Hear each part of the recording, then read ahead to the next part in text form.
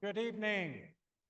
We're going to bring the lights down a little so it may help with some of the viewing on the screens here. So we're doing some testing on that. My name is Brian Nickel, Orange County Supervisor for District 5 and Chair of the Board of Supervisors. I want to thank everyone for being here. One item I do want to mention for restrooms, they are out that way in the lobby. So there's men's and women's out there. There are staff out there to assist in directing you to the right place for a restroom. So I know that'll be important at some point this evening. Before we begin the official meeting, I want to thank Superintendent Dan Hornick. Superintendent, I know he's here right over there.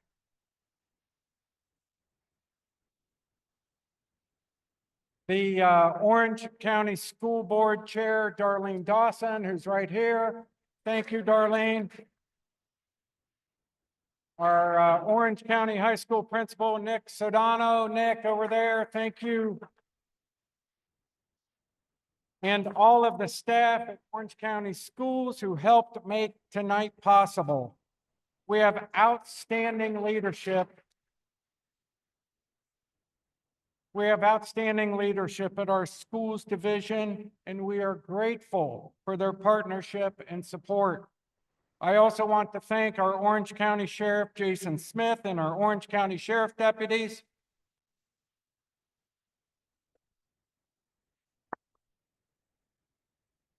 They are here to make sure we are safe and secure, and we appreciate their support and assistance this evening, as well as our county fire and EMS staff who are supporting us this evening for this meeting.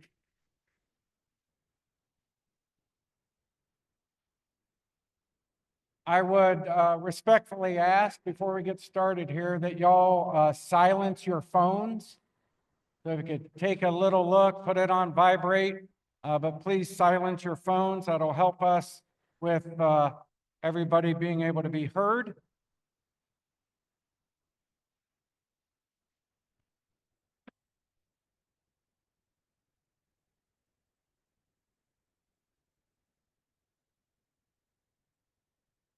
Okay, there will be individuals that come in throughout the evening, those that are getting off work at 5 o'clock, maybe get here at 5:20 or 6 o'clock or what have you.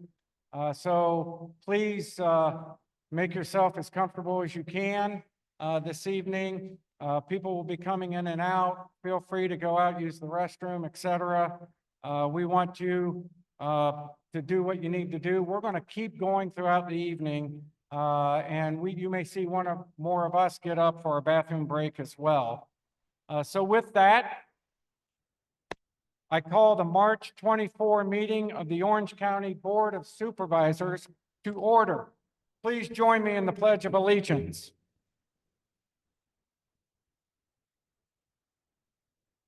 I pledge allegiance to the flag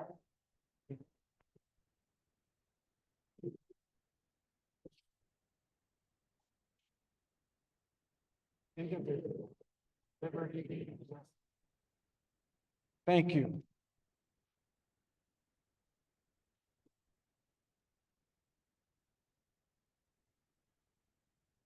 I want to provide some introductions and a joint meeting overview and a process overview for everybody before we get into the official business. Again, welcome to our Board of Supervisors meeting. We'll be shortly joining with our Planning Commission for a joint meeting.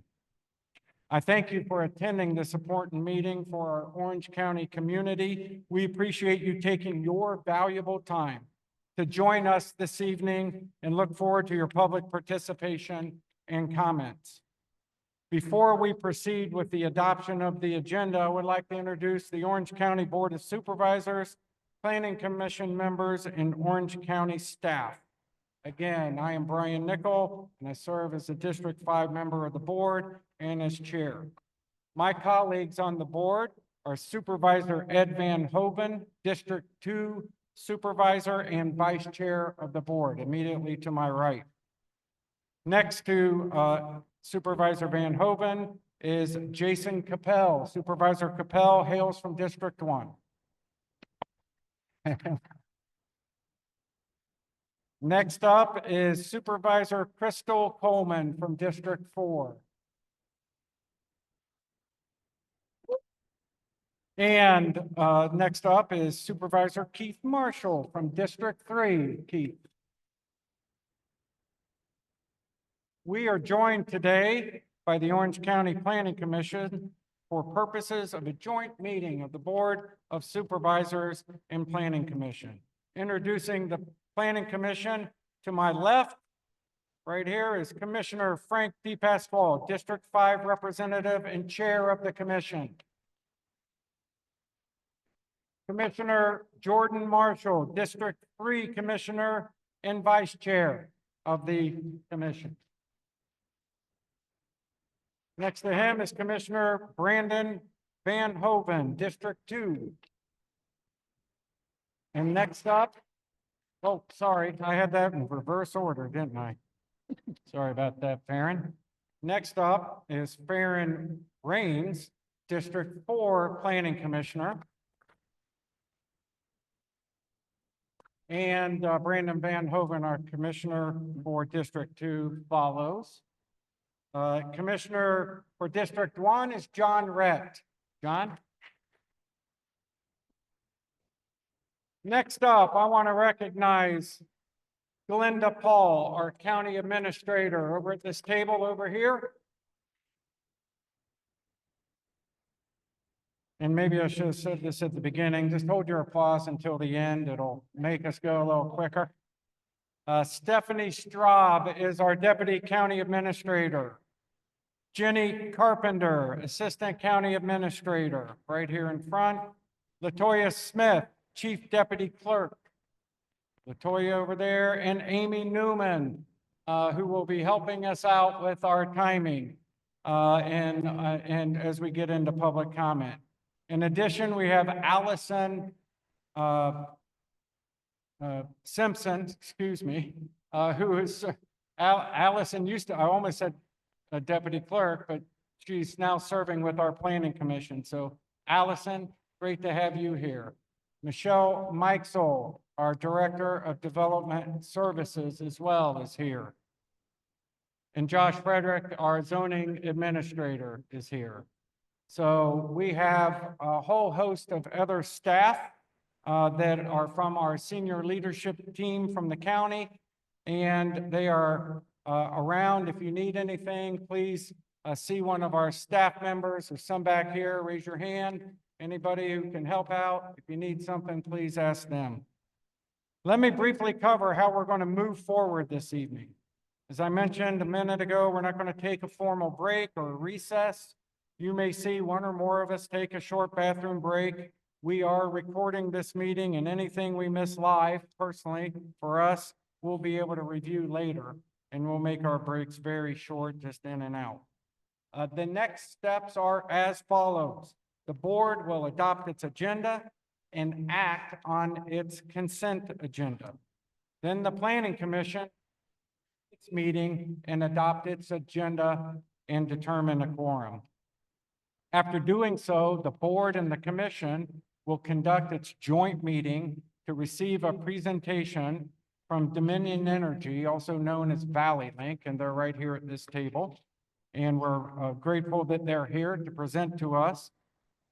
The board and planning commission will then have the opportunity to ask questions of Dominion Energy Valley Link and provide any comments. Then the board and commission will embark on really the most important part of this meeting, and that is to receive comments from citizens during what is called the public comment period. I'll cover some of the details on the public comment process when we get to that point. But for now, if you want to speak, please go out to the lobby, sign your name and address, pick up a number, like one of these, and we will be calling you down via your number for speaking purposes. But make sure you get a number. That's how you'll be called down to speak. All right. Members of the board, next up, and we'll just conduct a short part of our board meeting. Members of the board, next up is the adoption of the board agenda. Do I have a motion to adopt the agenda? So move. Do I have a second? I'll second. We have a motion from Supervisor Coleman and a second from Supervisor Capel. Is there any discussion? All those in favor, say aye. Aye. All those opposed? The motion passes 5-0 to adopt the agenda. May I have a motion to approve the consent agenda? So moved. Supervisor Van Hoven moved. Do I have a second?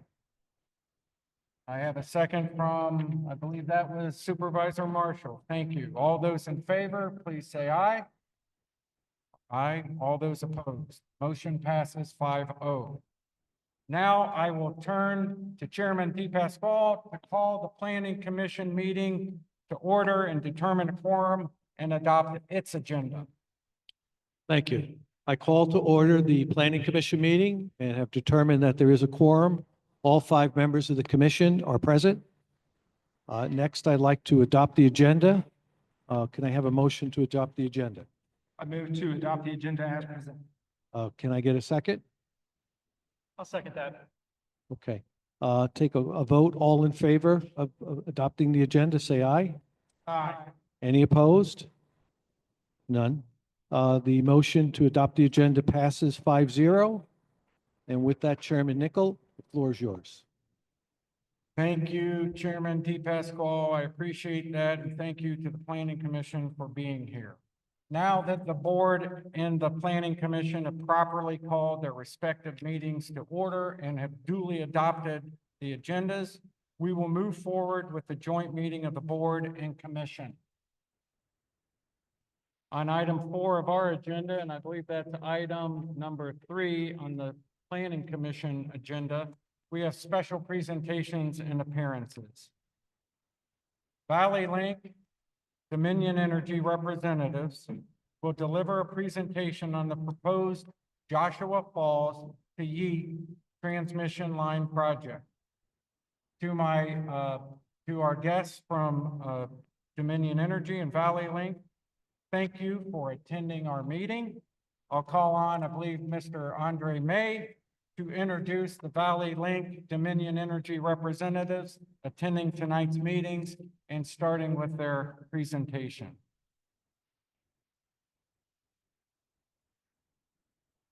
Good evening, Chair Nichols, Chair Pasquale. Good evening to the commission and to the Board of Supervisors. My name is Andre May. I am the External Affairs Representative for Orange County with Dominion Energy. And it is my pleasure tonight to introduce my colleagues also from Dominion Energy, Mr. Adam McGuire, Mr. Brandon Stites, Mr. Greg Matthew, and Mr. George Jamerson. We will be presenting to you on behalf of Valley Link on the 765 Joshua Falls to Yeats project. And as we begin, I'm going to call for Mr. Stites for his opening remarks, and he will be followed by Mr. McGuire.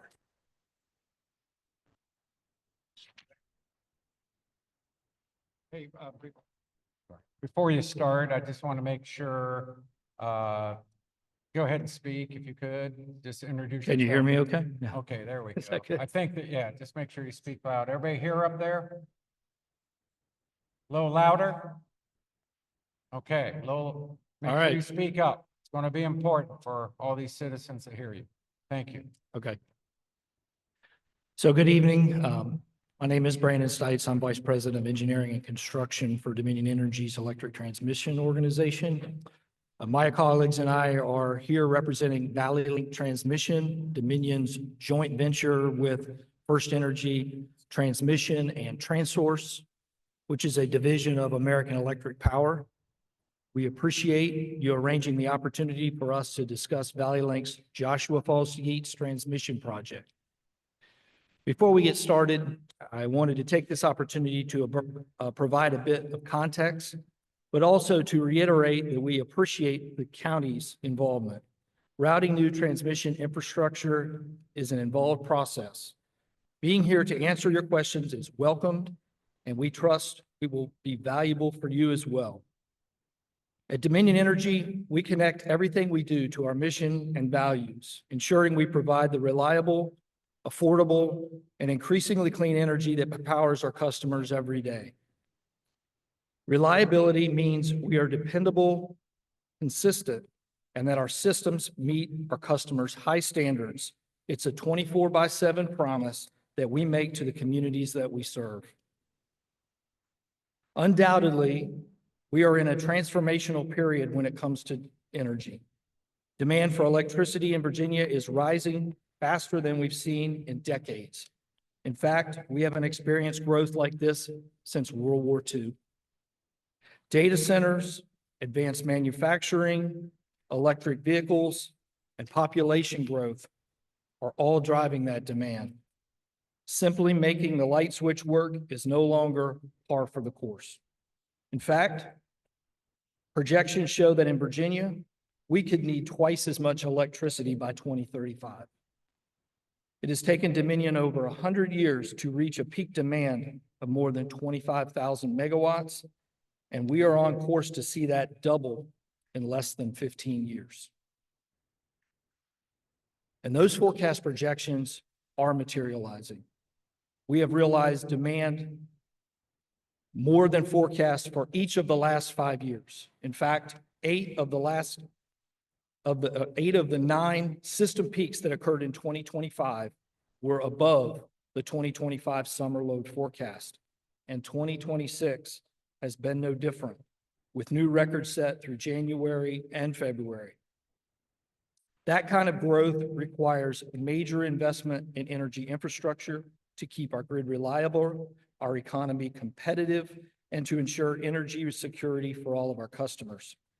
To meet that challenge, as has been mentioned, Dominion Energy partnered with First Energy Transmission and TransSource in creating a joint venture called Valley Link Transmission Company.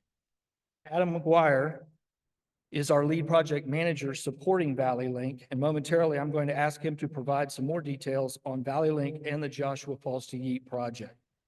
I would like to stress that our commitment to community involvement is one of the cornerstones of project development.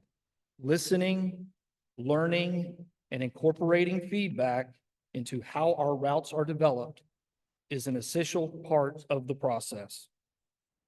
Later this week, we will wrap up our first round of community open houses, where thus far, we have engaged more than 3,000 individuals, with hundreds more interactions happening every day via phone and email. Again, we are happy to be here tonight and answer your questions. With that, Adam will take you through a short presentation before we continue with answering your questions. So thank you for having us here. Thank you. Adam? Hey, good evening, board. Good evening, Planning Commission. Before we get started, can you all hear me okay? Perfect. And is there a slideshow? I know I can't see the screens, but do you see slides? Yes. Excellent. Are we on slide 1 or slide 2? 2. Perfect. If you go to slide 2, That's it. there's no slides up there? Are there supposed to be slides up there? Okay, hold on a second. Yep, is it up there? Thank you. All right, we are good to go. Thank you. Perfect. Thank you all. So as Brandon mentioned, we are currently seeing the fastest electric load demand in the United States since right after the World War II period. We have not seen growth like this in the electric space, for 7 decades or more, which is why we're here today with this project. There are many other electric projects that are in the works or actively happening right now as electric utilities try to meet the demand that the grid is being placed under. As you're probably aware of, data centers are driving a large portion of the new load on the grid. There's also been increased electrification, electric vehicles, and some amount of population growth that's also driven some of the load increases that we're seeing. By 2035, as Brandon mentioned, we expect to see almost double the amount of power used in the Dominion area versus what we saw in 2020. And so that's just to set the scene a little bit on the state of the industry and where we are right now. I'll go through a fairly short presentation on the project itself for everyone out here. I know, the board has questions that they want to ask, and I know you all have comments that you want to make. So if I don't go into enough detail for you, I'm happy to, answer any questions you have afterwards. We also have presentations that are loaded up on our website that spell this out, in a 30-minute presentation if you want to dig into the nuts and bolts a little more. We'll also have open houses. We have them in March. We'll have more in June. So you can always come out and talk to us one-on-one, and we welcome those conversations as well. So just a little bit about Valley Link, right? What is it? I know 6 months ago, no one had ever heard of this thing. So Valley Link is a joint venture that was formed between Dominion Energy, AEP, and First Energy. And I know for those of you all who don't live in the electric utility space every day, we are three of the large transmission owners in the Mid-Atlantic, right? So First Energy owns a lot of utilities and transmission lines up in Pennsylvania and West Virginia, Ohio. AEP is really out to our west, so they're out in Ohio, Southwestern Virginia, West Virginia. And then obviously you're probably familiar with Dominion, who operates primarily in Virginia, Eastern North Carolina, and down in South Carolina. So this was kind of a joint project between three of the large transmission companies to embark on a large transmission expansion, right? There's a southern project, there might be a northern project that some of you all have heard about as well. So that's kind of the genesis of Valley Link and who we are. But if you see us, the five of us here, we are all Dominion Energy employees. So I know this question comes up. Valley Link doesn't actually have any employees. The employees are people who are employed by Dominion or by First Energy or by AEP. And we're working together to try to bring this project out. Just a little bit of context on Valley Link.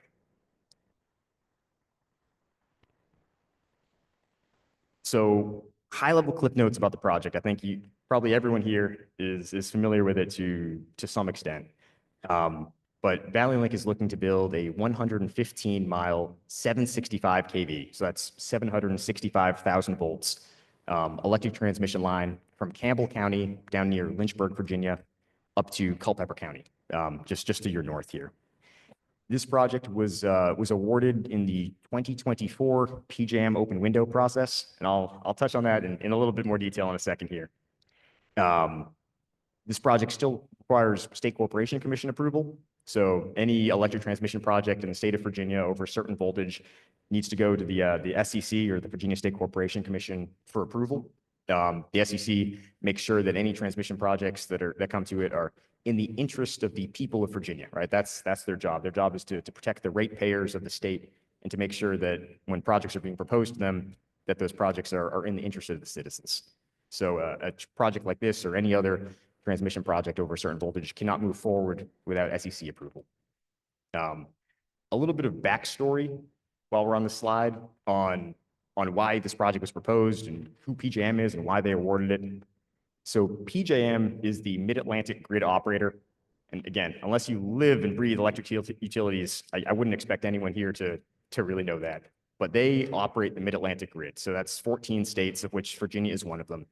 So you have states like Virginia, West Virginia, Delaware, Pennsylvania, Maryland, Ohio, parts of Illinois, that are part of PJM. They're the largest grid operator in the United States. And to build high voltage transmission lines like this one, all high voltage transmission lines require PJM approval. So back in the summer of 2024, PJM was doing their normal planning cycle. So they look out 5 years into the future. So they were looking at the year 2029. And PJM collects information from all the utilities who serve customers. So, they collect it from the electric co-ops like CVEC or Rappahannock Electric. They collect it from Dominion Energy's distribution team.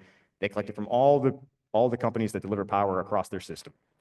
And they say, all right, where is your electric demand gone in the last few years? Where are you projecting it to go? Based off the growth you're seeing, based off the customer contracts you're signing, what is electric load going to look like in 2026, 2027, 2028, 2029? And so at this time, in the summer of 2024, when they were looking at 2029, what we saw was that you were seeing a lot of load growth in what we call Eastern PJM. So that would be in Virginia, in Maryland, And most of the generation that was available is in what we call Western PJM. It's in the Ohio River Valley. It's kind of on the border of Ohio and West Virginia. Just for a little bit of context, there's a lot of old coal-powered stations out there. There's a lot of natural gas that's been built, and then there's a lot of new wind that's been added to Ohio and West Virginia. And if you look at a map of the PJM grid, there's not very many high voltage lines that run east to west. So what happens is you end up having a source of generation over here in Western PJM, the western part of the Mid-Atlantic grid, but all your load growth, or most of your load growth, is occurring in Eastern PJM. And there's not very many ways to get the power from where it is to where it needs to go. So in that particular 2024 open window, there were a couple projects proposed to extend the 765 kV grid. So there's a large 765 kV grid out in Ohio and West Virginia. And to extend that grid to what we call Eastern PJM so that we can access the power that's in the Ohio River Valley and bring it to Central Virginia, Northern Virginia, Maryland via the Northern Line where all the load growth is occurring. So that's just a little bit of context in PJM 101 and kind of how we got to how this project came to be. And I'm happy to go into more details on PJM questions if you have them afterwards. So, slide, yep. So this is just a map of the initial routes that we've created. If you come to the open houses or if you've been on our website, I'm sure many of you or all of you have probably seen this map in the more detailed GIS versions that we have. And actually, we'll hop to the next slide now, talk about routing. So that map was developed kind of with as much detailed routing as we can do. And there's a number of factors that we try to balance when we're routing a transmission line. And I'll be honest, routing greenfield lines like this is by far the hardest thing that we do in electric transmission. When we're looking at the grid, we look at the grid and we know that, by 2029, a lot of our existing transmission lines are going to be overloading if we don't get this line built and if we don't get additional transmission reinforcement. And from a grid perspective, that makes sense. But from a personal perspective, we understand that when you're trying to build a new transmission line where there isn't one, that's not just a technical problem, that's personal. So we trying to balance the impacts and impact as few people as possible is extremely important to us. And obviously, you see everyone out here, it's very hard to do. And there will always be some impacts. What we try to do in the routing process is to minimize those impacts and to balance those impacts as much as we can.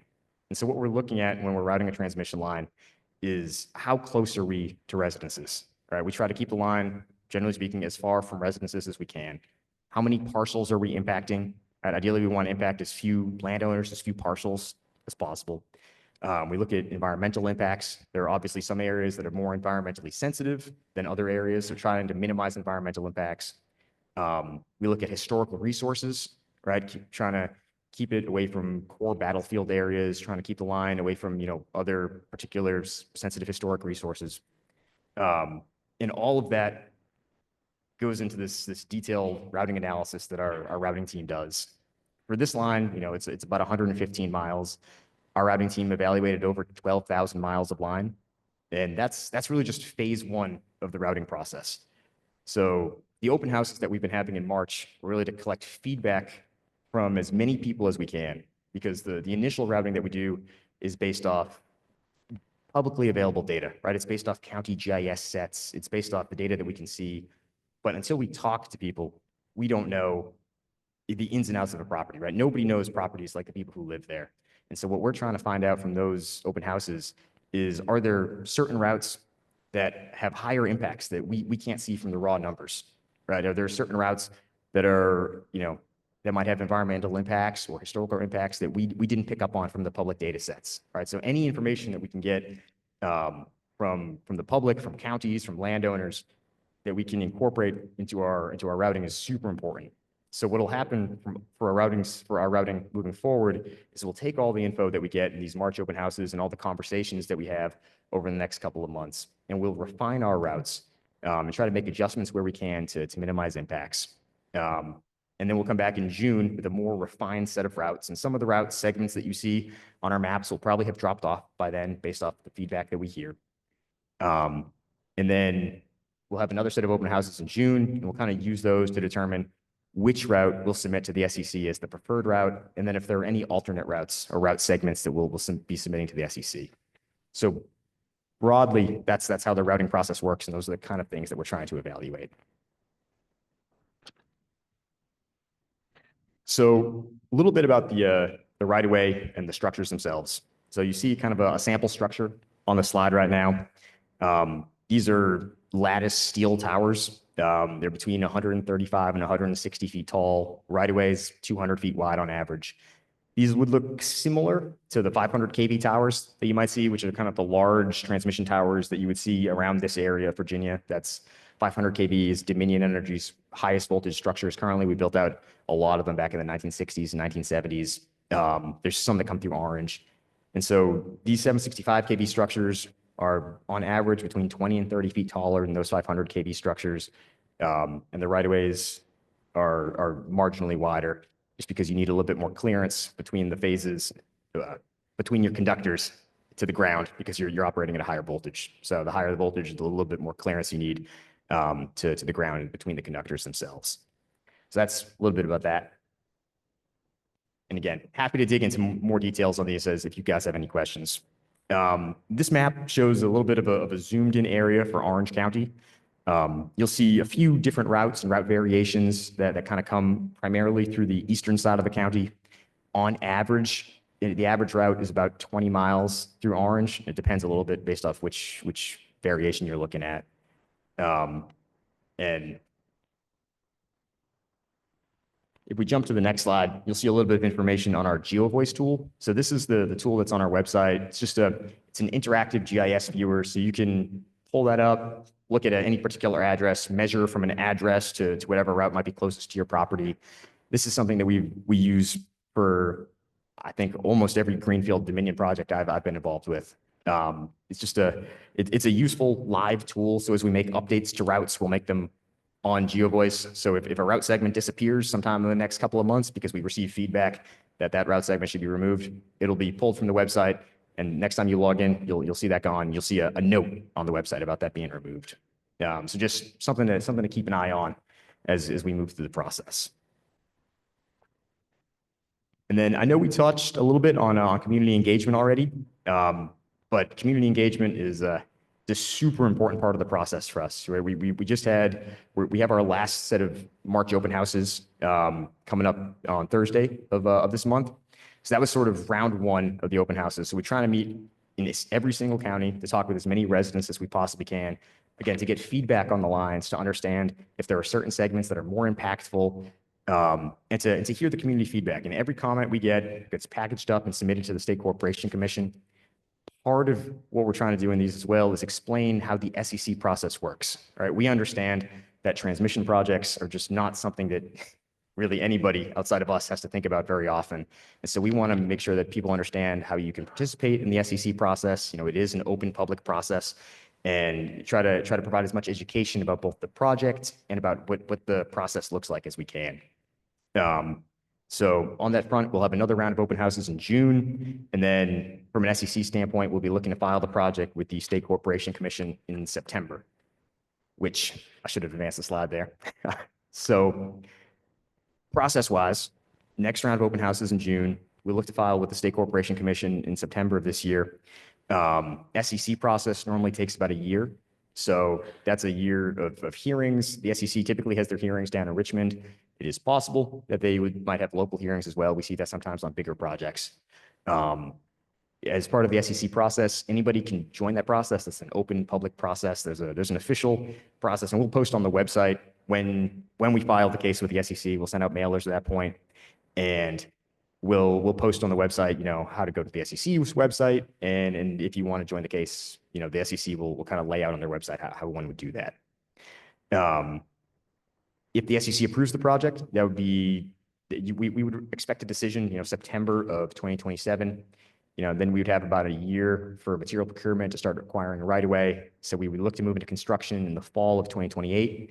And then PJM has asked us to have this project in service by the end of 2029. Again, just for grid purposes, this project is urgently needed from a transmission perspective to take a lot of the loading that we have on our existing lines and mitigate the overloads that we'd be seeing on those lines. And that brings us to the end of the presentation. So at this point, I got my colleague Greg Matthey with me, and we'll be happy to take any questions you might have. Greg is he's the director of our routing and outreach team. So between the two of us, we hope that we can answer any questions that you might have for us tonight. Okay, thank you for that presentation, and we will have some questions, so I will start with Supervisor Coleman. Thank you, Chairman Nickel. I have a few questions just to get us started. Sure. You mentioned that you've, over the past month, have had numerous information sessions and you've met with, I believe you said thousands of people. That's correct. Out of those thousands of people are directly impacted, Mhm. or out of those thousands of people, how many felt this was a good project and were in support of it?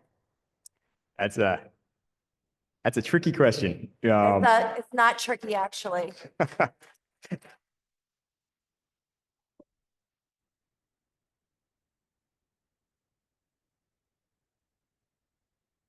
So it's a fair question. And I would say, for greenfield projects like this, generally when people come out about a project, they have concerns about the project, they have questions about the project. So generally, I'd say the majority of people we hear from have questions or concerns.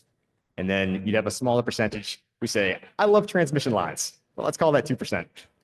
Okay, so another question I have is about the Yeat substation. Why was the Yeat substation location originally planned for Fauquier County moved or proposed to be moved to the current location in Culpeper County?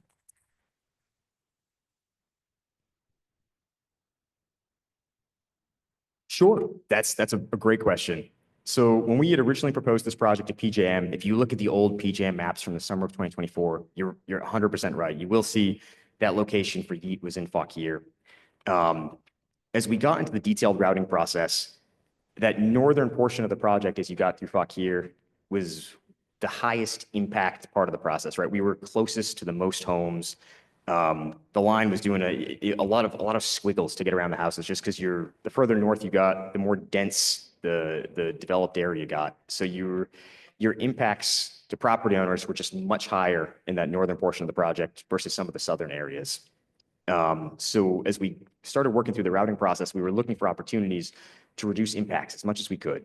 All right, so if you look at the original route also cut further east to begin with into Hanover and then kind of came up some of our existing corridors. And when we studied that, the impacts, and what we were trying to do was follow existing right-of-ways with those, but the impacts were just too high. There were all these houses that were built up along the existing right-of-ways, and you either would have had to take houses, which we don't do, or you would have had to constantly bump the right-of-way out around these houses and island them. And so your house count and the number of houses that were close to the lines just ended up being really high. So we started looking at other routes. And so for Culpeper in particular, what we found is that by siting the station kind of in the southern portion of Culpeper, we were able to cut a significant amount of mileage off the project and a very significant amount of impacts, really reducing the amount of properties that were impacted, how many houses were close to the project itself. And we were still able to achieve a equivalent electrical outcome. So from a PJM standpoint, we are solving the grid issues we need to solve, but we're doing it with less impacts. And so that's why the site was moved to Culpeper. And lastly, because I know my colleagues have questions, I have a laundry list of questions, but I'm sure they'll hit on many of those. I'll just make a comment during your presentation. If I heard you correctly, you mentioned, you said PJM. Let me explain what PJM, because we wouldn't expect many of you to understand what PJM is. I want you to know that Orange County understands what is happening and we understand PJM. Absolutely, thank you. No further questions at this time. Thank you, Supervisor Coleman. Appreciate that. Next up is Supervisor Van Hoven, and then I'm going to move to Supervisor Marshall. All right, I'm going to pose a question first, but before you answer that, I got a couple of observations based off of y'all's presentation. Sure.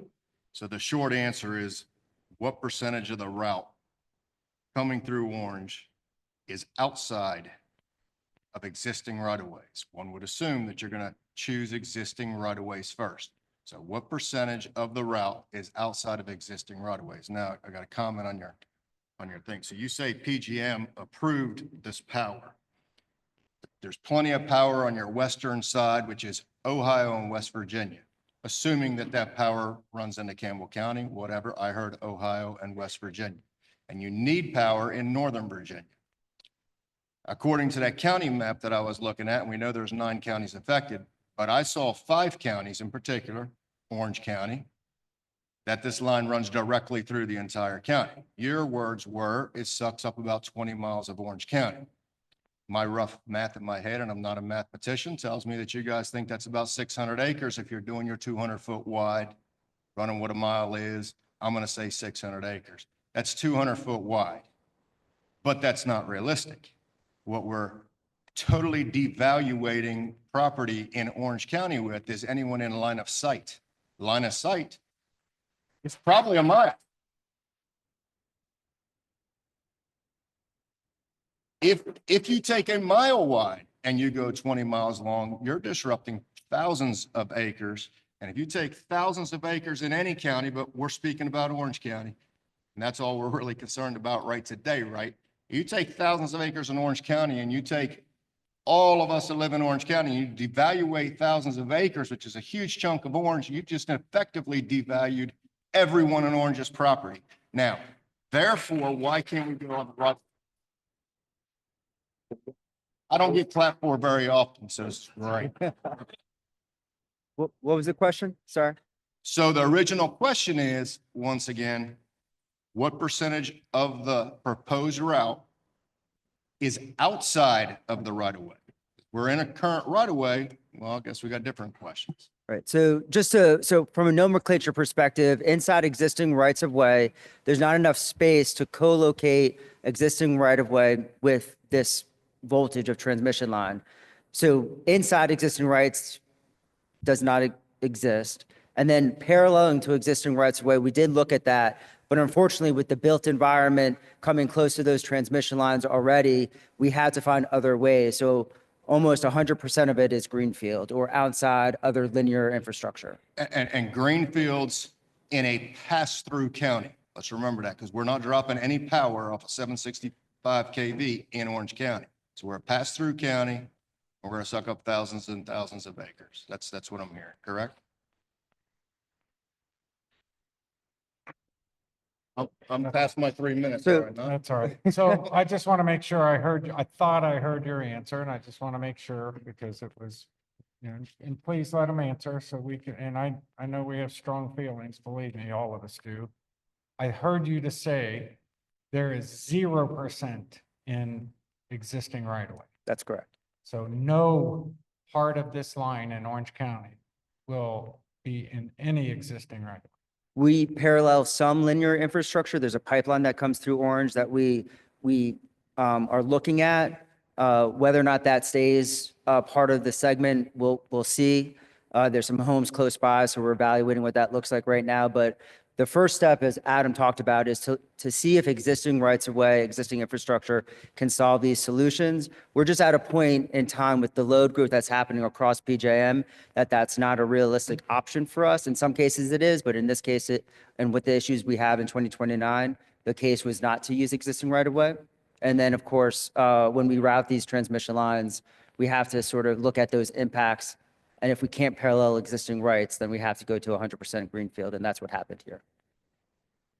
Okay, anything else Supervisor Van Hoven? The answer was 0. I just want to reiterate that for everybody. This is entirely greenfield in Orange County. Anything else? Supervisor Marshall? Thank y'all. I'm trying to get a better understanding of the capacity of a 765.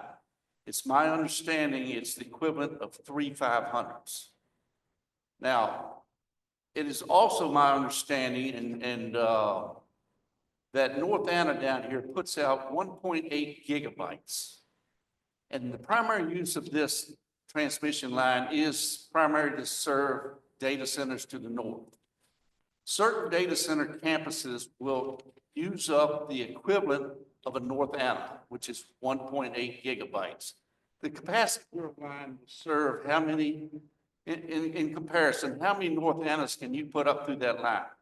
Sure. Nope, that's a great question. So the capacity of the line is roughly 6.6 gigawatts. So to your example, if North Anna was 1.8 gigawatts, you're talking roughly 4 North You can Annas, put 4 North Annas through that line.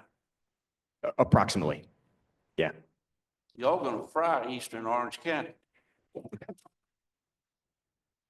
That's a lot of power going through Orange, not to serve Orange.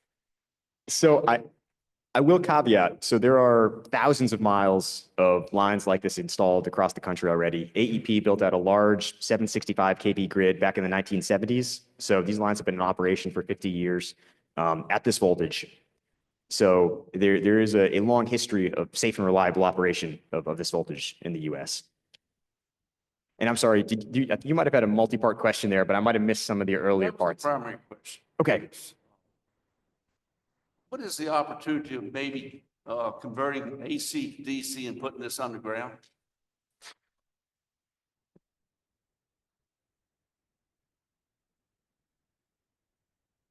So that's a great question, and it's a question that we certainly get asked at open houses. I'm sure some of you might be familiar with Dominion's HVDC project that's kind of running from Brunswick County up to Loudoun County.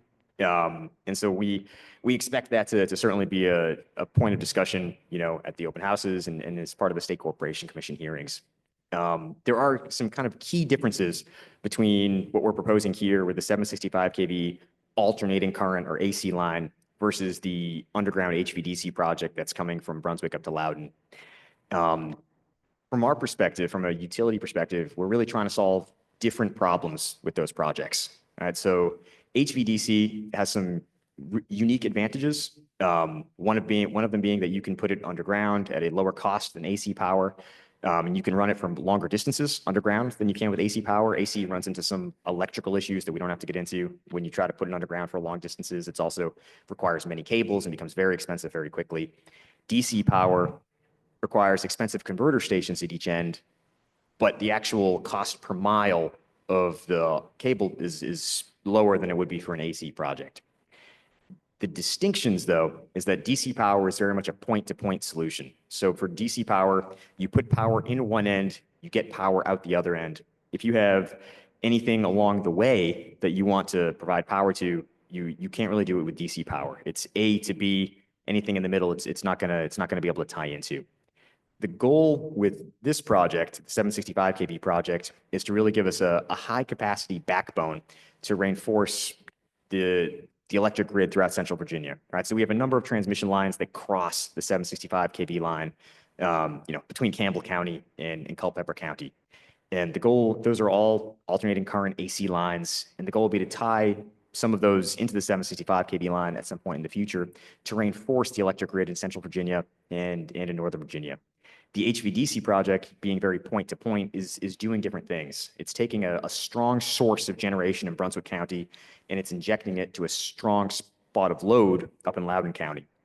The 765 kV project is a little over double the capacity of the HVDC project. So HVDC is limited by the converter stations. So that line is 3,000 megawatts, because that's what we can put through a converter station. So the 765 line, as we mentioned, is about 6,600 megawatts, so a little over double the capacity. You could, and perhaps you would ask, why don't you run 2 underground HVDC lines to make up that capacity? That could be an option. It obviously comes with additional costs. So if you ran 2, you're looking at roughly 8 times the cost to run 2 underground HVDC lines to give you a pretty equivalent capacity versus the 765 solution. Now that's something the SEC takes into account, right? SEC cares about the impacts of costs on ratepayers. One of their jobs is to make sure that we're not putting that utilities aren't putting undue cost pressure on customers, that we're delivering, efficient electrical solutions. But from our standpoint, the reason that we proposed a 765 kV project over here and an HVDC project over to the east was it was different electrical problems we were trying to solve. Right? This one, we were trying to extend the 765 kV grid that currently ends in Lynchburg into Virginia so that we would have a higher capacity backbone to strengthen our electric grid. The HVDC project, we were trying to move a strong source of generation to a strong pocket of load. And those are just different technical problems. But it's a good question, and it's certainly a question we expect the SEC to dig into as part of the process. Basically, what you just said is it's possible to do it. No. But with no money, you can get it done. From an engineering standpoint, with enough money, most things are possible. From a state perspective, that Okay, might not hold be. on now. Hold on. Yep. Let's keep the questions and answers going. Supervisor Marshall, any other I think questions? it's pretty well answered Yeah, for the crowd. great. All right, Supervisor Capel. Yeah, I hey, think you have 150 questions. No, but I You're going to don't. keep it to a few No, minutes. no, I don't have 150 questions. So the whole yeet movement from Fauquier to Culpeper is still a little bit of a mystery to me. The, the Fauquier proposal, you had said almost all of that property was in existing right of ways, correct? No, sir. So the route through Fauquier would have ended up being all greenfield. The original route that we proposed to PJM looked to follow a lot of existing corridors, but the routes that are proposed in the open windows are pretty high level. The open window process is mostly an electrical process that you're working through with PJM. It's not really a routing process. So when we got into the detailed routing and we were looking at Fauquier, the routes that we would have had to take were all greenfield new right-of-way routes through the county. Again, mostly very jagged routes trying to work their way around residences. So that, okay, because the maps that are in some of the briefing slides I saw show it almost all right away. Yeah. So- So the original maps really just kind of came up as meaning its existing 500 kV corridors. Okay. But you're right, once we actually got into the routing process, we quickly realized that wasn't going to be feasible. So you're saying, so what percentage of those would have been greenfield? So of the original routes or of the new ones? Well, the route that took the Yeet substation up to Morrisville in Fauquier County. That was all greenfield. So going up to Fauquier would have all been greenfield routes as well. Okay. So once we got the award in February of last year, we've taken the last 10 months to go through a detailed routing exercise to get to the point where we are today. And so when we started looking at those routes in earnest and talking to each of the counties, the Fauquier routes would have been greenfield routes, just as they are in the other 9 counties. Okay. And are those maps available? Because the maps I found online don't indicate that. So we moved pretty quickly in looking at those routes. And those routes were easily dismissed for the reasons that Adam talked about, in addition to government-owned land and conservation easements. And so the routes that we went out publicly in February are a result of that evaluation. Okay. I mean, it's interesting. I mean, the ones that are available online show almost all right-of-ways. And now the one you're talking about, you're saying had no right-of-ways, but I don't see any evidence of those maps online. Maybe you could provide those. Maybe I could see those maps too. I think that's something that we can discuss. Pardon me? I think that's something we can discuss. Yeah, okay. No, we want to have it. We want to see it. If you're saying it Yeah. existed, we want it. Like, we're not going to discuss it. We're asking for it. We asked for 28 questions like 12 days ago. You're a multi-billion-dollar corporation and you deliver them right when you walk in. Well, We need to have some answers, and these answers are really important to the problem.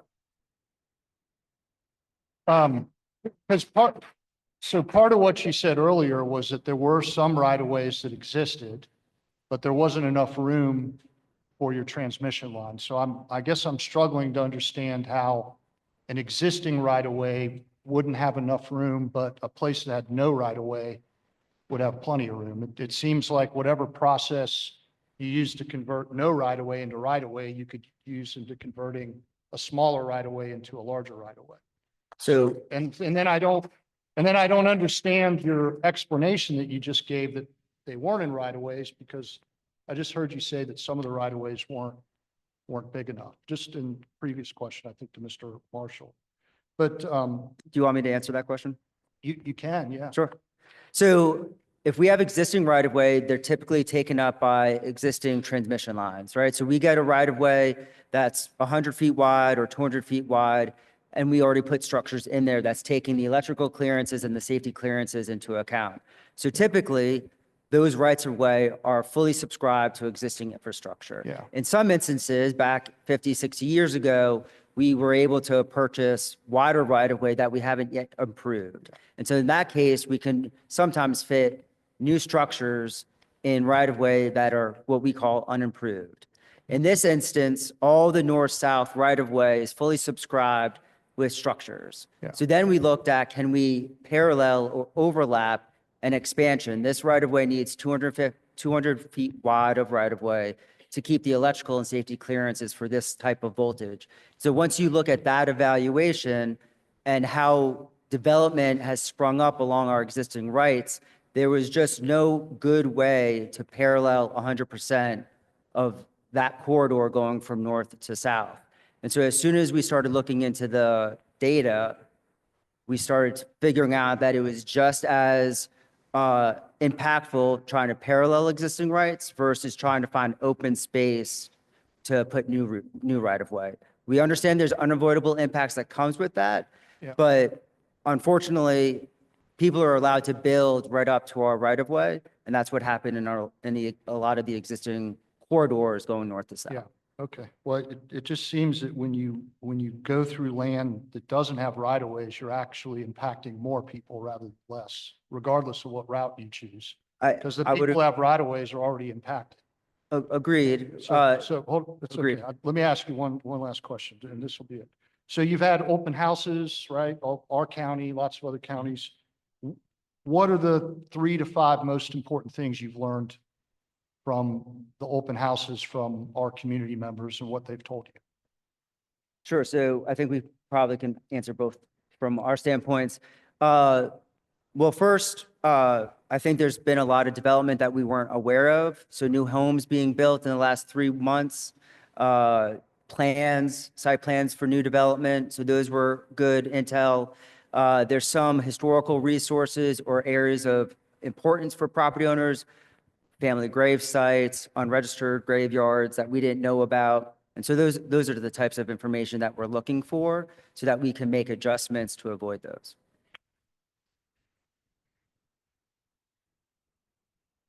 So so my only other comment, I would have loved to have had these yesterday. I'd have more questions, but you'll be okay if we submit additional questions, right? Based on what you submitted here tonight? Sure. Yeah. Okay. Thank you. That's all I have, Mr. Chair. Thank you, Supervisor Capel. We're going to move over to the Planning Commission. Chairman DePasquale. Thank you. I'll ask the first question and we'll just work down the line here, okay? Adam, you had mentioned earlier in your presentation that you're making an effort to minimize the impact on people. Mhm. And I appreciate that. There are many studies that contradict your assertion that these high voltage 765 kilovolt lines will not pose a health risk to humans. Nonetheless, do you have any self-imposed standards or guidelines with regard to power line distances to humans, livestock, wildlife, wetlands, and streams? What are you going to do in that regard Mhm. to protect the people in Orange County? Sure, absolutely. That's a great question. So I think there's kind of 2 halves to that question, and if you will, I'll try to answer both of them. So to answer your question about safety and how we design transmission lines, all transmission lines in the United States are designed according to the National Electric Safety Code. Just if I could, Mhm. I didn't talk about safety, I talked about health. Okay, so normally when people bring up potential health concerns with transmission lines, what we hear at open houses a lot is people who are concerned about EMF or electromagnetic frequency. That's the health concern that we tend to hear from the public a lot at open houses. I can tell you, Dominion, Valley Link, most utilities follow the science on EMF very, very closely because it is a question that gets brought up by the public all the time. So we follow the guidelines of the World Health Organization, the US EPA, and they have found no evidence that EMF, the rumor that you hear when it comes to EMF is that EMF causes cancer. All right, that's the rumor that's kind of out there in the public sphere. It's been out there since the 1980s. There was a big scare back in the 1980s and 1990s before there was a lot of research on this topic that power lines might be causing cancer. And so since that time, there's been a lot of studies that have been done, studies by all sorts of governmental agencies and universities, and a number of large organizations like the World Health Organization, like the EPA, like the American Cancer Society, kind of collect those studies. And what they found is that there's no link between electromagnetic frequencies, power lines, and cancer. There's just no cause that's been found. Now, they do continue to do studies, and they continue to review research. And as utilities, we continue to monitor that, because that's extremely important to us as well. As you may not know, EMF it scales. The closer you get to a source, the higher the EMF would be. And utility workers work much closer to energized lines than kind of your average person in the public, right? So we're working inside substations next to transformers. So the EMF exposure of a utility worker is going to be much higher than the EMF of exposure of a regular person going about their everyday life. So from a company standpoint, it's extremely important that anything that we're doing is safe, both for the public and for our own line workers who are working on these energized lines. And the guidance of the leading World Health organizations, all indicates that there is no link between that rumor of EMF causing cancer and. Okay. Well, just to stop you there. Sure. It's not a rumor. There are a number of agencies, the British Medical Journal, Journal of Internal Medicine, International Agency for Research on Cancer. Even the United States EPA, the EPA cautions citizens that there is reason for concern and advises avoidance of high voltage power lines. So you can pick and choose what research you like to abide by. But the reality is there are legitimate concerns, particularly in children. And it's appropriate that we're here in a high school gymnasium, a place where kids are going to grow and hopefully become leaders, that the most affected humans are children. So I think it's a concern. I think that you ought to take a look at the additional research that many of us in the audience have looked at and we're very concerned about, and we will continue to pressure you on this issue. Thank you. Commissioner Marshall? All right, just a couple questions. Where does the power go once it gets to the substation? So you talked about there's a lot of demand in Northern Virginia and demand for data centers. But so once the power gets to Yeet, where does it go? Sure. Who does it go to? Yep, that's a great question. So if you look at kind of the transmission lines that will be coming out of Yeet substation, all right, so Yeet is located on an existing 500 kV corridor. So it's an existing 500 kV Dominion transmission line. We'll be building additional 500 kV lines in that corridor in the future. We'll be rebuilding some of those 500 kV lines as kind of follow-ons to this project. So essentially that power will come in from the 765 kV line, and power can flow wherever it's needed. But generally, on an average day, that power will be flowing from Campbell County, if you follow it all the way back, it'll be coming down AEP's 765 kV grid that runs through Ohio and West Virginia, into southwestern Virginia. It'll be flowing up towards Culpeper County. When it gets to those 500 kV lines, they run north and south. So they run north kind of up into Fauquier, and they run south back into Orange and Louisa County. So once it gets there, it'll run north and south kind of towards Northern Virginia and towards Central Virginia on those existing and new 500 kV lines. And from there, that power will be spread out kind of across Dominion's 500 kV system. And ultimately, the power will go wherever the load is. Right now in Virginia, we have a lot of load in Northern Virginia. We have a lot of load growing around the Richmond area and Central Virginia. So generally, it's hard to give an exact answer, but generally you'll see a split kind of flowing towards those loads. Okay.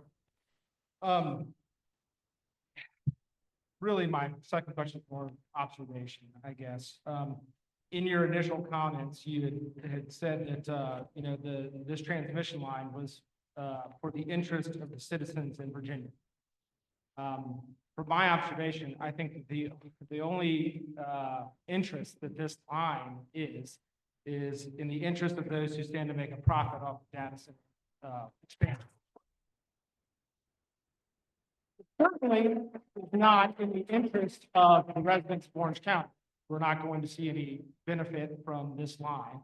And it's certainly not in the interest of the landowner that you guys are going to pick up. So, I guess the last thing you had said about cost pressure. Mhm. And it seems to me that the cost is being bore by these counties that this line is going through in this project. It's going to be, disseminated throughout, but the benefit does not come, the cost versus the benefit does not, those numbers don't add up. So the benefit goes to somebody down the line who does not bear the cost of getting the power thing. And that's a concern.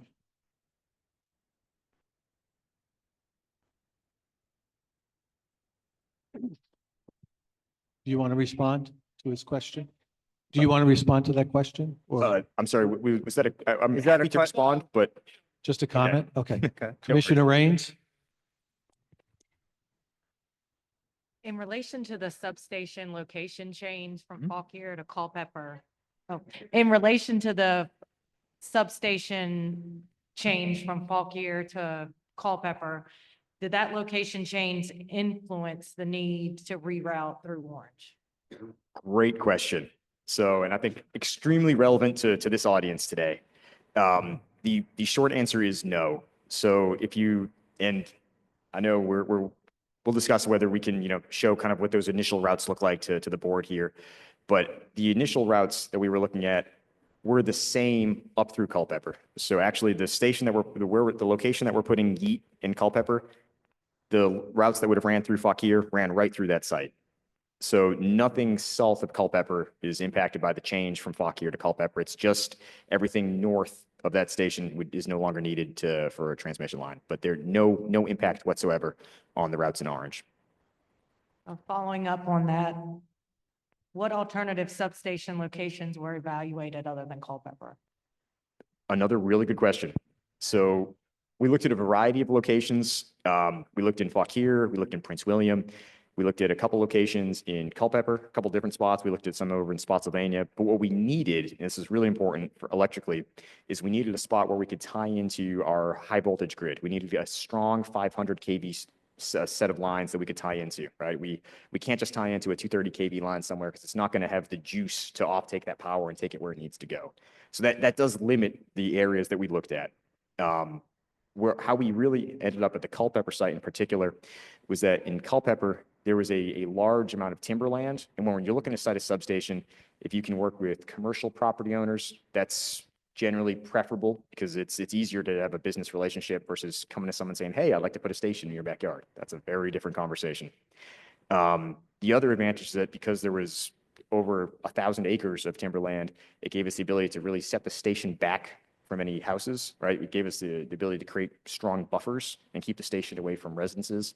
So in terms of location versus the other spots that we looked at, it was the area that we thought we could set the station the furthest back away from people, have the lowest impact with the station, and give us a tie-in to the 500 kV grid in a strong location where we needed it. So that's kind of why that site was chosen. It just allowed us to minimize the impacts from the station. Thank you. Absolutely. Okay, Commissioner Van Hoven? So I'm a bit confused. Earlier in the presentation, it sounded like the original path was down through Hanover, maybe Spotsylvania County. And you said when the substation moved to Culpeper is when the line got shifted west to affect less people into Orange County. But just now you answered a question and said that it didn't affect anything south of Culpeper. So could you clarify that for me? Yes. Thank you for asking that question. So it's actually two different things happening in the routing process there. So there was the original routes. If you look at the PJM routes from 2024, they kind of run into Hanover County and then they run north. And what those routes were doing is they were following existing 500 kV right-of-ways. So there's an existing 500 kV line that runs through Fluvanna County, through Goochland County, and into Western Hanover County that we had looked at following back during the summer of 2024 when we proposed this project to PJM. And then there's existing north-south 500 kV corridor that kind of runs from that point in Western Hanover up through Louisa County, past the North Anna Power Station, through Spotsylvania, and up into Northern Virginia. And so we were looking at paralleling those two corridors, all right? As we got into the routing process, we quickly realized, I think as we went through before, there was just too many houses, too many residences along those lines. And trying to parallel those existing right-of-ways was just going to have really, really high impacts. And that's when we started looking at more greenfield options. So that was step one. Step two was then deciding on the substation location was going to be moved from Fauquier to Culpeper. But that came after we'd already decided that we couldn't follow those existing corridors. So, not sitting well with me. We shouldn't be penalized for our rural way of life here. Just because there's less people here doesn't matter. Just because we don't have as many houses doesn't mean we want the power line or we're affected less. This is these people's land right here. Look over at them. To feed those people in those houses, I'll have you understand. Most of them people are farmers. Yep, nope, understood. Yeah. So with that being said, I'm going to get to my question now. Was our comprehensive plan, was Orange County's comprehensive plan considered in any way when you guys decided to route through the eastern end? Yes. So the SEC asks us to look at each of the county's comprehensive plans. They'll look at also the comprehensive plans. It's not abide by. You have to look at it to see if there's co-location opportunities for how the comp plan is developed. And that is a consideration that we take into the routing. Can I ask a quick follow-up on that? So tell me what our comprehensive plan said that you don't need to abide by, but you would, but you said you looked at and then discarded.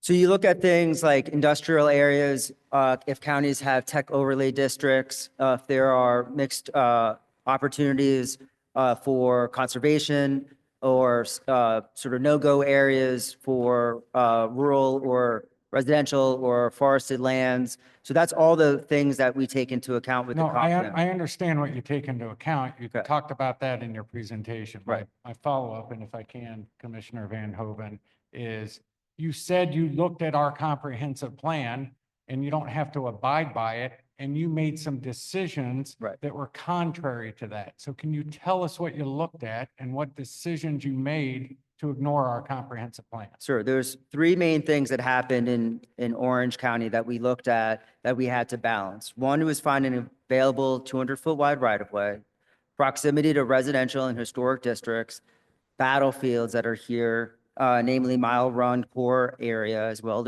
as the wilderness area, and finding a path that gave us opportunities to limit those impacts. And so that's what drove us to the alignments that we had in the eastern part of Orange. So did you ignore the part of our comprehensive plan where we said, if you're going to, our comprehensive plan says no new transmission lines, but if you're going to consider a new transmission line, you use existing right of way.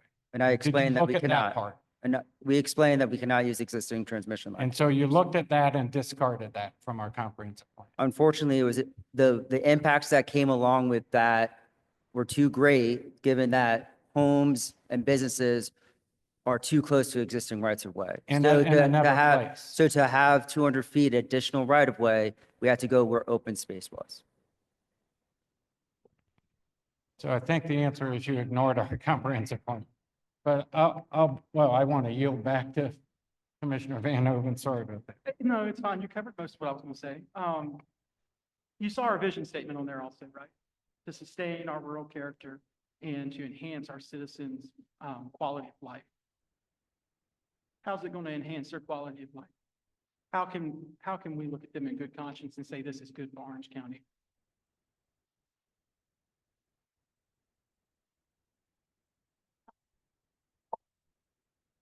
It can be rhetorical. You don't have to answer. You don't have to. So I'll answer the question because I think it's a fair question. And as Adam talked about, there is no good way to route new transmission lines, but as a utility that has responsibility to provide reliable and dependable power to all customers 24 hours a day, 7 days a week, we maintain nearly 7,000 miles of transmission lines across the Commonwealth. 58 miles of that transmission line is in Orange County. So some other county is burying transmission lines to serve somebody else's county. So when we look about doing that, we have to limit the impacts that come with the infrastructure. You do that with water lines, you do that with roads, and you do that with transmission lines as well. And so, yes, are there unavoidable impacts? Yes, we're not here to debate that. We're here to debate whether or not we're doing it appropriately and we're listening to what we can do. But we have a responsibility to the Commonwealth to provide power, and these are our responsibilities. The violations that PJM identified in 2029 are non-negotiable. We have to solve those. They're the same types of violations that we've been maintaining over the last 20 years, and they're the same reliability standards that we're going to be maintaining for the next 20 years. It's our responsibility to keep the grid healthy, intact, robust, and dependable for all of our use. Okay, I just want to remind you, I don't know if there are any attorneys here representing Valley Link? No. No. Okay, under 15-2-2202E, you're obligated to give the locality a reasonable opportunity for consultation of such line, which has not happened. So you're already in violation of the statute, and I want to remind you of that. So we've met with Orange County planning staff since the summer of last year. And that statute, we haven't yet provided notice to each of our counties. We're going through a pre-application process, what we would call pre-application process.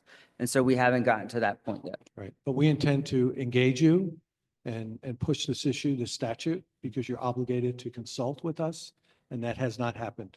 You've not consulted with the leadership of the county, which are these 5 board members here. So I want to remind you of that, and I would encourage you to talk to legal counsel about it as well. Okay, with that, Commissioner Rhett? Thank you very much. A lot has been said. There are a lot of questions that remain, and I look forward to the process of answering those questions. You answering those questions. And I'd like to open the floor to our residents to start asking you.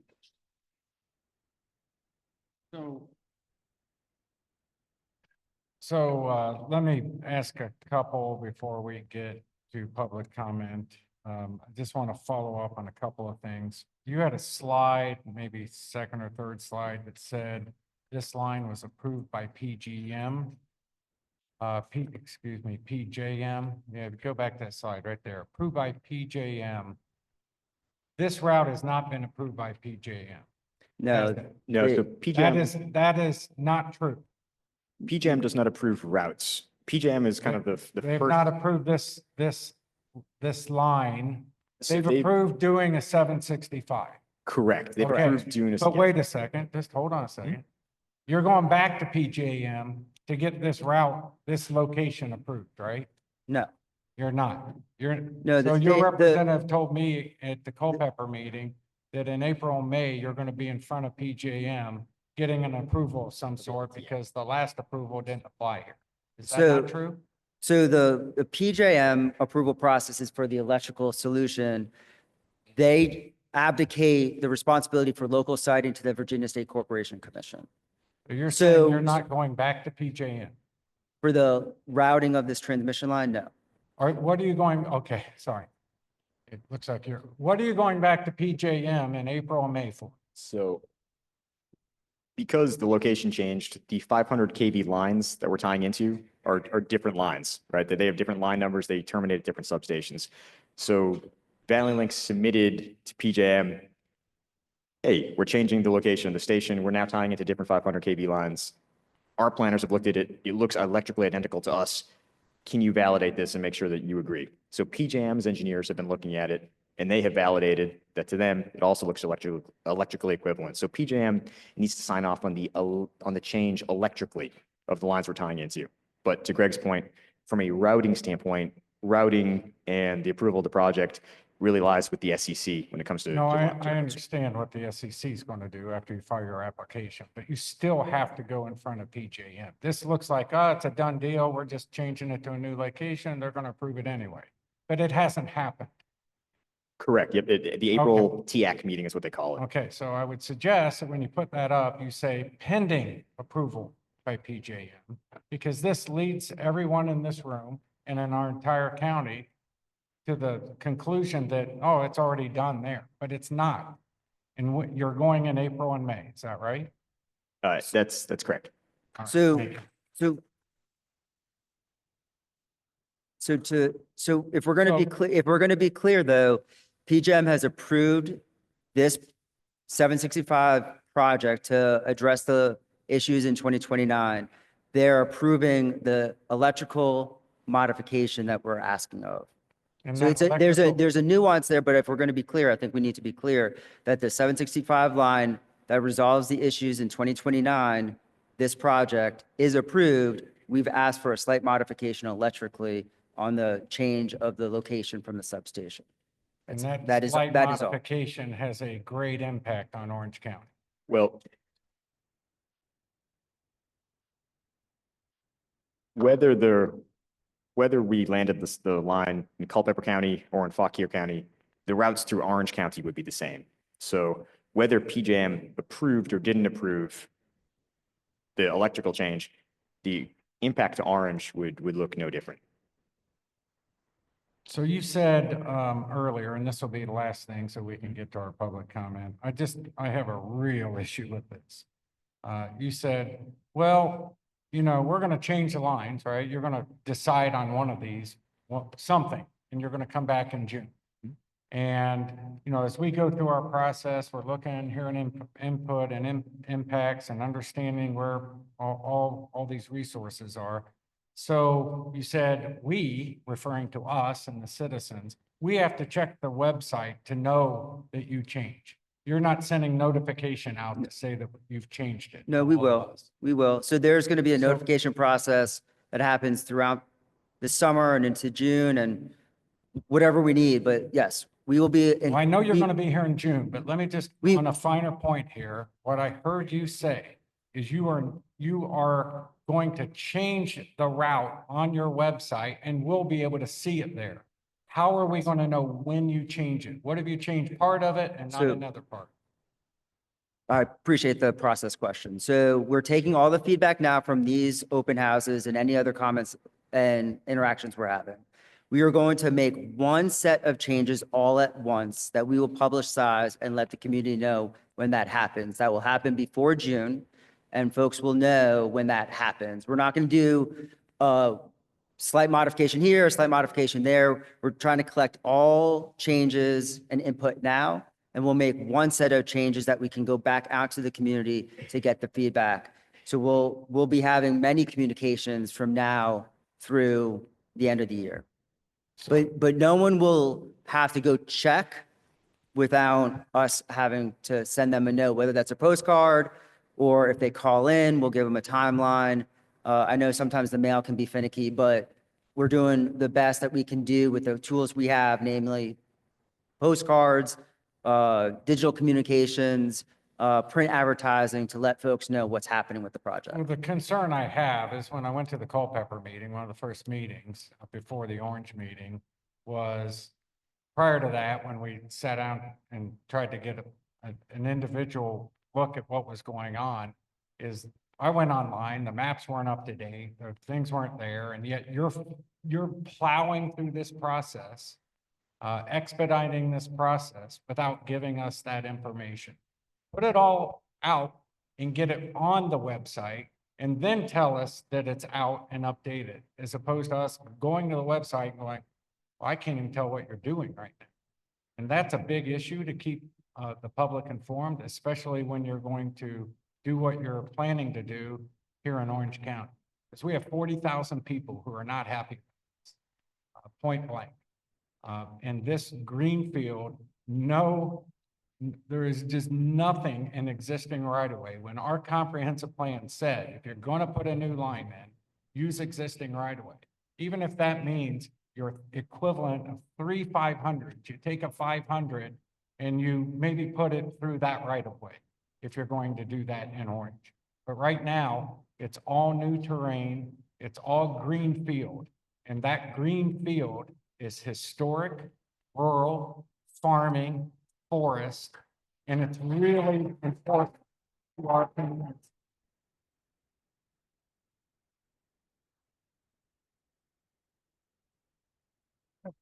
Okay, I got two more questions and then we'll go to public comment. Thank you for your patience. Supervisor Coleman. Thank you, Chairman Nickel. I know we want to get to public comment, but I want to make just a few final comments and thoughts of my own for this. You mentioned that there is a possibility of doing 2 underground lines. Could be done, but would be more costly and would take a much larger investment. You also mentioned that Dominion Power, provides power to folks, and you have a responsibility to do that. And somebody somewhere has bore the responsibility and the cost of the power that we here in Orange County utilize. I just would like to make a couple of points. The market value of Dominion Power is approximately $55 to $57 billion. The annual revenue is roughly 15 to 16 plus billion per year. You serve millions of homes across multiple states, but you are a major U.S. energy company worth over $50 billion.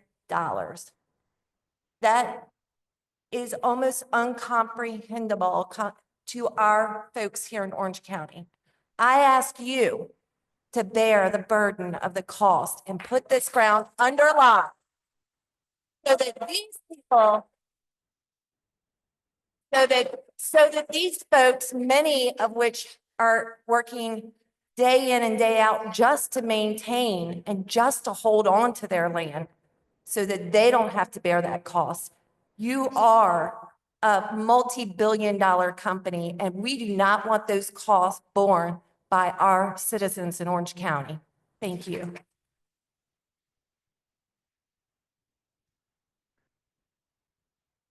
All right, we have one more question, Supervisor Capel. Yeah, so I don't understand. So you said earlier that if the substation had stayed in Fauquier County, that the path through Orange County wouldn't have changed?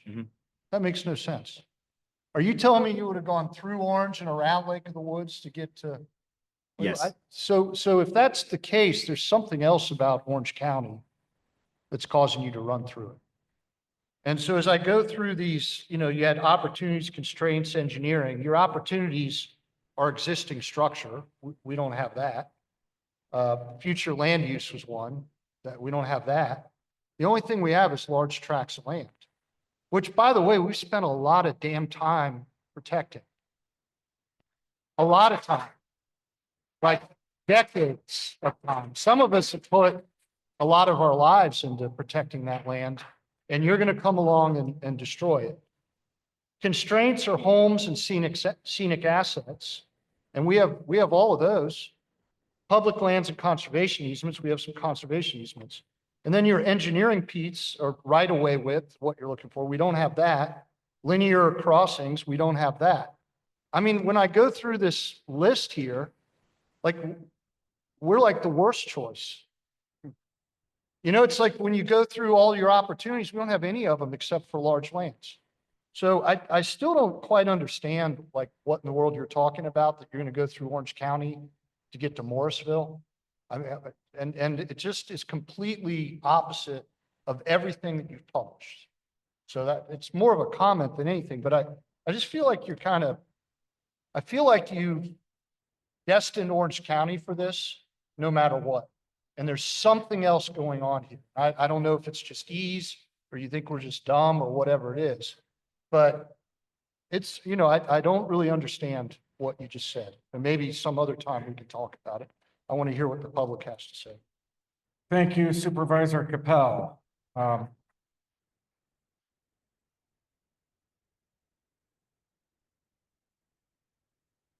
Look, I know it's not easy being up here, and I can tell you, we appreciate Dominion Energy, and I know that you all are part of Valley Link, but my understanding is the 5 of you are Dominion Energy employees. So appreciate that. I was kind of wondering why your partners weren't here, which that kind of bothers me because one's a routing partner, I believe. And so, we couldn't ask them the tough questions, but we'll be asking more questions. We got your answers today. from 10 days ago, and apparently the billions of dollars don't allow them to answer the questions any quicker. But so that we could be prepared, I would suggest you work on that. But we'll set that aside. And I would sincerely thank you for being here. It's never easy to come into a room where there are high emotions and a lot at stake, but there's a lot at stake here. And so I would ask that you stay and hear our public comments on your proposed high power transmission lines from those who are impacted citizens and those who are concerned citizens. These are public comments that we expect from this board and this planning commission that you'll take into account for your proposed high transmission power line. So with that, you can have a seat and join us in a public comment period. Thank you, sir. Thank you. Appreciate your time. So now we begin the public comment period. We have 86 speakers signed up to speak.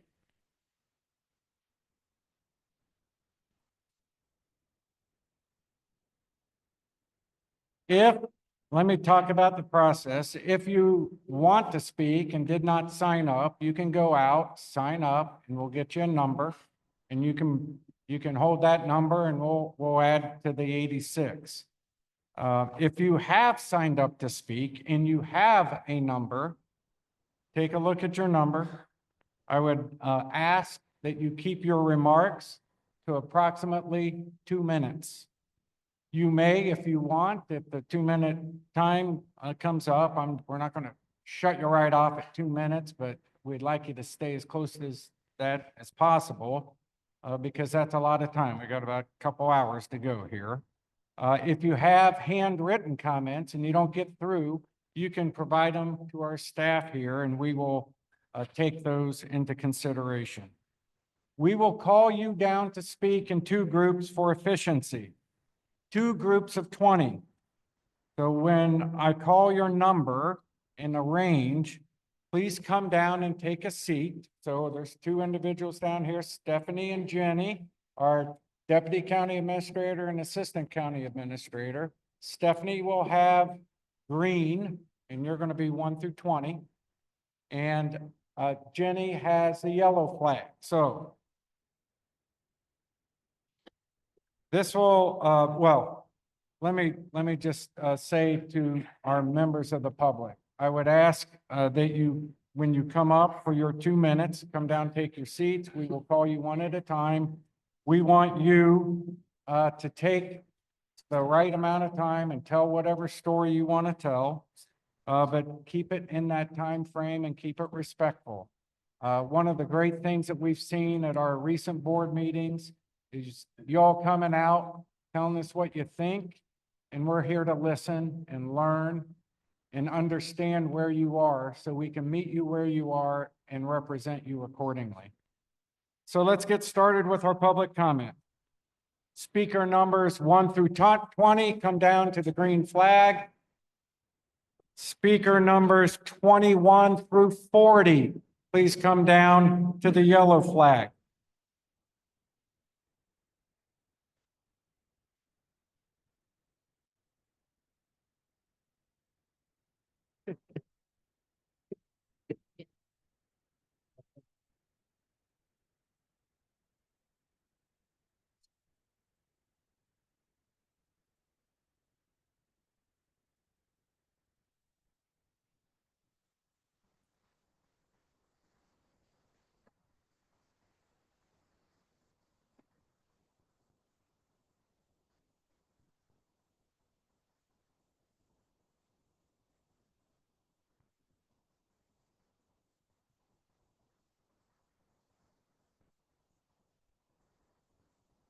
Okay.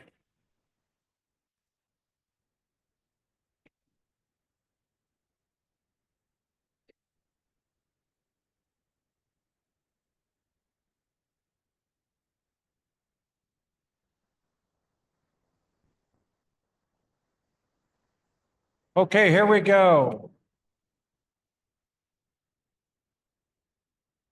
Okay, members of the members of the public. I only have I have two requirements, basically. One, please come up to the podium, say your name and your address, and then once you do that, we will start the timer and say whatever you want to say through the public comment. So number one, you are number one, sir. Thank you.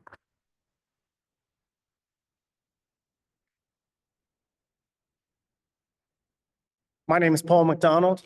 I'm at 30281 Springfield Farm Lane, Locust Grove. I'm the sarcastic guy behind the Block Valley Link website and the post. While this line or monstrosity, shall I say, while this line or monstrosity severely affects my family, and with the expected seizure of up to 30 acres of our farm, what I want to talk to you about tonight is the numerous cases where people have left their stories on our website. And there's a lot of sad ones, and a lot of those people couldn't be here tonight, so I'm going to speak to those. I'm going to read those off. I have 5 or 6 of them. There's other people that have others. This line will come right through the middle of our 186-acre farm and be about 200 yards from our house. It will destroy us financially and is already destroying us mentally. It will turn the dream we work for all our lives into a nightmare. We are in the middle and very close to either route. We breed million-dollar horses, and the waves off these lines will affect their fertility. And we lose a business we just invested in. One route goes directly through my property and will affect my dog boarding business. No one wants to pull into a dog resort, be greeted by these towers and the electromagnetic fields. We have worked hard for over 6 years to create an oasis for pets. This would kill it. I received a letter the other day that we are in line with the proposed plan going through Orange. Just moved here last August and purchased 2 years ago. Cannot believe that my beautiful historic home, part of which was built in 1734, survived the Civil War and is now being threatened by metallic monstrosities. It's heartbreaking. One more. Go ahead. It runs right through the middle of our 19-acre skinny lot my father left us. The lot will be unbuildable with a 200-foot right-of-way directly down the middle. Valley Link representatives said they would not buy the lot, but just seek the right-of-way, leaving us with a useless lot of land to pay taxes on. Thank you. Thank you.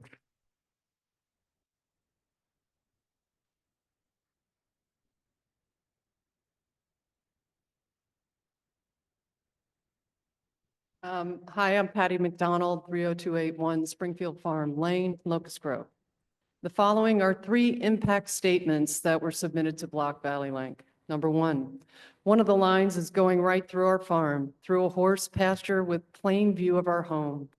In addition, we already have a super large power line at the back of our property, so we could possibly have 2 of these monstrosities. Number 2, we just moved into our forever home, and one of the paths crosses directly behind our property. If we had known this was coming, we would have purchased land elsewhere. Number 3, I have a 250-year family history in Virginia. I left Virginia in 2014 and returned September of 2025 to find Virginia had become the data center capital of the globe, and 9 counties so ruined by the uncertainty of the Valley Link 765 kV transmission line project that I have ruled out buying real estate in all of Central Virginia at present. For those who currently own property, there is no doubt their properties are already devalued due to the uncertainty of the routes and the devastating environmental issues. Any investor is going to use the Valley Link website to look up proposed routes and corresponding property addresses prior to serious consideration. The impact zone for noise and vision is 1 mile on each side of both transmission routes, a very large geographic area. Further, all properties within the impact zone will require county reassessment to lower their tax valuations due to the adverse effects, leading to decreased county tax revenues unless overall property taxes are increased. Dominion Energy and this Valley Link LLC have caused a 9-county barn fire. Thank you.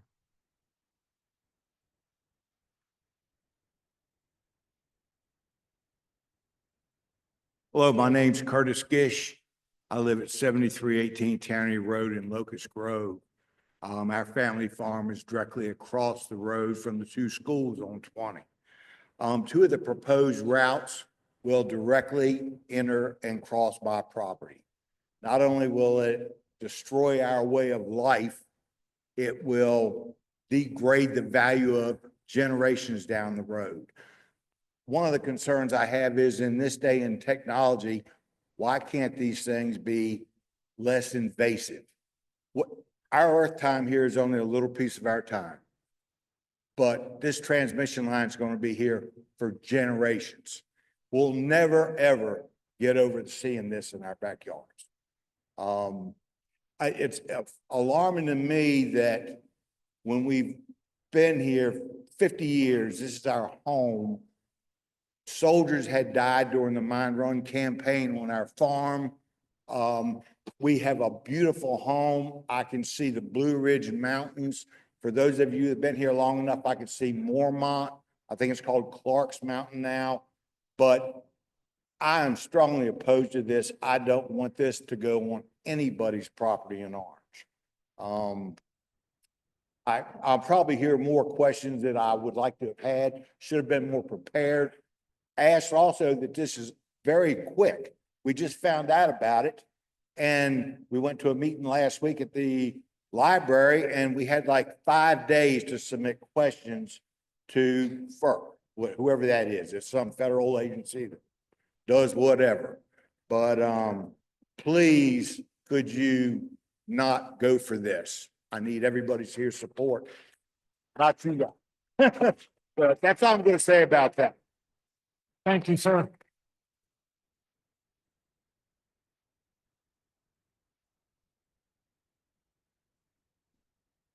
Caitlin Berner, 28055 Orange Springs Road, Spotsylvania, Virginia, Orange County.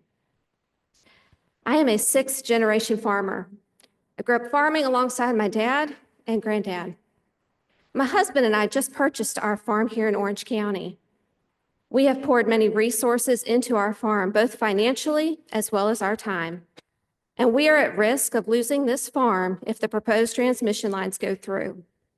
The decrease we will see in property values will eat away at all of the equity we have built, and we will not be able to simply start over. This proposed transmission line is running right behind our home. And for what? To power Northern Virginia data centers. Let's put some real numbers in here. Fiscal year 2026, Loudoun County is estimating roughly $1.14 billion in data center real estate and personal property tax revenue. Next, Dominion Energy. As reported in their 2025 annual report, reported a $3 billion profit. Let me say that again, $3 billion. The folks that live in this county choose to live here. We value our rural lifestyle and small communities, but let's call this transmission line what it is. Dominion sees those data centers as a cash cow and is looking to milk rural Virginia dry in order to power it. Orange County should not be expected to address a problem that Northern Virginia has created and clearly has the financial resources and solutions to fix on their own. I failed to mention early on what we raise on our farm. We do have livestock, but I want the representatives here to see tonight the most important people that we raise on our farm, the 7th generation.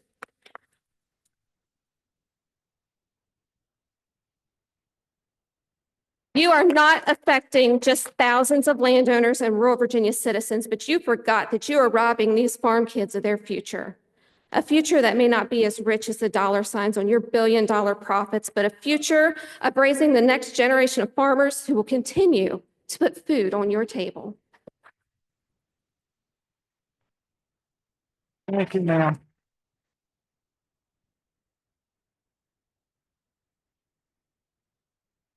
Good evening. My name is Claire Cleveland. I'm a PhD geoscientist from Penn State. Thank you for your excellent questions this evening. It is much appreciated.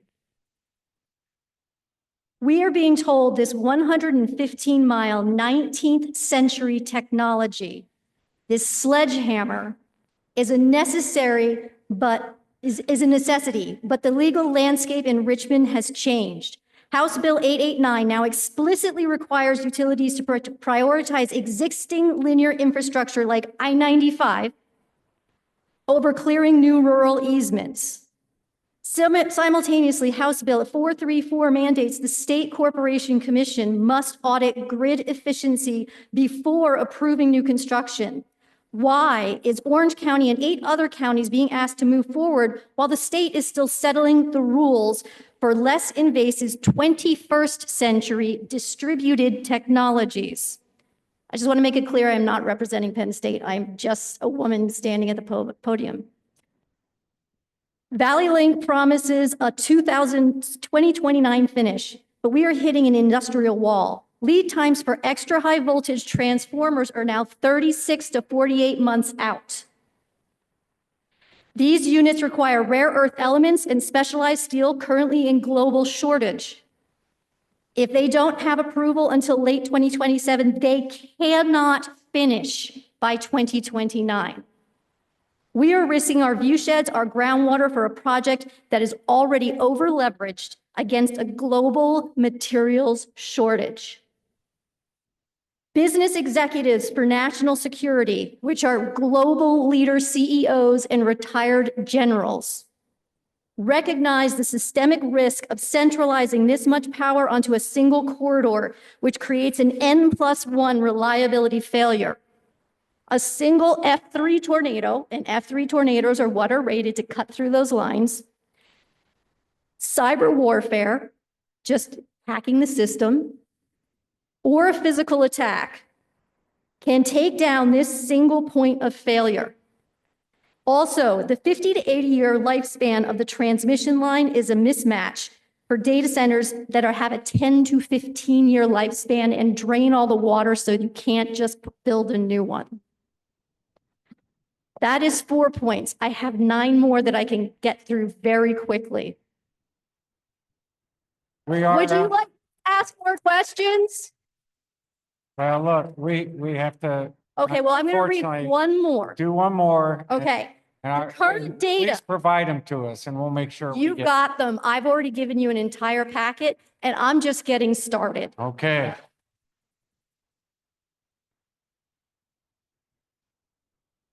The current data provided by Valley Link is insufficient for informed decision-making. By utilizing voluntary reporting loopholes and NDA protected usage estimates, the developers have obscured true metabolic drain on our aquifers, which is still pertinent to Orange County, because this includes our wells and drawdown from compaction of soil through those corridors. The question is, how can this board fulfill its fiduciary duty to protect Orange County's resources when the applicant is legally withholding the very data required to model for long-term impact on our water tables, including those corridors? This is not just data centers. The risk, the board cannot legally approve what it cannot technically understand. This is grounded in the fairly debatable, standard, and the arbitrary and capricious doctrine, which are the cornerstones of Virginia land use law. Thank you.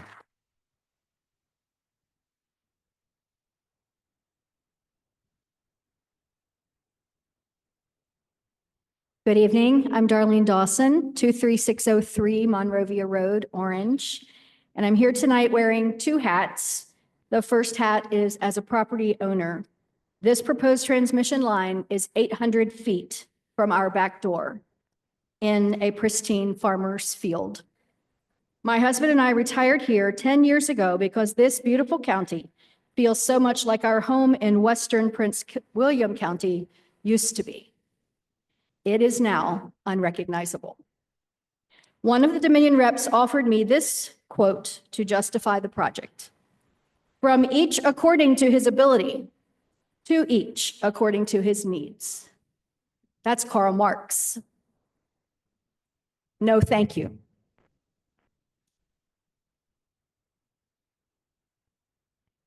Northern Virginia made this bed, and we should not be forced to lay in it.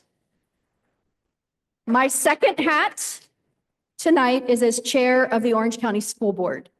One of the routes places the lines within about 1,300 feet of our Locust Grove Elementary School. The negative impact on our schools and families is hard to quantify.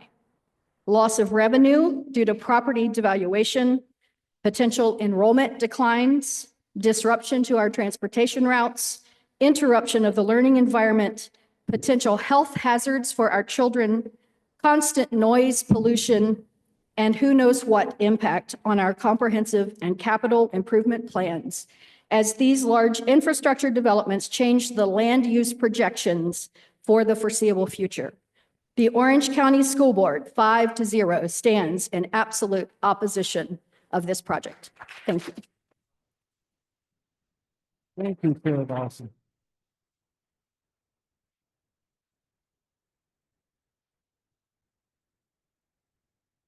Jeremy Ritt, 9651 Meadows Road in Locust Grove, Virginia. I'm going to be very brief, and I'm going to cede the rest of my time back to Claire because I think she has more she wanted to say. From what I've heard tonight, Orange County residents are not Dominion customers. They're not TransSource customers, First Energy customers, American Electric Power customers, or Evergy customers. I have not heard a direct benefit of this project to me or any resident of this county. Also, the density of homeowners in Orange is intentionally lower than some other counties because that is the lifestyle that we have invested in. I encourage all my fellow citizens to follow the law, but also explore whatever forms of civil disobedience they are comfortable with. Do not expect a corporation to do the right thing unless we force them to. And with that, I cede my time back to Claire. Ma'am, excuse me. He cannot cede his time. That's not, unfortunately, it's just not within the rules. And look, I appreciate it. I'll be outside afterwards if anyone wants to hear my, Yes, my points. Thank you. We just have to treat everybody the same and just work through this process. We want to hear from everybody. And Mr. Regan, thank you for coming up, and please state your name and your address. Thank you. My name is Michael Regan, 32641 Deep Meadow Lane, Locust Grove. Let's be clear about Valley Link. It's a JV tied to TransSource, which is majority owned by AEP, a company that developed 765 transmission in the 60s. And that's exactly what's being proposed here. A massive decades-old approach, not the best solution, no discussion of alternatives, just the one dictated by AEP's antiquated business model. Even in the 60s, infrastructure of this scale was designed for long-distance transmission across sparsely populated regions, like western deserts, remote mountain corridors, not through working farms, established neighborhoods in the heart of our nation's history. If the answer to 21st century energy demand is carving brand new corridors through central Virginia, then we're not being offered innovation. We're being asked to absorb the impact. What these gentlemen don't talk about is the 2025 RTEP cycle, where they plan to run a double string of 765 to the Vontae station, then Vontae to Yeet. They don't want to talk about that, but that's scheduled to come online in 2031. We're being asked to live in the sacrifice zone. So the real question is this: why is this infrastructure being pushed through here instead of being built closer to where the power is actually used? There are transmission alternatives already under review at the SCC that are more direct, use existing corridors, reduce harm, and meet reliability needs. Those need to be fully evaluated before our land is encumbered by this ridiculous proposal and assaulted by their survey helicopters flying low over our homes on Sunday. We're not opposed to energy. We're opposed to outdated planning and the threats of eminent domain. And to this board, don't just oppose this. Make it hard for Valley Link at every step. Strengthen our comprehensive plan, pass a resolution in opposition, encourage our good neighbors in Culpeper and their officials to deny conditional use permits for super substations, intervene at the SEC. In their own terms, electricity follows the path of least resistance. Continue to make this county the resistance. Thank you. Thank you.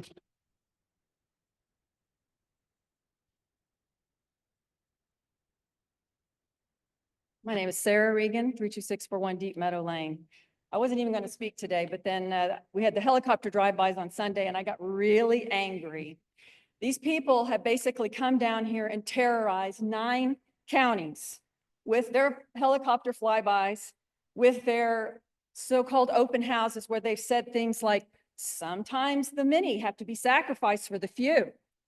I know of at least 2 elderly citizens in this county who have been sick with anxiety to the point of gastrointestinal issues over this.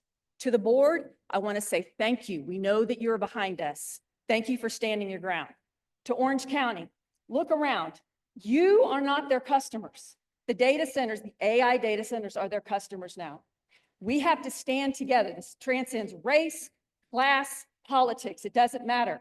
We have to decide. It's about humanity versus data centers. And are we going to allow ourselves to be plowed under and become a sacrifice zone and have our beautiful farmland and our health sacrificed just so the tech bros up north who own those data centers can hit their digital gold rush? Because that's what it is. They're in a hurry and they're about to walk out the door with their own generation.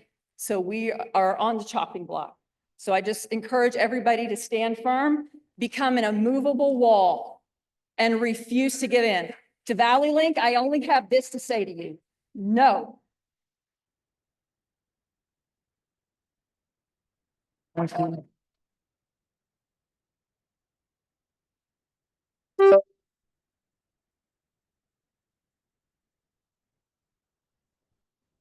Let me start this by saying I'm Beverly Jenkins. I live at 20511 Shore Drive in Orange. I am not in the affected area, but any changes or plans with any extension to Valley Link coming this way towards Orange, in this part of the Orange, can affect all of us. I am an Orange County citizen. Anything that affects Orange County affects us all. We do not need this in here. We do not benefit from this. And as one of the board members said, and I think it was you, what are they planning down the road? This is just the first step. This is for the AI centers and the data centers. I don't want this in Orange County. If you can put it underground, okay, more money than we do.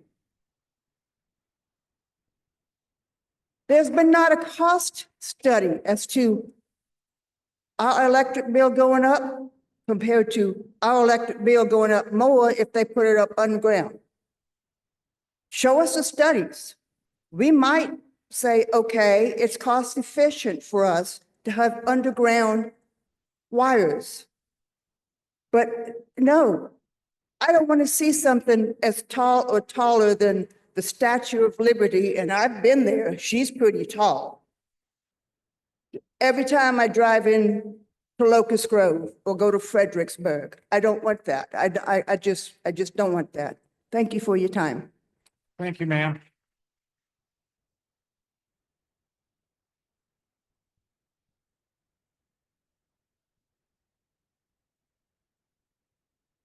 Take your time.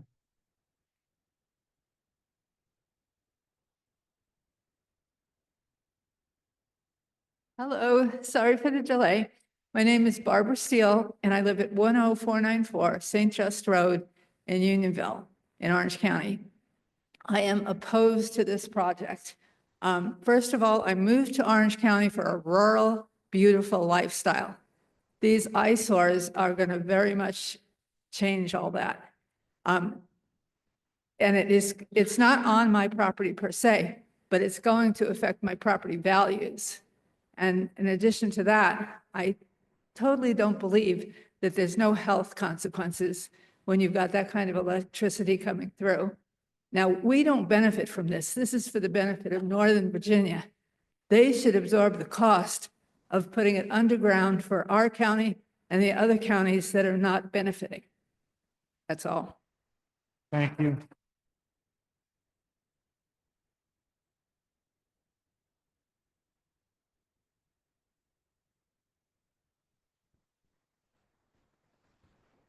I'm John Fry from Oakwood Lake Estates. This monstrosity would be 200 feet from my house through some of the most beautiful.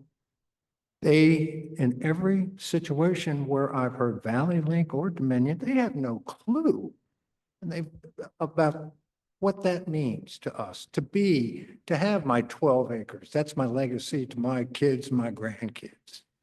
And I just want to center in on the mental health aspect of all that. And it's going to be a boring personal story, but how when my office was taken out by a plane on 9/11, the powers to be, the defense secretary then, the chairman of the Joint Chiefs, made sure that those of us who were in the black blast zone that survived had all the mental health, professional and other, that we needed. I lived 2-hour commute, so some of that I couldn't take advantage of. So I get in the car, head on home. When I turned off of 3 onto historic Constitution Highway, it just started feeling better. When I turned into my drive, parked my car, the first thing, down to the backyard, sit and enjoy the sights, the sounds of my beautiful oak forest, which will be gone if they have their way. And they don't understand any of that. It's all the rich get richer, and rural Virginia pays the price. Thank you. Thank you.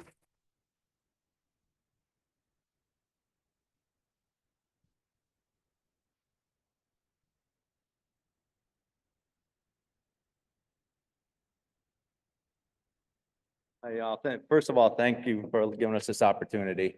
My name's Joe Cotton. I live at 11527 Robbins Ridge Road in Unionville. So my wife and I moved here to Orange County in 2004. The plan was we'd build a dream home, pay it off, retire, live out our life. That's the American dream. Well, we almost accomplished all of that, then Valley Link. Guess what? One of the proposed lines runs through the back of our property and our neighbors. Another proposed line runs down a neighbor's driveway and cuts through other homeowners' lots. Any of these proposed routes will destroy where we live. They also restrict what we can do with our property. They say we will still own it and pay taxes on it, but limit what we can do on our own property. Our realtor told us just the proposal on our property dropped our house price about $100K. And online it states when it's built, it could drop as low as 42%. And we'll never get compensated for that. And I've listened to many talk about their stories, how bad this is going to affect their lives. We are told it's for the greater good. Who decides that? Who says destroying our lives for data centers is the greater good? This is profit over people, which is made clear by the fact that we have not heard any other studies that would put power where it's needed in Northern Virginia. SMR, small modular reactors, are still a few years out. But if you believe that our tax money is well spent on supporting wind and solar, put that crap up there to power this stuff. Somehow a decision was made to bring all these data centers to Virginia. And I don't know if it was ignorance, greed, or what, but now we have to pay the price for this bad decision. I would like to add the fact that data centers and other areas are paying a lot of money to reopen decommissioned nuclear power plants They are paying a lot of money to secure their own power, but here in Virginia, the taxpayer, we have to pay for them while they take our land and poison us and destroy everything we should be entitled to as Americans. According to datacenters.com, I was going to go into how many farms just recently are lost in Orange County, which is awful. Now they're going to take over 2,000 more acres. That's more farms. We're rural. We need our farms and stuff. And I'd like to also, one thing I'd like to finish is that for the younger people, what this moment is teaching them is that no matter how hard you work for the right thing, nothing you do is really yours and can be taken away if the rich want what you have. This is a private company which is intended to use our government legally to steal from us. We need to stop this from changing the Commonwealth of Virginia to the communist wealth of Virginia. Listen, this brings zero benefit to the communities. It brings no jobs, revenue, does not improve anything for us. Our properties and lives are not disposable. We are not collateral damage for the benefit of data centers in Northern Virginia. Thank you, guys. Thank you.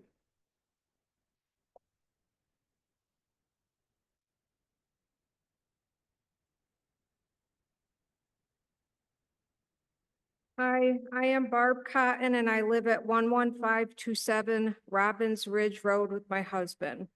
I am not one to get up and speak in front of people, but I am devastated and I am mad. Virginia and Orange County, our rural landscape is going to be raped by Valley Link, and we cannot allow this. Our property, along with many others, is being threatened. Our way of life is being threatened. We built our log home, planted every blade of grass and every flower. We have lovingly taken care of our property for over 20 years. And for what? So you can destroy it? I resent that every moment has to be spent dealing with you when you've had a lot of time in preparation of this and given none of us enough time to prepare for this. I resent that. Valley Link has been looking at our properties while we're busy working and living our lives, enjoying our land and paying our taxes. This is not a victimless project. Please do not let them destroy us and our beautiful county.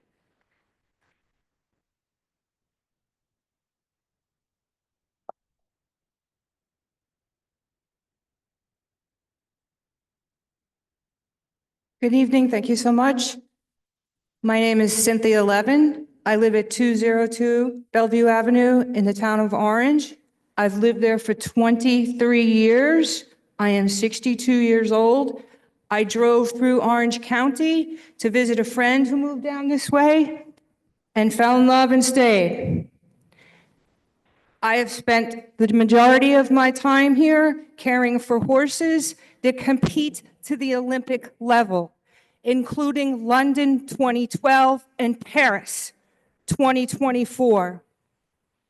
I have managed barns that are occupied by horses owned by the likes of Dwayne Johnson. I have a bachelor's degree in environmental studies from New Jersey. I am vehemently opposed to any of this without the equivalent of an environmental assessment to the standard of NEPA and a full environmental impact statement. And although I have been a tenant and not a landowner, I stand with every citizen and landowner of the county and the Commonwealth. And anyone is welcome to my dead body to plant it in your path.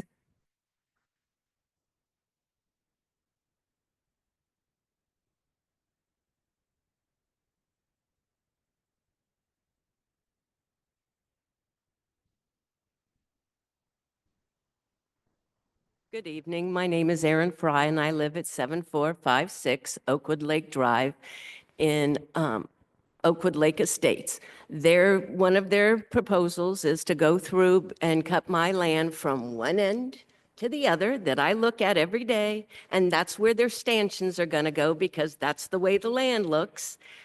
And there's a nice, beautiful pond. There's a mine run. We go to Rappahannock. We go to the Chesapeake. But they don't care. They want to just put their chemicals down and let it fall into the water.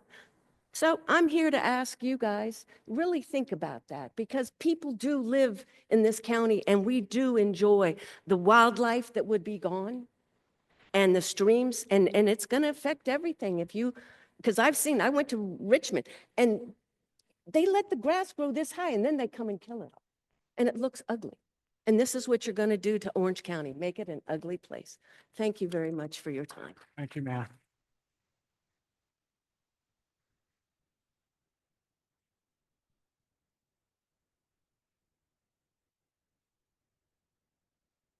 Hi, my name's Nicole Biller. I live at 33390 Parker Road, Locust Grove, Virginia. I apologize. I've never done anything like this. I'm a quiet, keep to myself kind of person. Unfortunately, this is unacceptable. We've heard a lot from citizens of Orange County that grew up here and lived this lifestyle. I didn't. I grew up in Northern Virginia. I and my husband ran away from the monstrosity that has become Northern Virginia. I have had the displeasure of receiving power from Dominion Energy in the past. I don't want your power lines in my land now that I don't have to deal with y'all. You're planning on putting this power line behind my back acreage. It's 15 acres of mostly wooded property. You're running through the property behind me that's over 100 acres of wooded land. You're running through my neighbor's back end of her property, which is also all wooded land, through the property next to hers, which is all wooded land. We came to Orange County for the rural lifestyle. As you can see, I was out taking care of my child's 4-H animals because despite the fact that she doesn't have any farmers in her family lineage, she has decided that that's what she wants to do when she grows up. You have done nothing but lie at all of these meetings. You have looked us in the eye and lied. So when you say that there is no studies, I found 3 from 2022 stating that it has been linked, not definitively to child lymphoma, but enough that they need to continue to study. Thank you.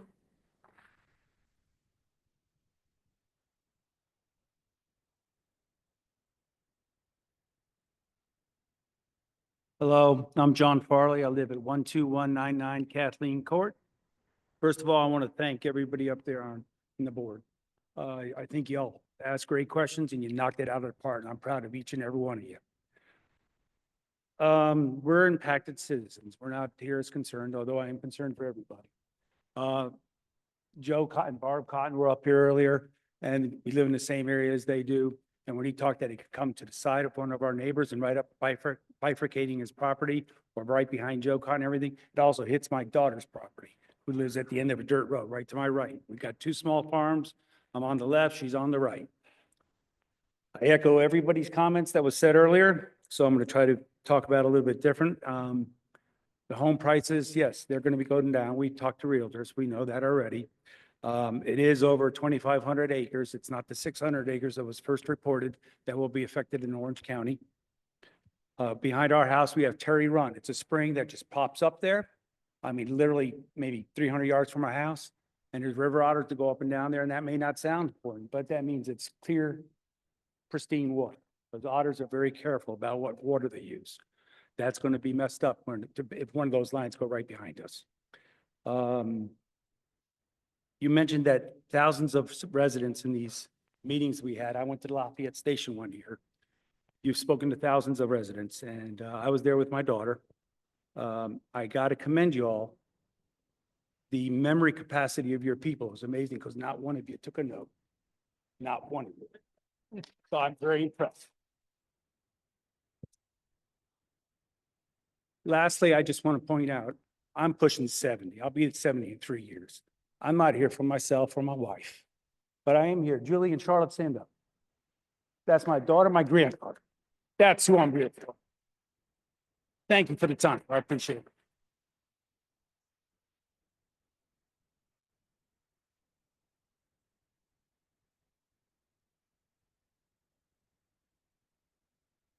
My name is Al Nemi, 7542 Hawthorne Drive.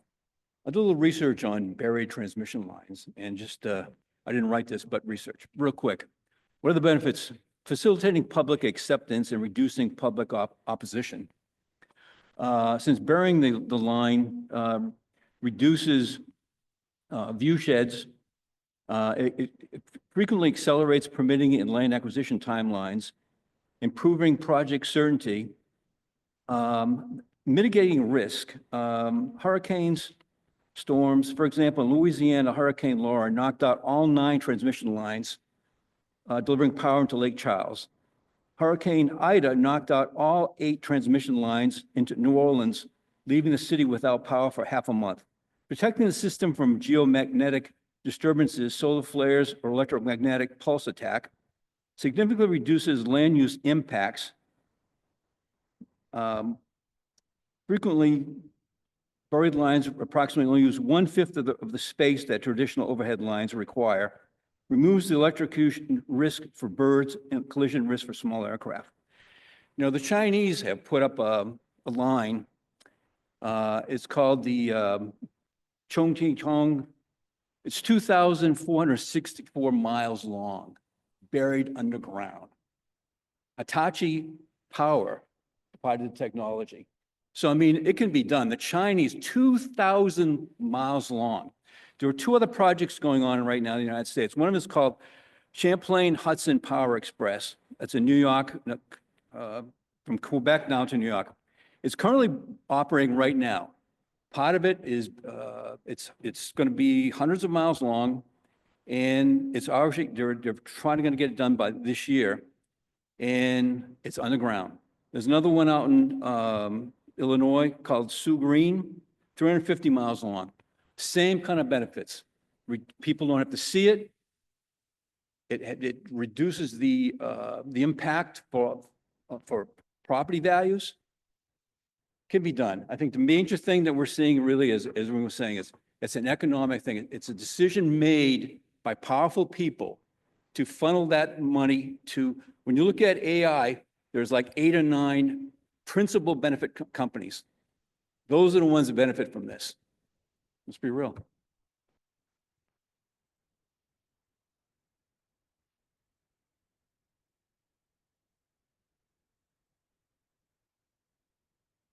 My name is Earl Ryder, 11435 Black Level Road, Gordonsville. This board ripped y'all pretty good tonight, didn't it? Thank all of y'all.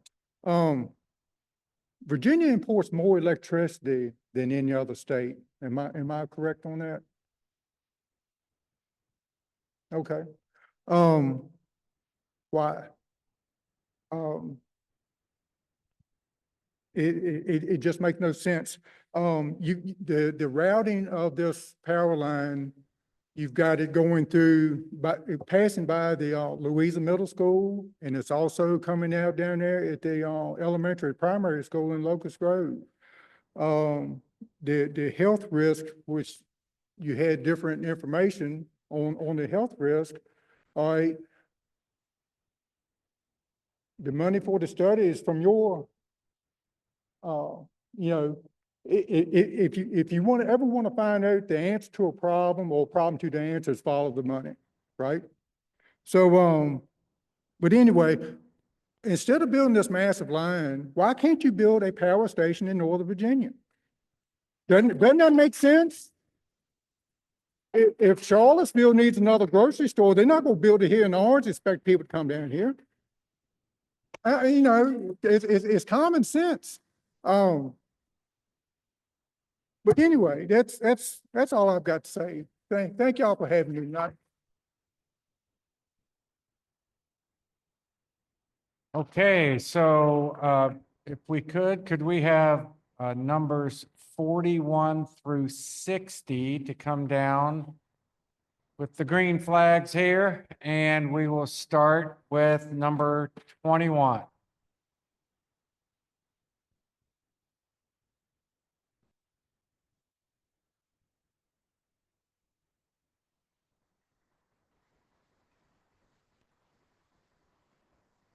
You can wait till they come down for a sec. That's okay.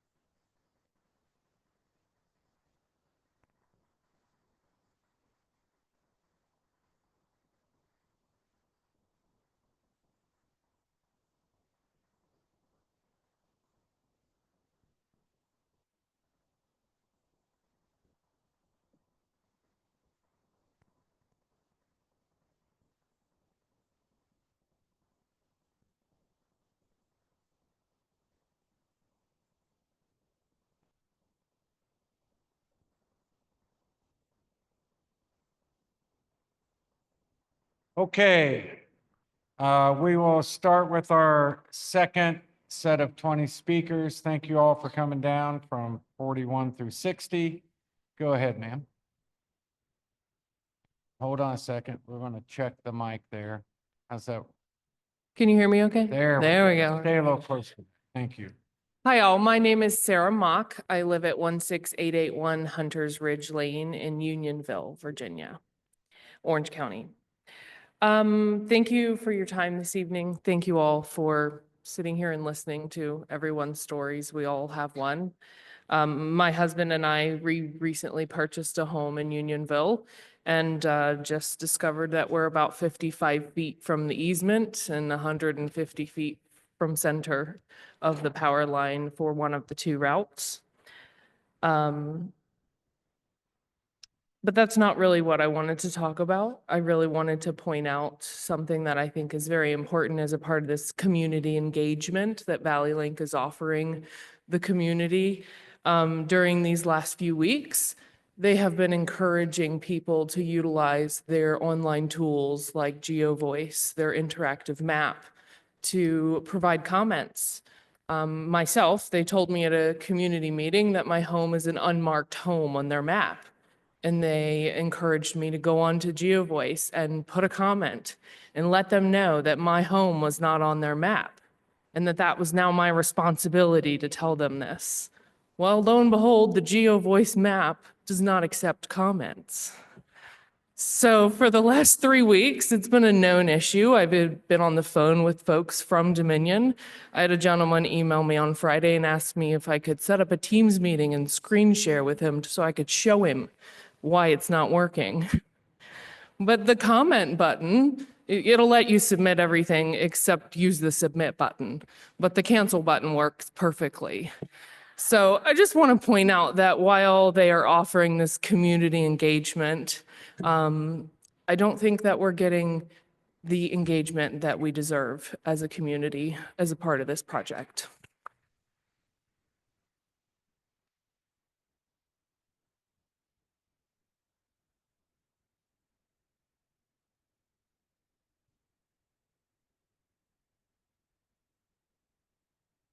Thank you, everybody. That was my wife. My name is Brandon Warren Mock. I also live at 16881 Hunters Ridge Lane. I could talk all day about these comments, like people who are trying to start a farm, who needs to eat, people who already have farms to grow things like flowers, like the bees and the impact that they make, as you guys have all heard about. But has anybody ever looked at the words at the bottom of the Virginia flag? I think this is a good example of why they're on there. We're the home of the Bill of Rights, and it is just tyrannical. I mean, I'm sorry. I know you guys have a job to do. But the American people are constantly being sold out, and to see it happen in real time just is disgusting. So thank you. Thank you, sir.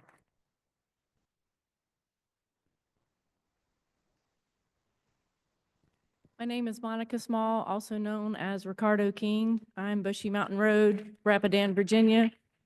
Thank you for tonight. I appreciate it. I just think I could speak for the group and tell you we say no to Orange County for your project.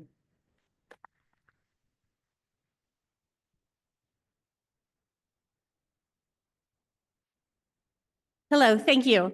My name is Melissa Chambers, Missy Chambers. A lot of people know me in Orange County. They have visited my farm. My farmland is worth a lot. Just because you have to dodge houses doesn't mean my farmland isn't worth anything. We farm in Louisa, Culpeper, and Orange counties. These lines would affect over 100 acres of our farmland. We grow corn, soybeans, wheat, and hay. We have 400 cattle on our farm. Our son is taking over our farm, and we're very proud of that. We're generational farmers. The land is already valuable to our family, community, and country and world. Our corn provides food for the cattle and the poultry industry in the state of Virginia. Our soybeans are placed on barges and shipped around the world. Our wheat is taken to the flour mill in Culpeper. My family is proud to help feed America. I'm sure a lot of you are hungry right now. Your bellies are growling. We help feed these Americans, and I'm proud. My land is valuable. I would rather eat than help some data center have electricity. Destroying productive agricultural land hurts America and the price of food. We can't regain our farmland. We have worked hard to till and fertilize this land and make it the best yield acres as possible.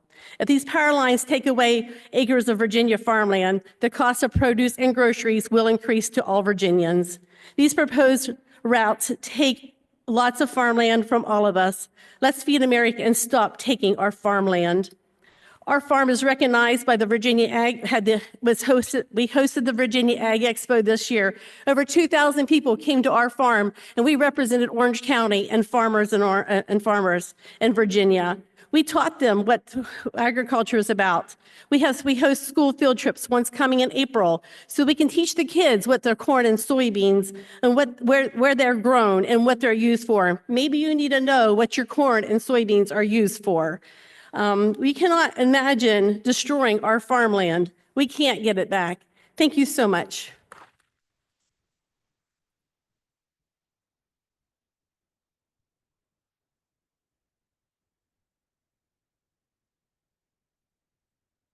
Thank you. My name is Bob Chambers, and I guess you shouldn't follow your wife.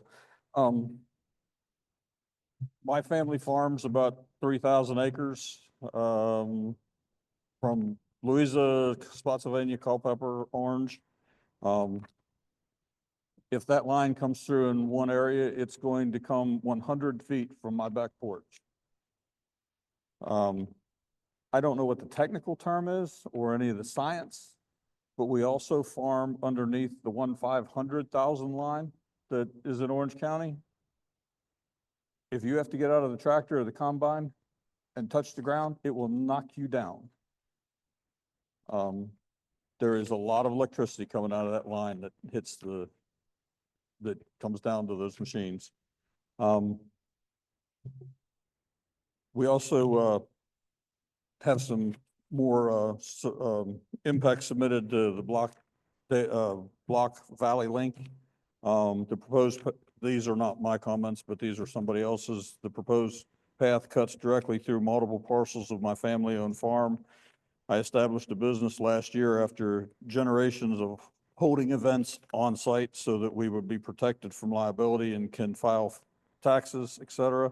The farm of 75 acres of hardwoods and fields will be destroyed, and the 7-acre lake will be polluted. The native plants and wildlife will absolutely be disrupted, including our eagles.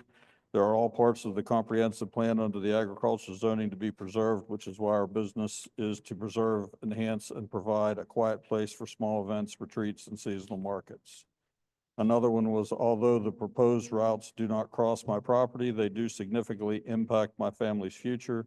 We have been farming, forestry, hunting and trapping in Virginia since the Jamestown colony was established in 1607.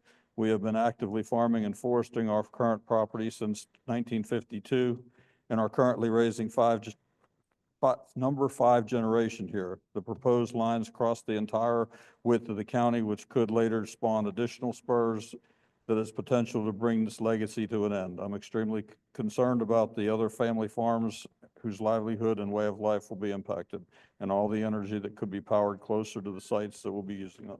Thank you. Thank you.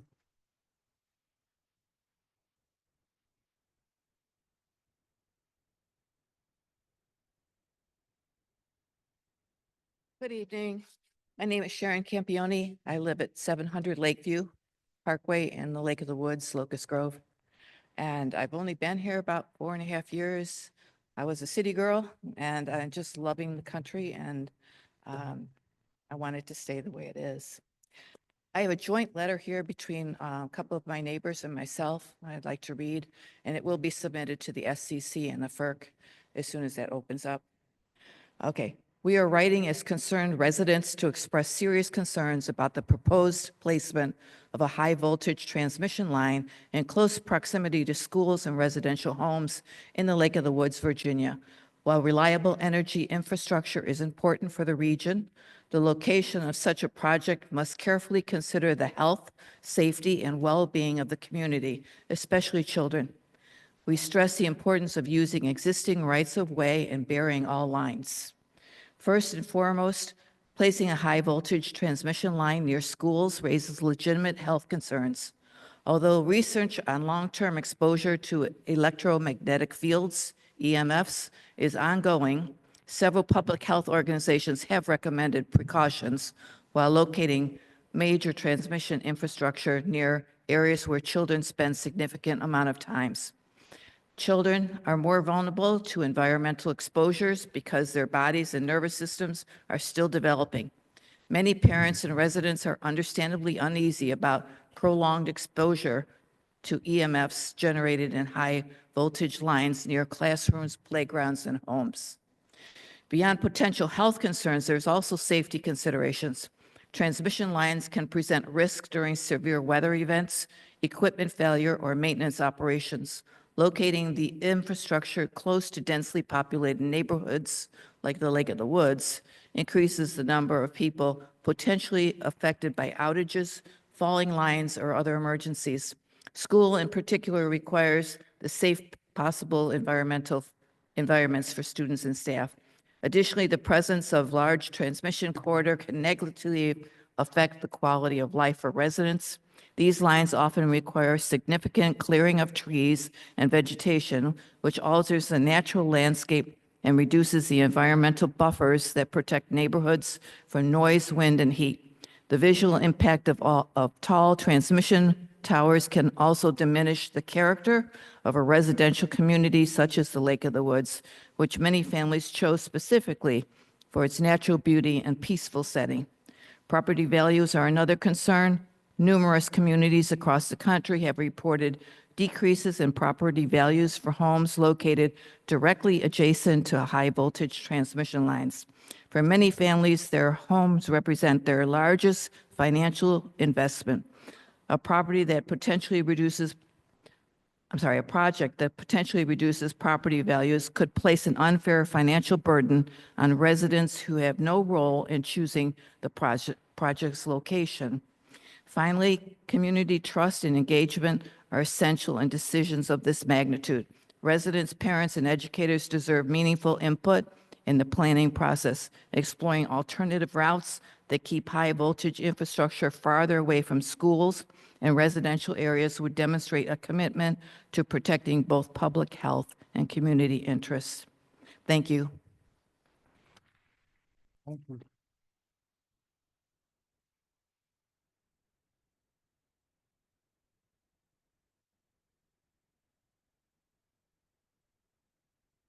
Hello, my name's Albert Rose. I live at 31079 Lewistown Road, Locust Grove. I want to first thank the board and planning commission for a great job tonight. Very well done. My wife and I purchased property in 1999.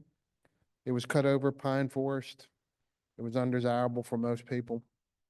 We put a lot of sweat, equity, money, blood, sweat, and tears into this, and it's turned it into a nice place to live now. We operate a small farm there, little cow-calf operation. We have 4 pastures.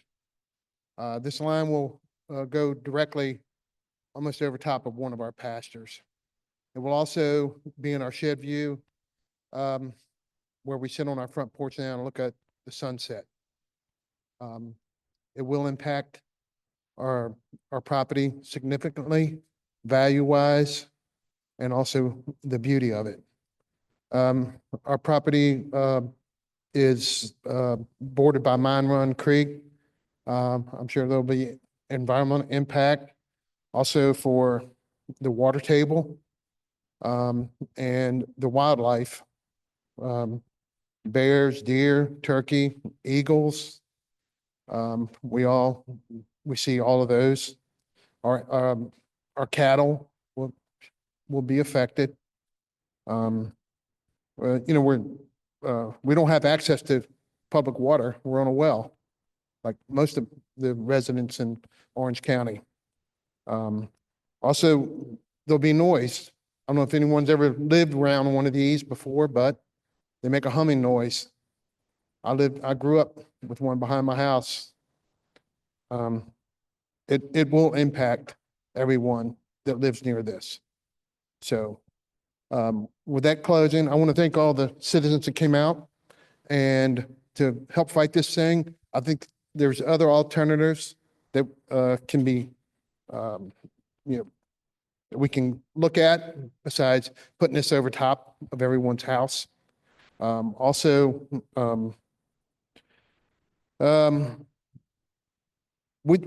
being asked to sacrifice our way of life for someone else. And I think it's more financial for that. So everyone have a good evening. Thank you. Thank you.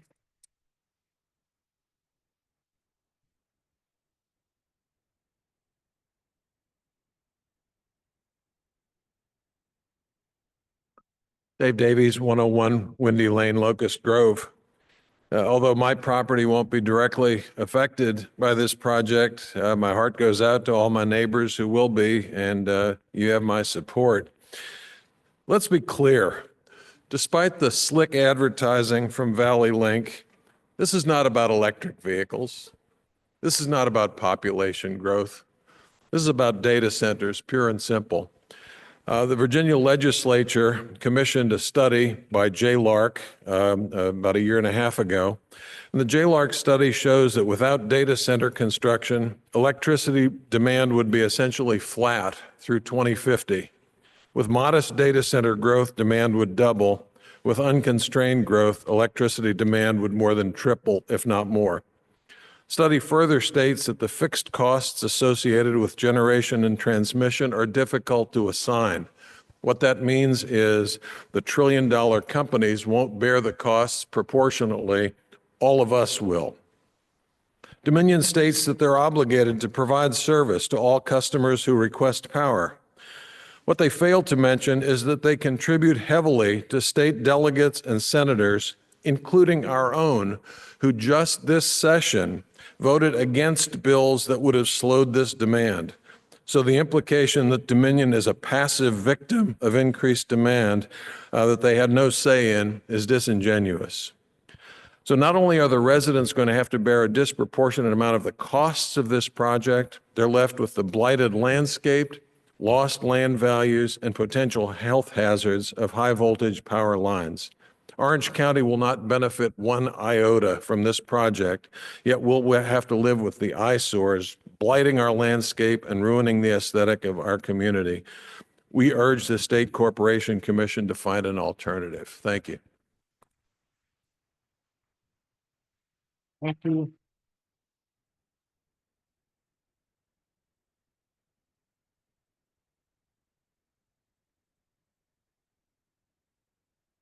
Come on up.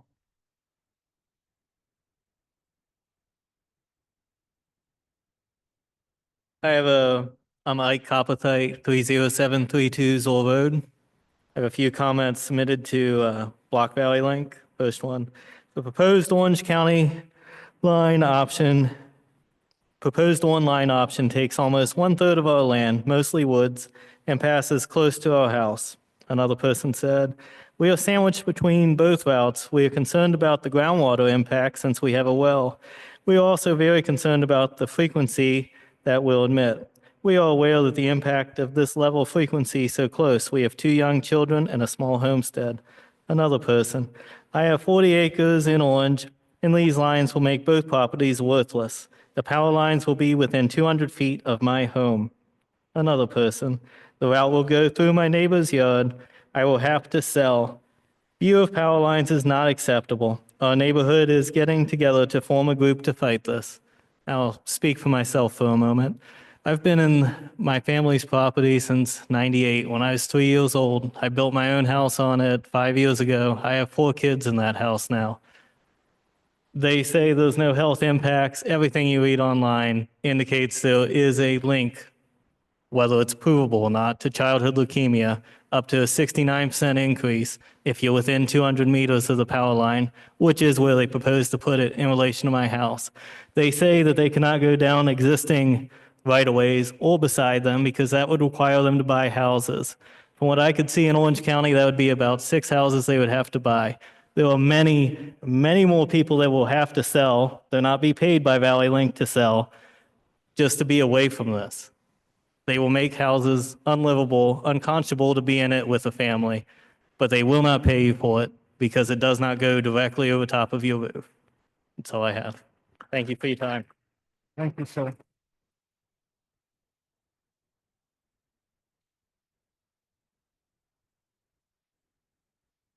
Number 30. 30.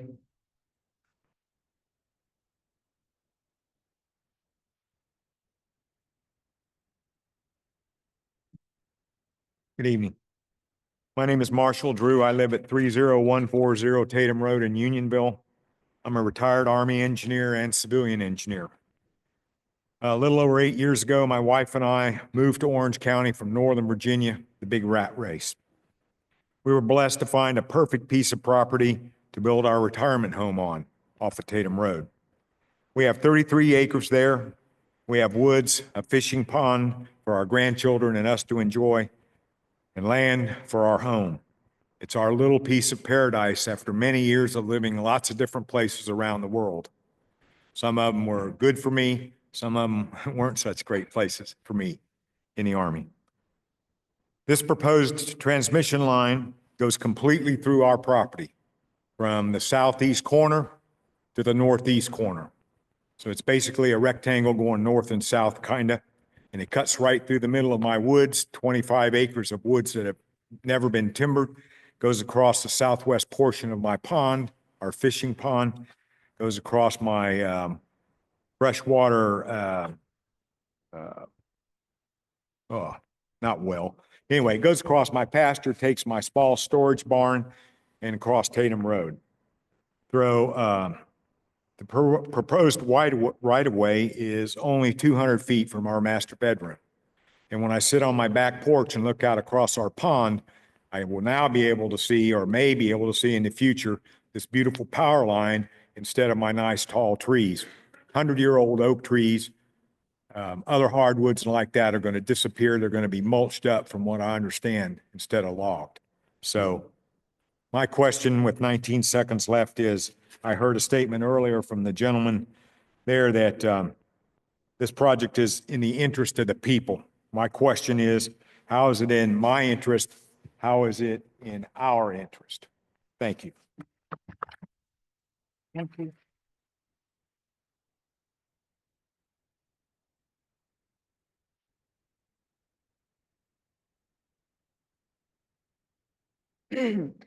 I'm Jean Copperthite, 30476 Zor Road. I want to voice my outrage at the proposed Valley Link project in its entirety. It's completely fueled by corporate greed. They're literally proposing to steal our property from us, and we are paying for it. We're footing the bill for it in every way. A little history. My husband and I moved here in 1989. We've raised a family here. I have a small farm here. I've run a business here. My husband passed away 10 years ago, and I've worked really hard to continue. I've kept the farm going. I've kept the business going for 10 years. Now I have grandchildren here. My whole life is here, and it's being threatened. Valley Link wants to route through my property front to back, destroying over 6 acres. They're coming within 400 feet of my house. This would be devastating. I don't want this line anywhere near me or my grandchildren. And like I said, I'm self-employed. I just retired in December. I get this letter in February. They're taking your life, basically. My financial security is dependent upon the very acreage that they're taking, or that they propose to take, let me say. This would be catastrophic for me financially. Words cannot express the anger that I feel about this. I'm trying to maintain. I've attended 3 of their meetings. I've written to them in every form that they put out there for you to use with a lot of questions and concerns. They have not answered any of them satisfactorily. Their answers are not real answers. They're not even true. One of my main concerns is the health risk. They do exist. It's extremely troubling. What recourse will we have when our children have this childhood leukemia? Or what about us older folks that have medical devices? How is this going to affect them? These are real concerns and questions that are being bypassed. This is unacceptable. There are no studies that I've been able to find on 765 lines. This is unprecedented. It's unbelievable to think that I've spent my entire life working towards a quiet, peaceful, beautiful retirement, and now it's being threatened to be stolen from me. There's nothing about this that's good, nothing at all. Everything about this is wrong. Thank you. Thank you.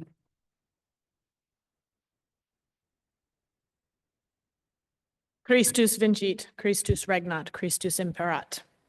Thank you all for what you have done for us today. I don't mean any disrespect, but I'm not here to talk to you. Neighbors, fight this. If you're not involved, get involved. If you are involved, push harder. Send another letter. Tell everyone you know, particularly write the governor and legislators. Go to usda.gov/lawfare and report this evil injustice. Demand the Culpeper Board of Supervisors kick out the Eat substation. Later in the year, when the Valley Link project is on the SCC docket, become an intervener there or join a group who is. Please come to a meeting in Louisa tomorrow night where we as citizens can come up with a way to formally group up, fundraise, lawyer up, and beat this. Do not listen to the snide whispers that we can't win.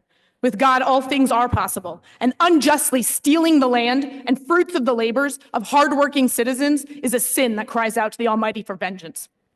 To you demons at Valley Link, what you propose to do is evil.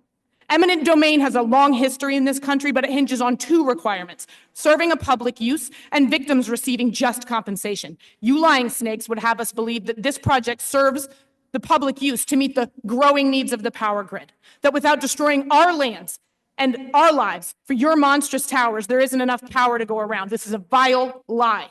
We both know it's to line your pockets powering Northern Virginia data centers who get billions in tax breaks from our money and require the power of 300,000 homes, even though there are only 200,000 homes in all 9 of the counties you propose to destroy.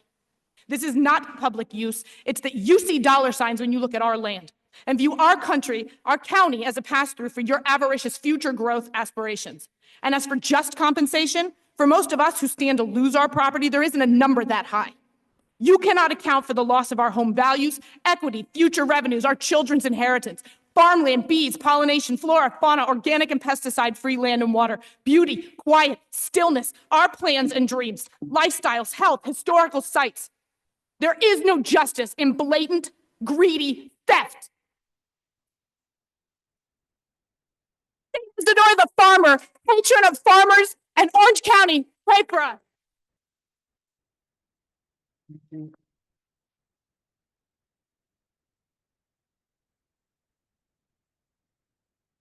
Good evening, Mr. Chairman and members of the board and members of the planning committee. Thank y'all for giving us this time to speak. My name is Juanita Roush and I live on Tender Lane near Mine Run. I love to spend my mornings going out on my deck and listening to the birds and watching them fight with the squirrels sometimes, and in the evening, listening to the frogs and the crickets and spending my time listening to nature. For those who don't know me, I'm deaf. I hear with the BTE and a cochlear implant. I'm very concerned about how a 765 kilovolt high voltage power line running right by my house is going to affect my hearing. And those are the children at the school who also, the power line will be running by them, and they depend on the same hearing devices. In researching, after being told at the Lafayette meeting that it probably wasn't going to affect me at all, I did my own research and I found that these lines can cause audible buzzing, interference with sound processing, damage to the internal electronics. The external speech processor may malfunction or even shut down. As I don't know if you know, but only half of a cochlear implant is seen on the outside. The rest is inside your head, and that's the part that will be affected. Hearing may come easy for most of you, and I hope it does, but for me, it's been a long and expensive process. I want to continue to hear birds and frogs and crickets. And you know what? I want you to be able to hear them too. And I'm afraid if these power lines come through, you're not going to be able to hear them either.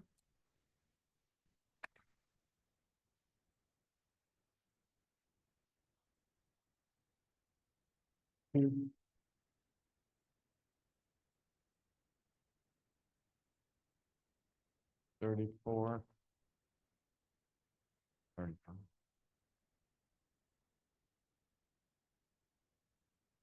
Good evening. We all know how beautiful our state is, and our county is very special, as we're the only county that had 2 U.S. presidents born here. I can't imagine seeing these 5-story towers holding thick, noisy electric lines coming up across our state into our yards and into our neighborhoods. Orange County is known for our tourism, our wineries, and our beauty. Let's not bring an eyesore just to help Northern Virginia communities. These counties should have planned for a small electric power station before they put up 200 data centers into their county, which is what Loudoun County has done, and they have more planned, I understand.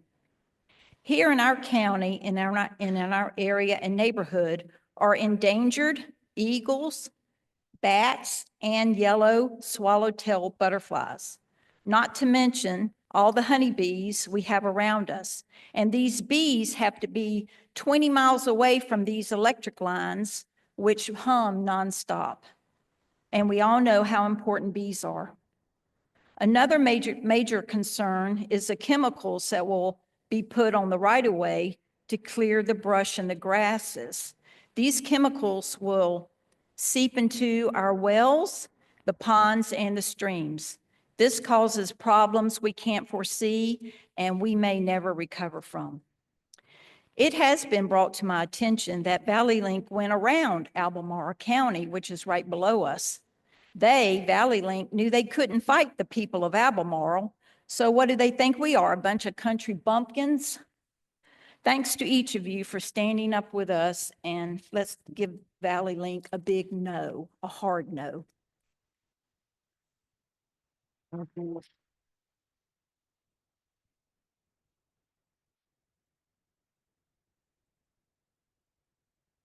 Good evening. My name is Zachary Dayton. My house is located at 32414 Indiantown Road, Locust Grove. We are at the closest point the blue and orange proposed line gets to Indiantown Road. This would put my family and neighbors living 200 to 250 feet from the largest transmission line ever to be built in Virginia. Aside from the daily visual and audio changes to the current beautiful landscape, the unknown health defects that can be caused by the line are a serious concern, especially for a young family planning to raise children in the near future. This is only part of the problem. My father recently divided a piece of his land so I could build and live out on the Rapidan River next to him. My in-laws bought the adjacent piece, and our goal is to have the dream situation, a family compound. All of the current proposed lines converge and pass directly through the center of mine and my in-laws' properties. If this is allowed to proceed, it will destroy any possibility of building a house on either property, rendering them useless. This will decimate my whole family's dream and negate the years of work put into making it a reality. This will also tank the home value, land use, and quality of life of my parents and surrounding neighbors off of Pine River Road.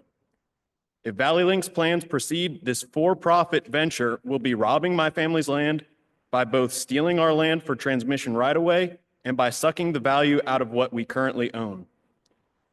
How about y'all at Valley Link go home, live, and raise your families under these monstrosities? You take a chance with the health risks and then come talk to us. Please continue to take a stand, make your changes, and earn my family's thanks. Thank you.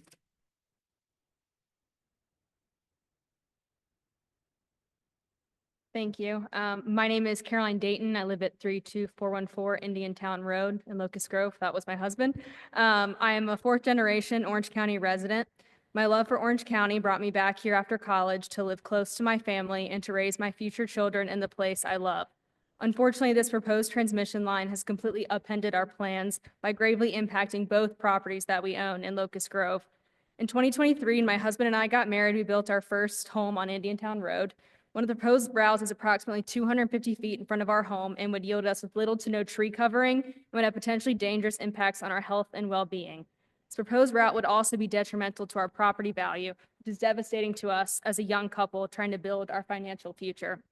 We also have multiple neighbors who are greatly impacted on Indiantown and Woodville Road. To add to our devastation, in late 2025, my in-laws did a family subdivision of 11 acres of their Rapidan riverfront property on Pine River Road for us to build our forever home there. My parents purchased the adjacent 10-acre property around the same time to build their dream home.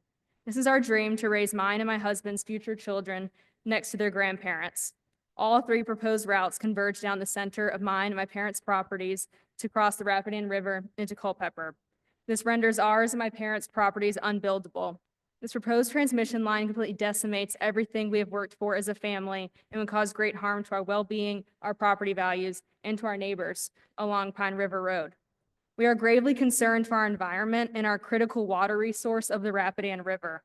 We are also concerned for the wildlife that inhabits these properties and most of Orange County. These monstrous transmission lines have no place in Orange County.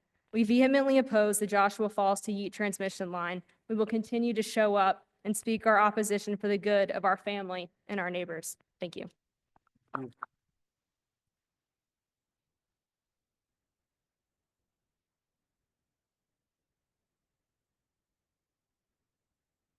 My name is John Conway. I live at 6701 Harris Lane, Orange. Thank the board for letting us have this opportunity.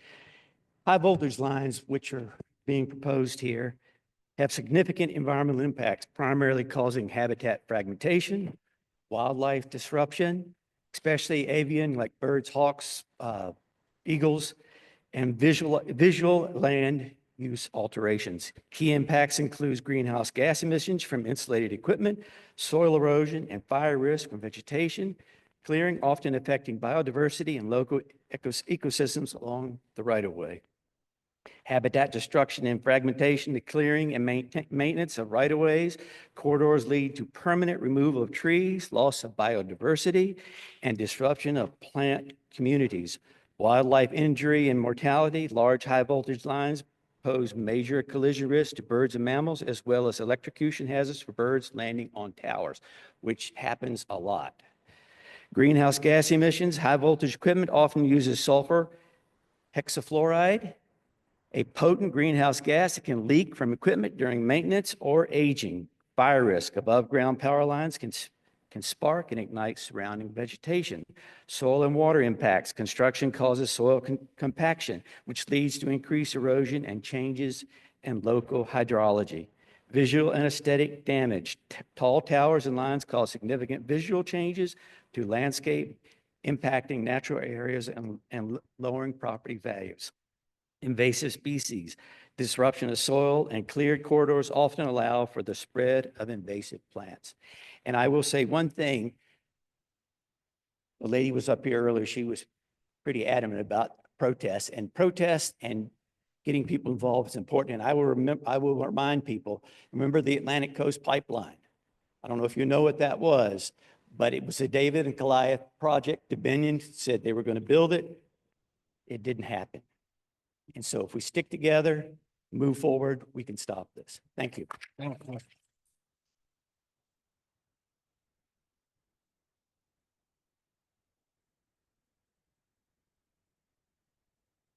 Hello. Hello, my name's Caleb Hellman. I live at 6164 Quan Farm Drive. With this project, it would be a tremendous transfer of wealth from private citizens to a public monopoly with the acquisition of all these lands. At the meeting in Unionville, one of the Dominion representatives mentioned that the cartels, they're just meeting demand. And he inadvertently compared Dominion to the cartels in doing so. And with how they're trying to roll out this project, keeping the community in the dark, the representatives trying to do it as quickly as possible so that we don't have a chance to respond in a meaningful manner, fight, whatever we need to do. So as individuals, we just need to do everything we can to slow down the process, to not comply with them, to not let them on our lands. Every day we do that costs them more money, and that's the only thing they know. Each house on the route is just a statistic to them, and each of those statistics needs to start costing them more money.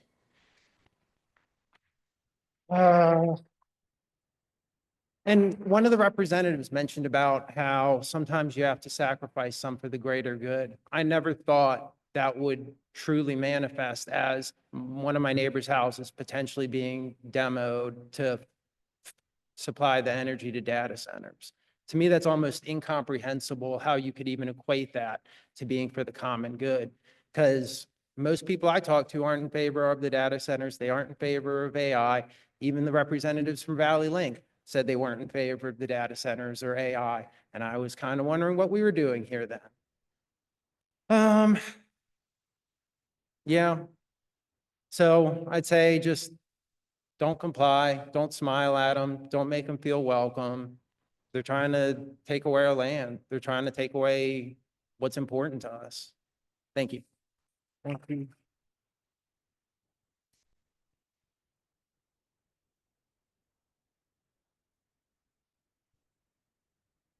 $39 or $40, I think we're at. Go ahead, sir. 40? Yeah, I think 39 may have left. I'm Daryl Tuning, 14229 Tatum Lane, Unionville, Virginia. I have a small family farm for over 100 years. We've worked it, blood, sweat, tears, quiet place, our getaway. Now you got someone that wants to bring a noise in here with high voltage lines. That's not the worst. Grasshopper Lane, it has no address because it has no home on it. 106 acres, they want to go right through the middle of it. There goes my peace and quiet. You take a child from her video games that wants to go with you to go hunting, to make memories. And now when you get there on your property and you start hearing noise, high voltage lines that disrupts you when you're trying to have that quiet time with the child, creating memories. You're out there working, sweating, day and night, all night long. You don't even come home for dinner or lunch. Your wife brings it to you. Y'all's peaceful time out there in that field. Now they're gonna disrupt it with high voltage lines. I noticed y'all were saying where they wasn't giving y'all the information that y'all needed. You're not the only one, me as a resident. 2 weeks ago, I sent them an opposition letter. The main cover said, let me know when you get this. I've sent one every other day since then and have heard nothing. So you want this in our community? Once they get in, it appears to me that they're fast tracking everybody. That way they can blindside you and catch you off guard. That way they can get their way. They're not benefiting us in Orange County. They're padding their pockets. And I don't need my pockets padded by them. You hear them saying, take their first offer when they come to your land. Or if you don't, they'll take it, eminent domain. Well, my land is priceless. And I'm speaking for not only myself, everybody in Orange County. We appreciate all y'all doing for us.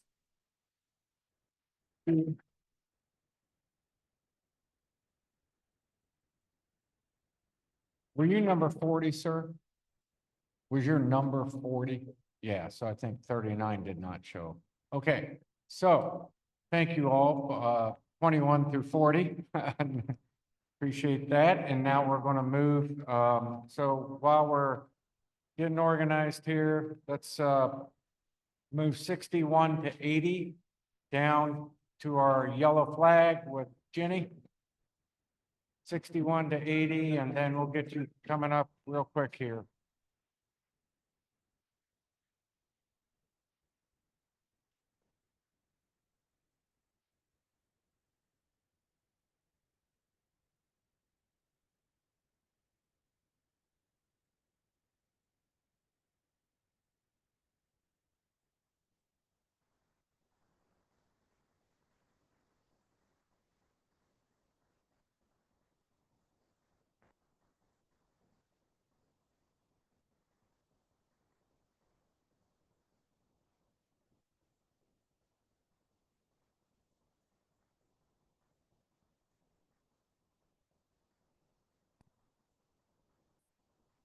Wow.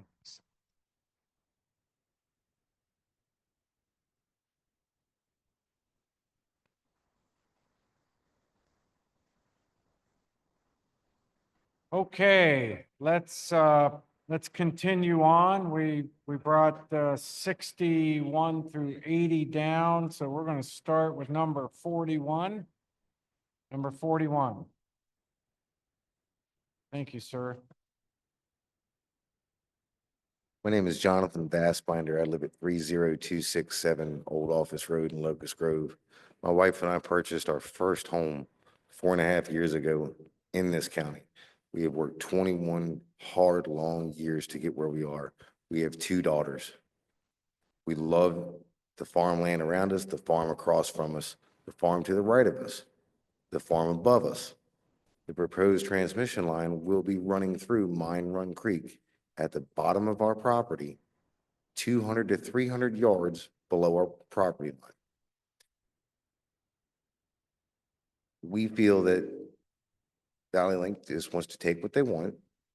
And my question to the gentleman here is, how would you feel? You work all your life, work hard for something. Would you like somebody to just come in and take what you worked hard for? I don't. The citizens of this county don't. I'm sorry, you're wrong. We don't want you. You need to go. Thank you and God bless. Thank you, sir.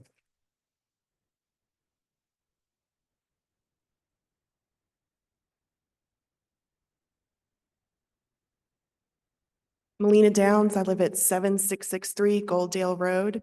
I just want to say, first of all, thank you guys for this opportunity to share our stories. We really appreciate it. My husband and I, we were both raised in Orange County. We moved back here 15 years ago to raise our family, and we chose the perfect location. It's right between, it's between both of our parents, and we've built a life that we love here. We've raised animals, we've kept gardens, our kids have grown up in 4-H and sports. 10 years ago, I began teaching in Orange County Public Schools. We've worked really hard to give our children the same kind of childhoods that we got to have. The third route will affect us the most. It places the power lines less than a mile from our home, close enough to affect us, but not close enough for our property to be purchased. This leaves us in a difficult position. Our property value will decline and 160-foot towers will dominate our landscape. There is also environmental concerns. Vegetation under these lines is typically controlled with chemicals, which can seep into groundwater.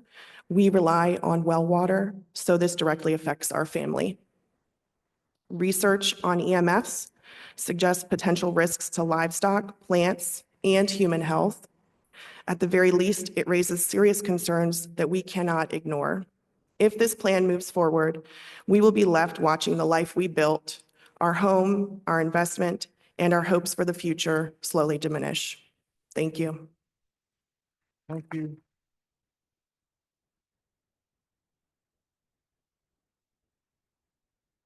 Evening, Richard Ferreira, 16349 Grasty Lane here in Orange.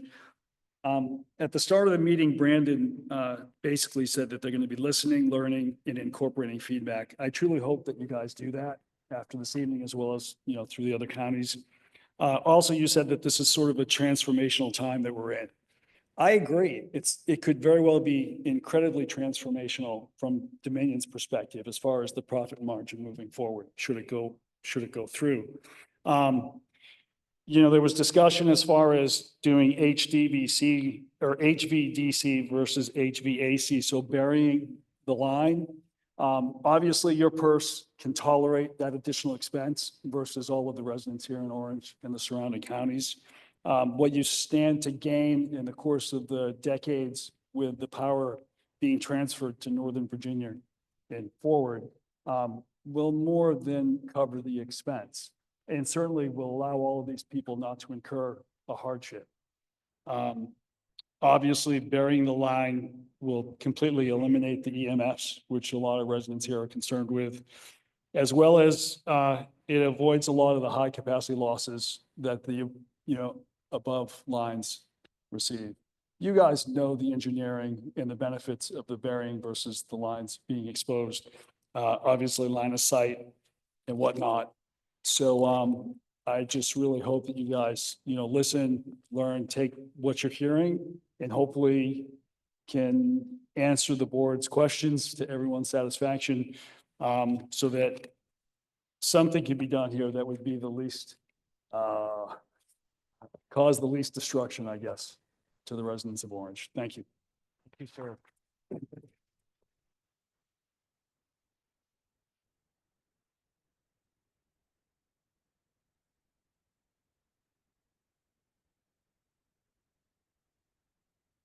Forty-four, 45. I think we have a few less people that have come to this group. Go ahead, sir. 45. You're 45. Thank you. 45, yes, sir. Chairman Nichols, members of the Board and Planning Commission. I'm Dale Mullen, and I'm an attorney representing John Sheldon Clark, Marguerite Clark, the Clark family offices, and neighboring landowners and farms of the Rapidan River and Clark Mountain Corridor. We represent collectively American farm families protected by Virginia Outdoors Foundation conservation easements across approximately 4,400 acres of farmland, including Clark Mountain, Mountain Level Farm, Mistwood Farm, and a variety of other properties. Tonight, you heard a clear commitment to avoiding historic, conservation, farming, and forest, including core battlefield areas. We speak to help meet the standard of avoidance. The proposed path will cut in two, one of Virginia's most significant historic, rural, farming, and forest regions. Orange County is important. Orange County is unique. Orange County requires the same protection as any other county mentioned here this evening.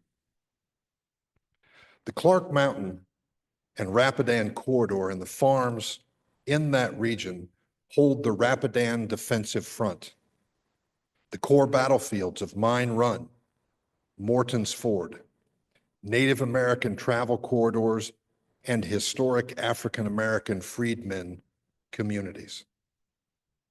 These are the sensitive environments to avoid, and the impacts of which are not captured in the preliminary data. They require local refinement and local adjustments. We sent this board a letter on March 22nd with 3 urgent requests. First, remove the Route 626 projects P28 and P29 from the secondary 6-year plan. Preserve this documented historic byway and redirect the funds where the safety need is real and wanted. Second, work with your neighbors to the south. Louisa County, on March 4, they voted unanimously to oppose the current routing. Your voice is needed to protect the historic rural, farming, and forest regions of Orange County before the routing is locked and the opportunity is gone. And third, resolve to support the Rapidan River Rural Historic District nomination. This is a durable shield to ensure mapping and preservation of the core areas is available publicly. You've protected Orange resources in the rural character before.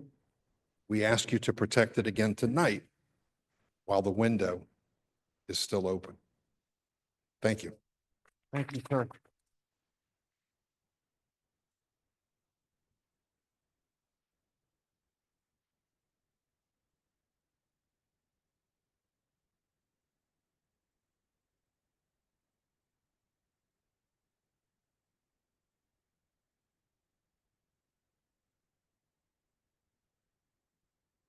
Good evening. My name is Ginger Peck. I'm a resident of Orange County on Tower Road in Unionville. My home is directly impacted within a mile of a tower, a proposed tower. I don't normally speak, so I'm going to try to stick to the words, but everyone else here, I want to thank you for speaking up for us. I want to thank the Board of Supervisors and our Planning Commission. Thank you for speaking up, asking the important questions. Being in a rural area, I think it's easy to say, put it underground, but you can't really put it underground when there's wells, septic lines, leach lines. It's not as easy as that. It's a little more complicated. So with that, there's more to discuss. I will say that it's not about the infrastructure, as my letter stated when I received it in the mail from Valley Link, that my property was impacted. It's about data centers, plain and simple. Powering the data center in Culpeper. That's what it comes down to. I moved here in 2005 to enjoy a quiet, solitude place for my horses, to raise my daughter, who went to school here, who's come back to live here in Orange County. And I just am concerned about the transmission line for the rights, the reduction of farmland, the ecological impacts, and forever altering the forested and farming landscape of our rural community. The acoustic noise pollution from these lines carries over 1 mile in our landscape. They have been found to cause cancers and other health-related impacts. Valley Link is not paying the taxes on the land they're placing these towers are. We are, the homeowners. We paid for this land. We fought hard for it, and I hope the board will continue to help fight for us and for our land. Thank you. Thank you.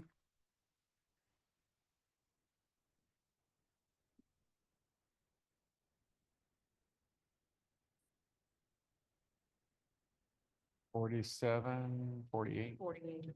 48, okay, 48. Hello, my name is Beth Richards, and my current address is 4107 Lakeview Parkway. Thank you for your support thus far. Our family are fourth-generation Orange County residents.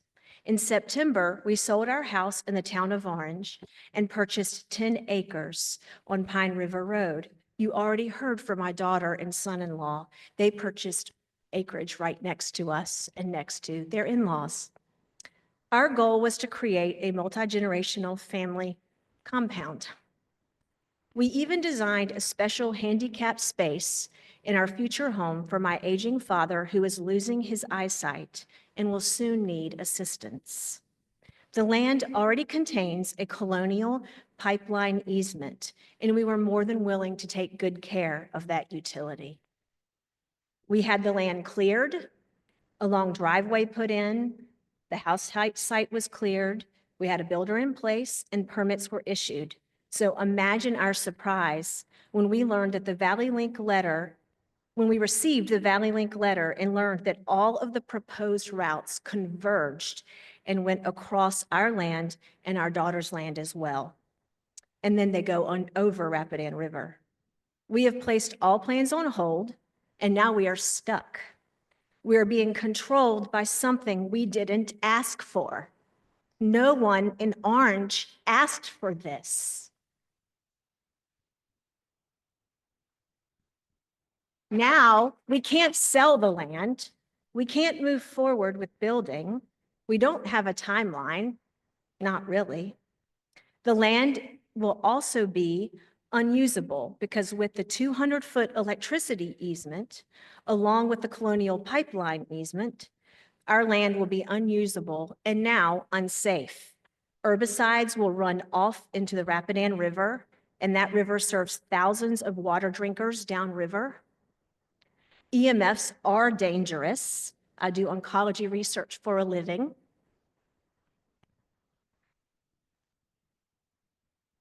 Did you know that the Virginia House just approved a bill allowing lines to be 150 feet from a dwelling or business? That used to say 500 feet. Only one person voted no. Did you know that? This is our personal impact story. There are hundreds of compelling stories from our friends in Orange County, and we are family. We have to say no, and it can start with us here in Orange. In 5 years, when thousands and thousands of acres in Orange, Virginia, and our farmlands are gobbled up for the use of the cloud, and Virginia is full of data centers and transmission lines, we will realize that we can't eat data and that we've squandered our next generation's resources. We say no.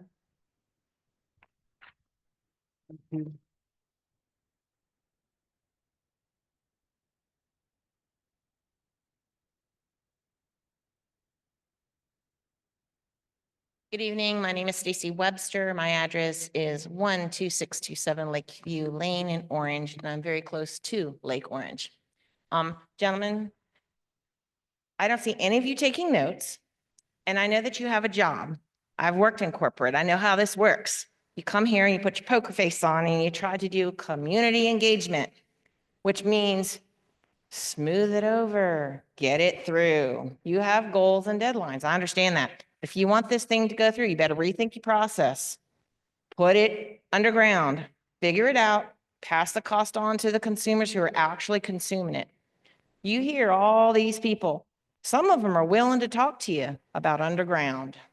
You better think about it really hard, okay? Glyphosate, all right? That's what y'all are gonna use to kill the grass underneath these transmission lines. And I gotta say, how many here see how good Dominion does maintaining the right of ways now, okay?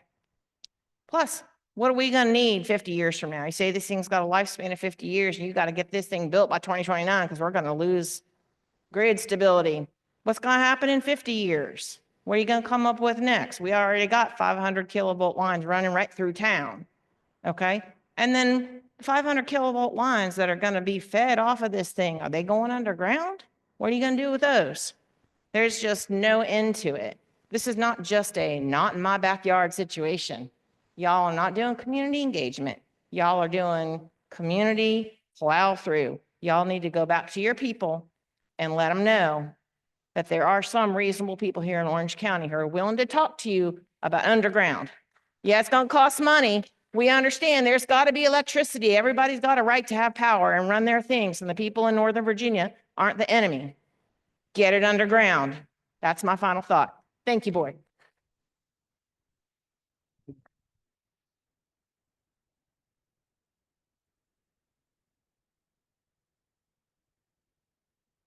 Fifty, 51. Yeah. Oh, thank you.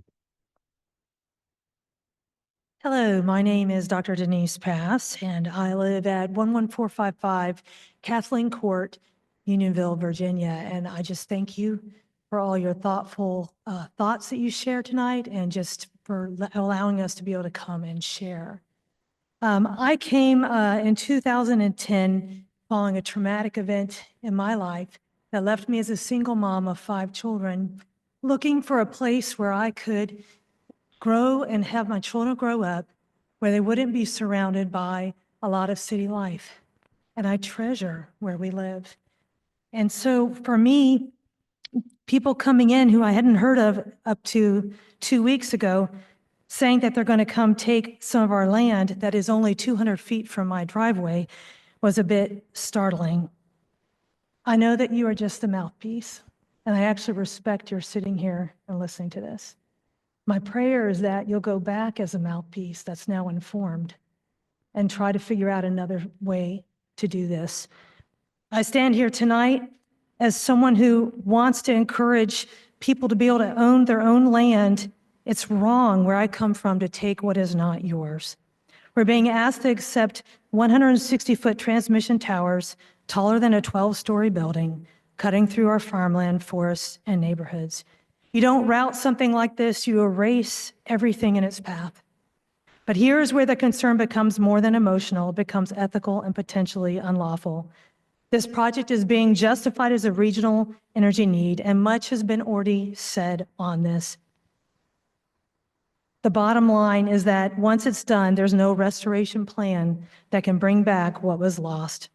And here's the critical point. We are not without alternatives, as has been shared here tonight. High voltage underground HVDC transmission is already being used in many parts of the world and in the US. We say no, and we're not going to back down easily. Thank you for listening. Thank you.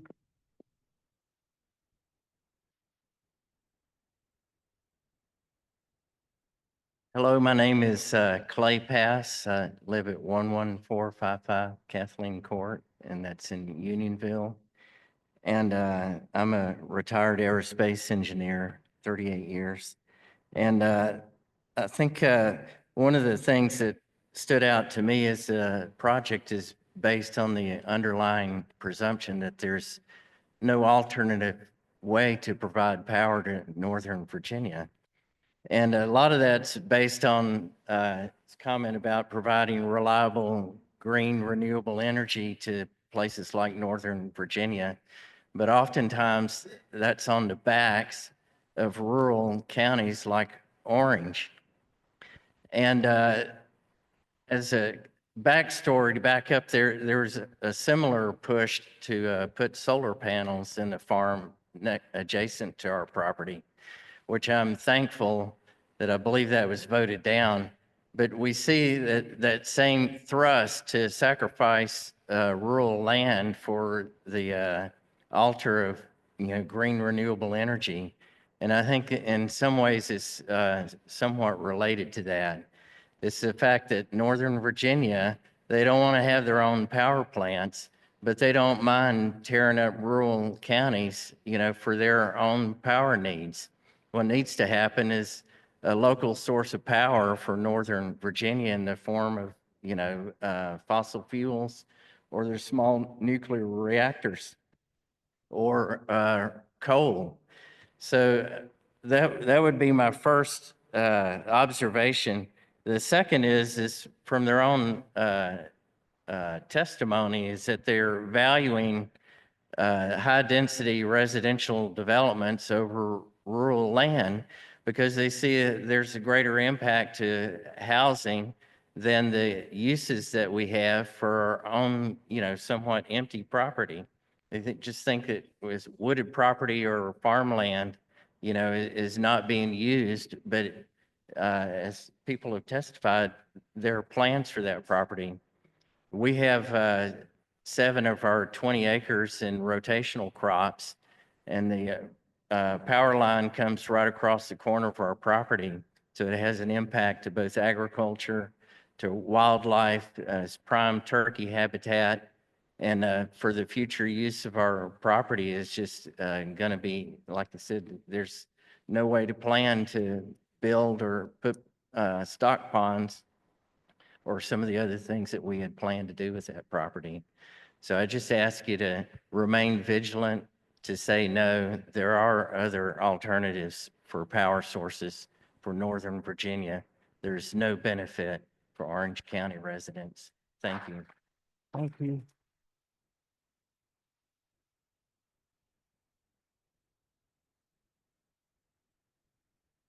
Hello again. My name is Nancy Levesque. I live at 31106 Azor Road, Locust Grove, Virginia. I'm not a neurospace engineer and I can't play one on TV, but I'm here to talk about, but I did serve 21 years in the United States Marine Corps.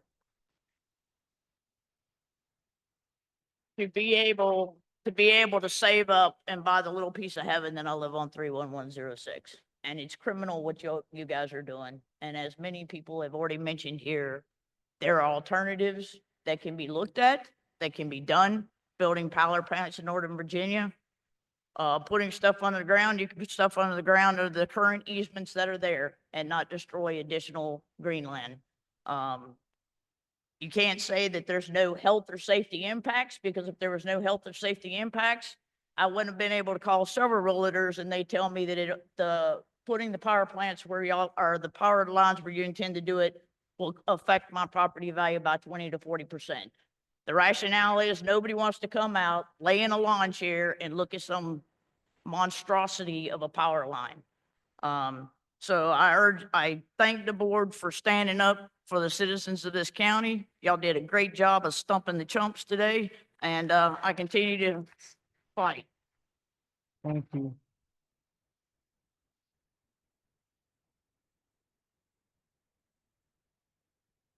$54 million.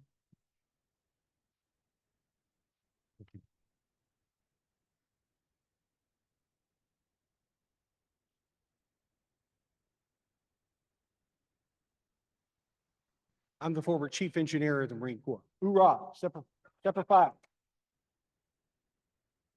I've worked my entire life to be able to introduce myself as Ed Stewart, farmer.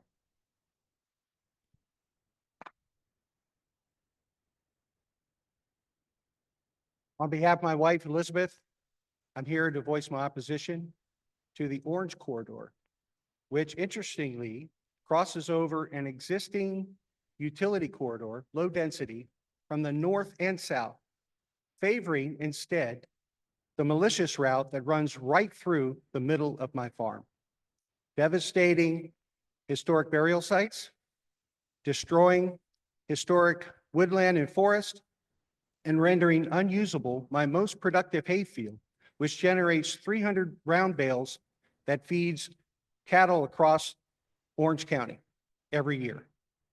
With your indulgence, I'd like to read our impact statement. We respectfully submit this opposition to the proposed 365 kilovolt orange line alignment on the grounds that it represents an unlawful, unjustified, and profoundly harmful intrusion upon private property rights, protected cultural resources, and the environmental integrity of the Terry's Run watershed. This proposed routing fails to satisfy the constitutional requirement of public use, disregards mandatory statutory protections for known burial sites and historically significant lands, and imposes disproportionate and irreversible harm on an active agricultural operation. Rather than minimizing impact as required under Virginia law, the applicant has advanced a route that maximizes disruption, fragments productive land, and transfers economic value from a local landowner to private industrial beneficiaries. This is not a case of necessity. It is a case of avoidable harm imposed for profit gain and private gain. Thank you for the opportunity to comment. Thank you.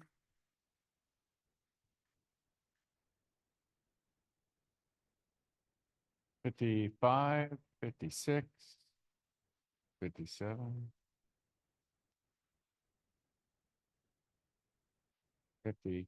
What are you, ma'am? What's your number? 57, thank you. My name is Susan Burling. I live at 12694 Apple Lane, Unionville, Virginia. So I wasn't going to make much of comments about my land because I'm not here to beg you or tell you my hardships. I've already done that. I've spoken with Lane Carr. Is she here tonight? She was saying she looked forward to meeting me. The reason you're here is only to appease the SCC. Let's get that straight. You don't care about any of us. You are not our friends, nor invited guests. You are unwanted trespassers.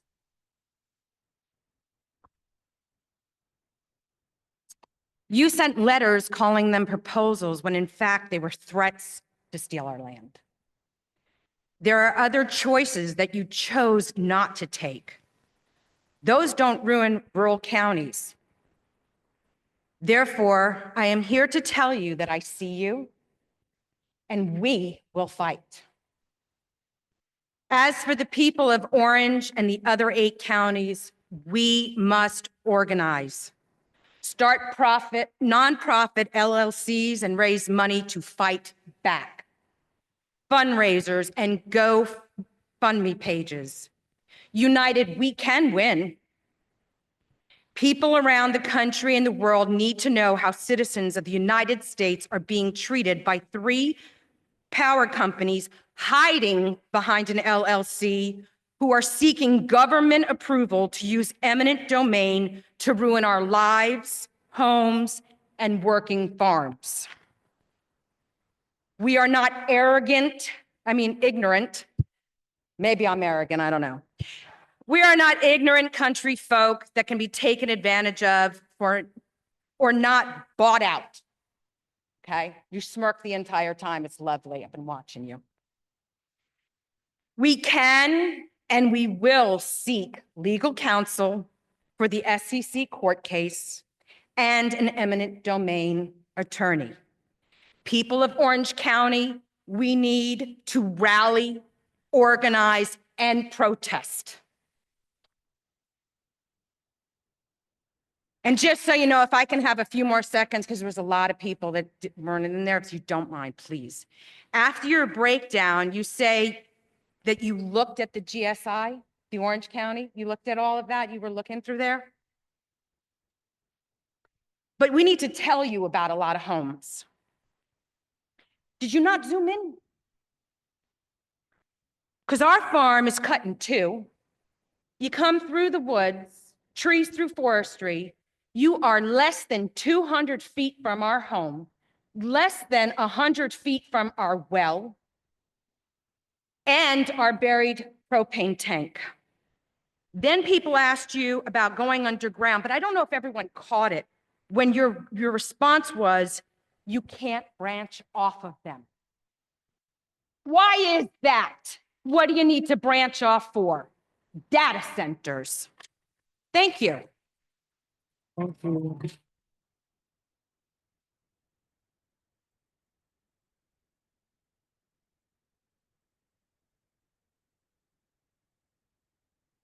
Hi, I'm Virginia Rockwell, 4247 Ridge Road in Barbersville, 22923.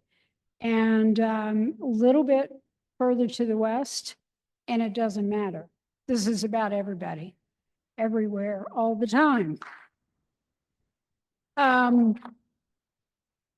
just come from Scotland where they've got wind farms, and yeah, they got some pretty big transmission lines. They've also got local renewable power. And every one of those wind farms, terrestrial or offshore, generates a community trust fund that generates project money into the community every single year. I haven't heard anything like that from Dominion or Valley Link or anybody. I haven't heard. Ireland, the next island over, full of data centers and a grid that's maxed out. You know, they drank the Kool-Aid and they're having problems. The economics of this project just changed in the last month. Look at the price of diesel fuel. I think the most important thing here is we're talking about local distributed power, not going from Ohio to Northern Virginia through the path of least resistance, or what you perceive it to be. And I've never heard open space used as a pejorative, as if it's empty. Open space is not empty. It is full of life and it's full of lives. It is not empty. So none of this is local, none of this is renewable, and none of this is benefiting or is owned by us, and we will not be owned by you. Thanks, Emily.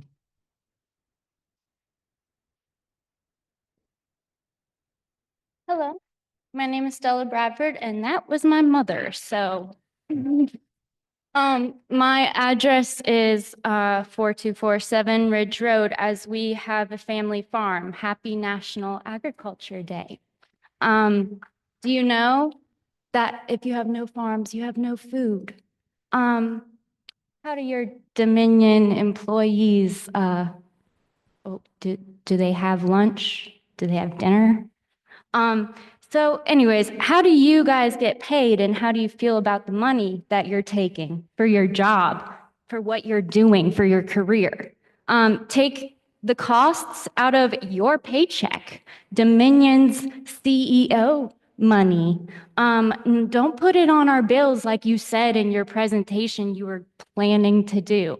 You say these health risks will impact utility workers more than the residents near the lines. Read the room and the state. We put these lines up for y'all. Like, most of the people in this county have family members that work for the utility companies. You don't think it matters for their lives, your own employees' lives, their own health? I would take all that money you put into scientific studies and do some for your own employees before you guys get sick too. So that's that. Farmers, so did you learn nothing from the pandemic about having a local food supply? DC is our capital of our nation, and we need to be able to feed them fast. You are no better than the coal mines if you think this won't negatively impact your own employees and customers. You see a large timber tract and look at it as easy prey to pounce on. What do we see? We see a habitat holding so much biodiversity, and it is the front line holding the line. And our air from the emissions that you guys cause is cleaned by those trees that you see as useless. So just realize that that excuse kept being said about raw land, you're going to keep saying it until there's no land left. You realize that, right? There's no more large tracts of land to really make it possible to be a first-generation farmer. So why are you guys seriously taking that away from your own nation, your own children? Like, it's insane. Who will speak for the trees? We will. Who will speak for the school kids? We will. Will you? Who will speak for the veterans that fight for this country, for this nation? Will you? Doesn't seem like it, because you're here in their housing, taking it away, taking their dreams that they sacrificed for us, taking that away. That's what you're doing. So I suggest you take all that money you just gave to your CEO and you line your own pockets with that blood money, and you take it and you pay your politicians to do better, since you're pouring it into Virginia politics. So you need to make sure that they manage the grid strain, because obviously your money ain't doing enough, because otherwise we would not have such bad growth demand. And the only reason we have growth demand right now is greed, your greed. And do not blame us for the mess that you allowed, made, and expect us to pay for. We see right through you. You say HVDC is point to point. Oh, yeah. Well, I guess you don't think we're going to read right through that either, because the high kilovolt lines, they are created to be a future electrical spinal cord. That's why you don't want it to be point to point, because you want more, more, more. And you're going to say, oh, this is for people, residents, yeah, and data centers. Well, you're just going to open the door to way more data centers when you start adding ribs off that spinal cord through our county after you said it wasn't, it's just bury it. And no data centers. Thank you.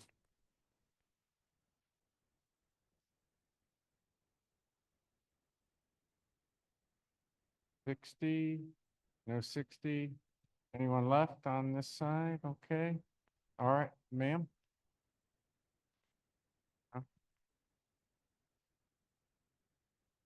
Or, okay.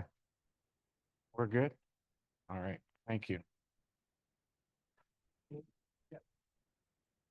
Oh, that's on this side, so that's okay. Well, just if you haven't had the opportunity to speak, we'll get you. So we're gonna now transition over to 61 through 80, which means, did we have some others come in?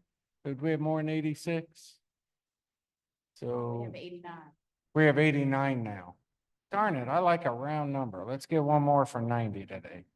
All right, so let's bring down 61 through, or rats, sorry, 81 through 89. 81 through 89, and if we can get a 90, you're in. All right, 81 through 90, and we'll get up here at just a second while they come down so we can make sure everybody hears.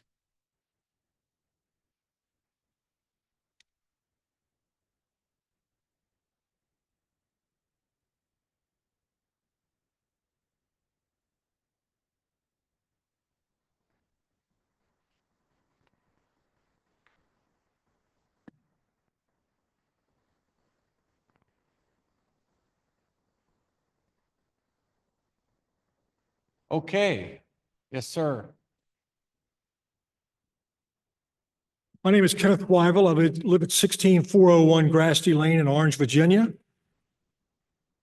First, I want to thank all of you, ladies and gentlemen, for the preparation and work that you've done this evening and presenting so many valid questions. It shows the insincerity and lack of concern for we Orange County residents by Dominion.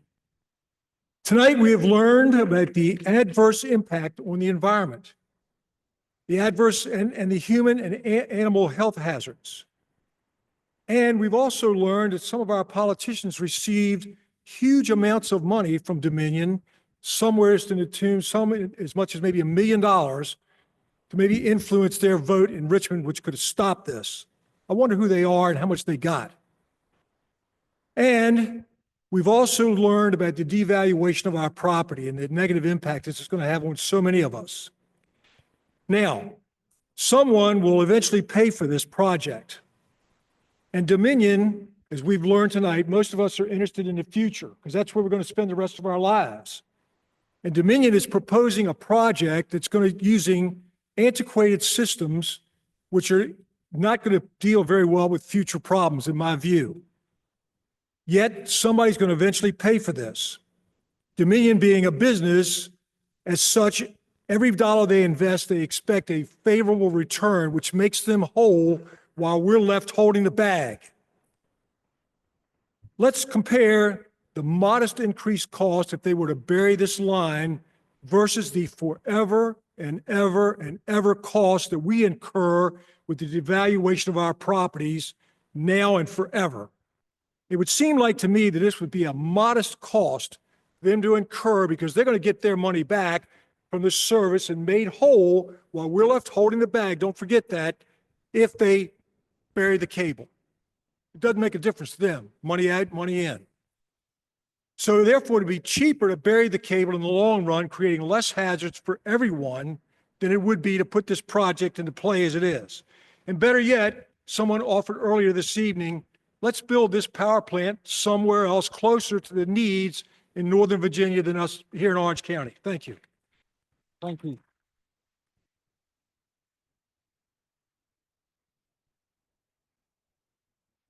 Good evening. My name is Robert Polakowski. I live at 15278 Cox Mill Road, Gordonsville, Virginia, 22942. Last year, me and my wife bought approximately 18 acres in this beautiful county. We are not farmers, at least not yet. I make my living as an IT solution architect. I would say that I've listened to the proceedings this evening, and it seems that the question isn't whether this line should go through, but just where. And I would argue that's the wrong question. I still say we should be arguing whether this line should even exist. The premise upon which it is being based is that there will be demand that is both present and enduring once it is built. And I would say that may be a fallacious, presumptuous situation. The data centers that are being anticipated are based on a technology for which there is no demand. I have 14 multinational corporations that are not asking for AI. They're just being told it's there and they need to figure out how to use it.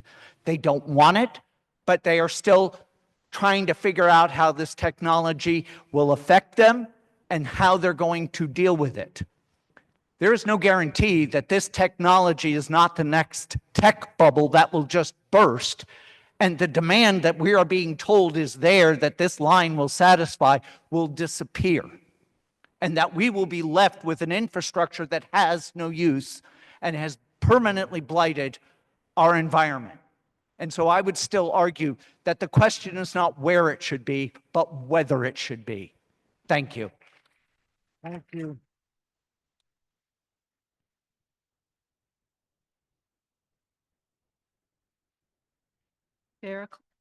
Sarah Klosky, 24405 Montview Lane in Orange. I'd like to thank the Board of Supervisors and the Planning Commission for your insights and knowledge and diligence in following this issue. Valley Link's proposed high-voltage lines would degrade Orange County's rural land, supplanting small farms and ecotourism with power plants, data centers, and humming eyesore fire hazard towers. Herbicide use to maintain lines, poison groundwater, kill pollinators, and the towers and lines kill birds of prey. Valley Link's shell game to build perceived need before we go to the State Corporation Commission to fight them attempts to give localities insufficient time to respond. The proposed high-voltage lines are contingent on proposed power generators and stations to support data centers only needed to teach AI and will become obsolete before or soon after they are built. There is no current demand for this high-voltage line and no benefit to the 9 counties in our sweet Virginia they would rape. We must protect her. Thank you.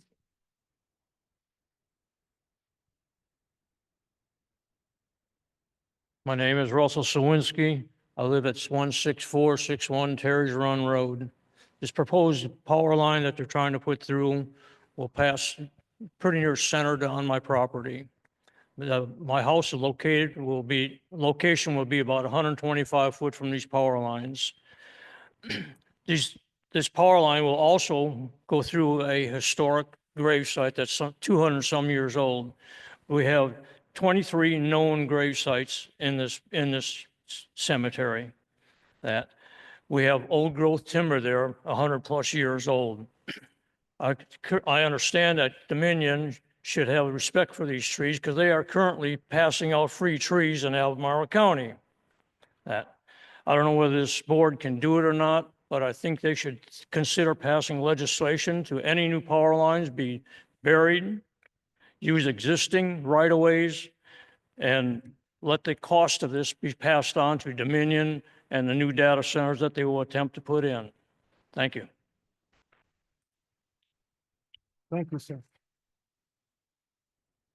Thank you.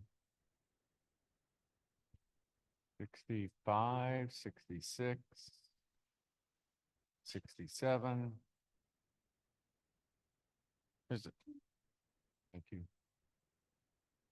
Hello, thank you for being here tonight, and I'm so proud of Orange County, the Orange County that I have grown to love. I grew up in the city, and Cali came from California, and we've been here since 2004, and I couldn't imagine a better place to raise my kids or to live.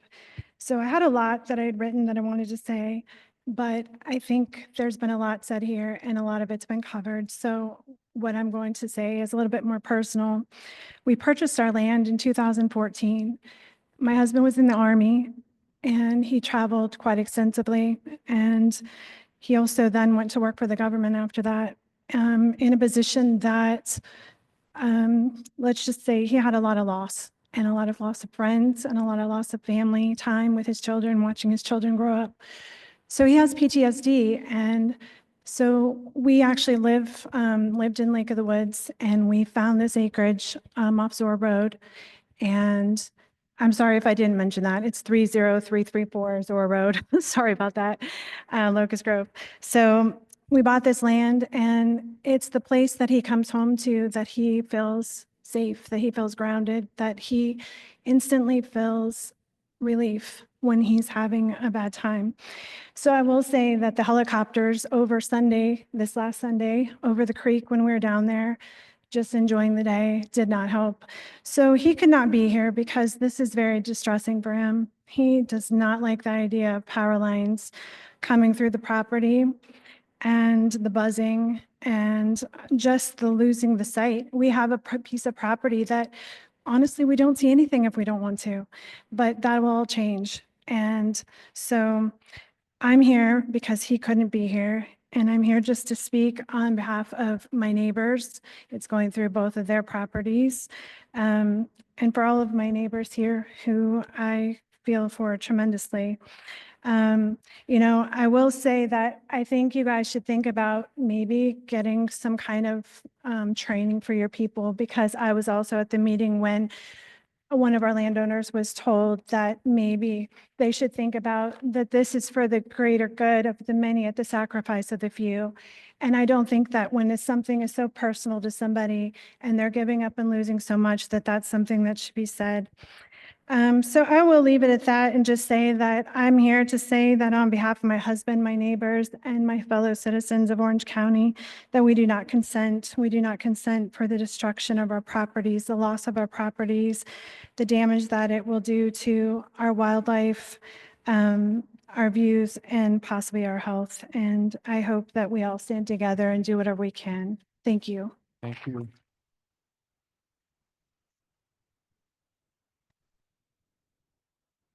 Sixty-eight.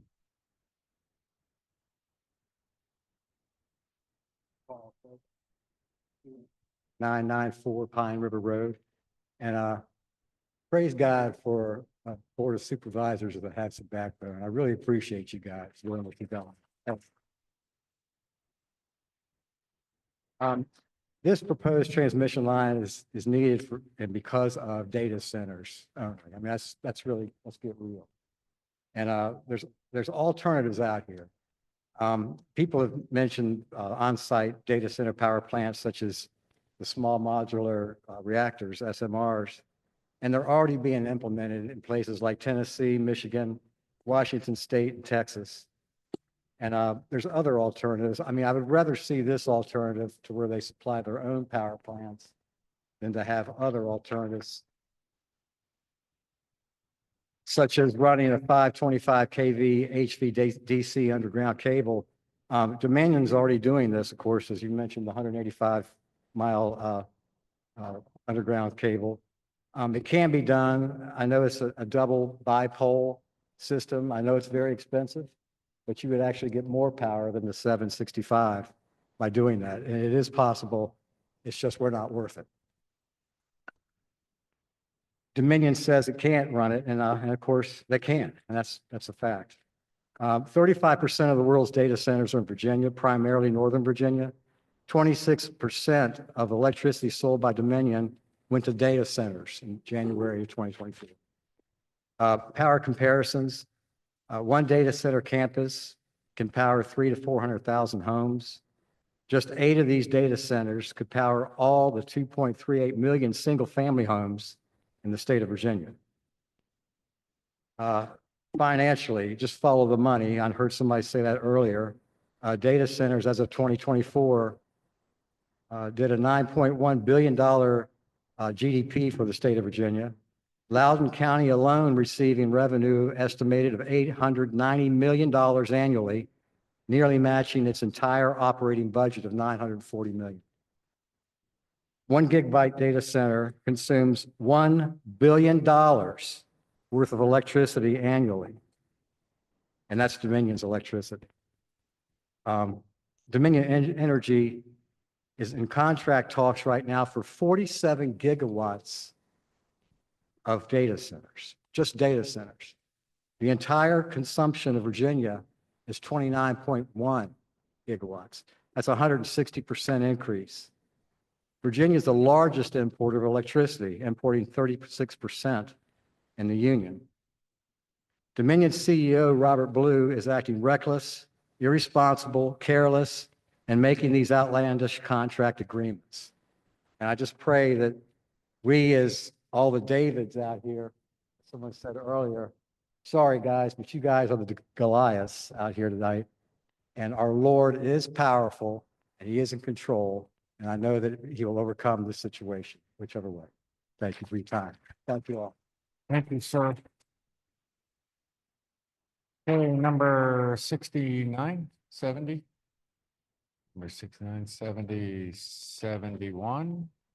Okay, 71.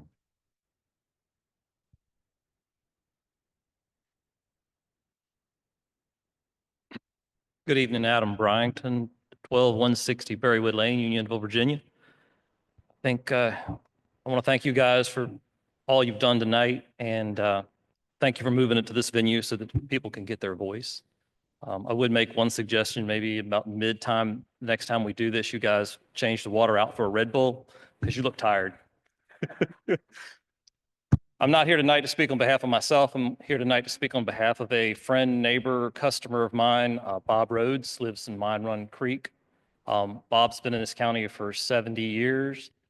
His dad bought a farm there 60 years ago, and he's grown up there, been in this county his whole life, raised his children, ran a small farm, ran a flooring business, married the love of his life.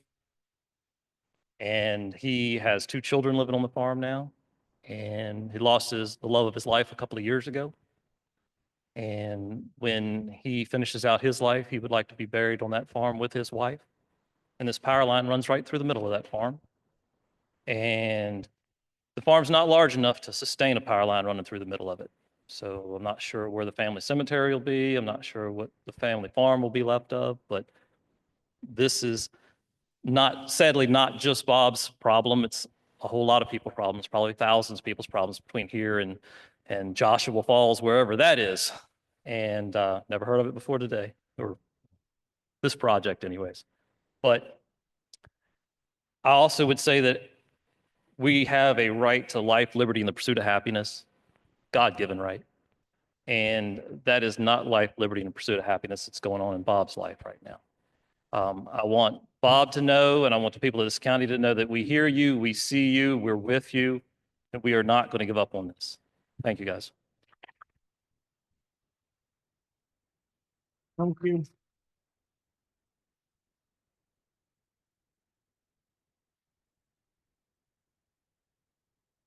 Renee Wooten, 17071 Wayne Drive, Orange, Virginia. I'm coming to you this evening because of this project threatening the rural and agricultural character and property rights and ecological harmony of Orange County. This project represents a massive transfer of value from local citizens to a private developer. Through a threat of eminent domain, this developer seeks to dismantle generational stewardship for private gain. Our residents are being asked to pay the price.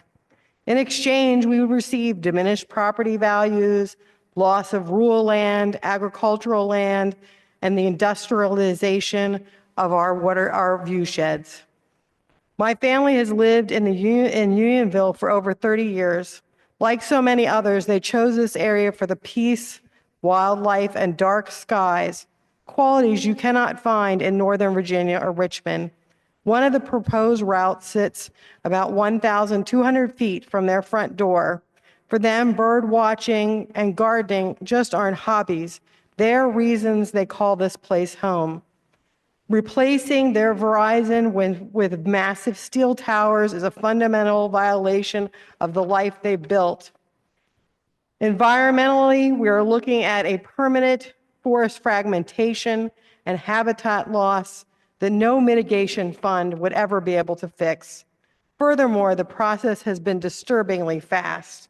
It's being rushed through. Orange County is defined by its farmland and its history, not by high voltage corridors. We cannot allow a private developer's bottom line to outweigh the well-being of our citizens. I urge the Board of Supervisors to pass a resolution in opposition. Please do not allow this project to outpace the truth.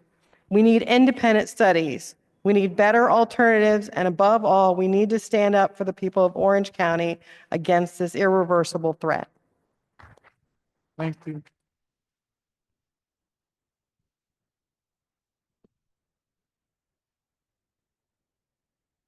Good evening, Benjamin Pennington, 29333 Jeb Stewart Drive, Rhodesville.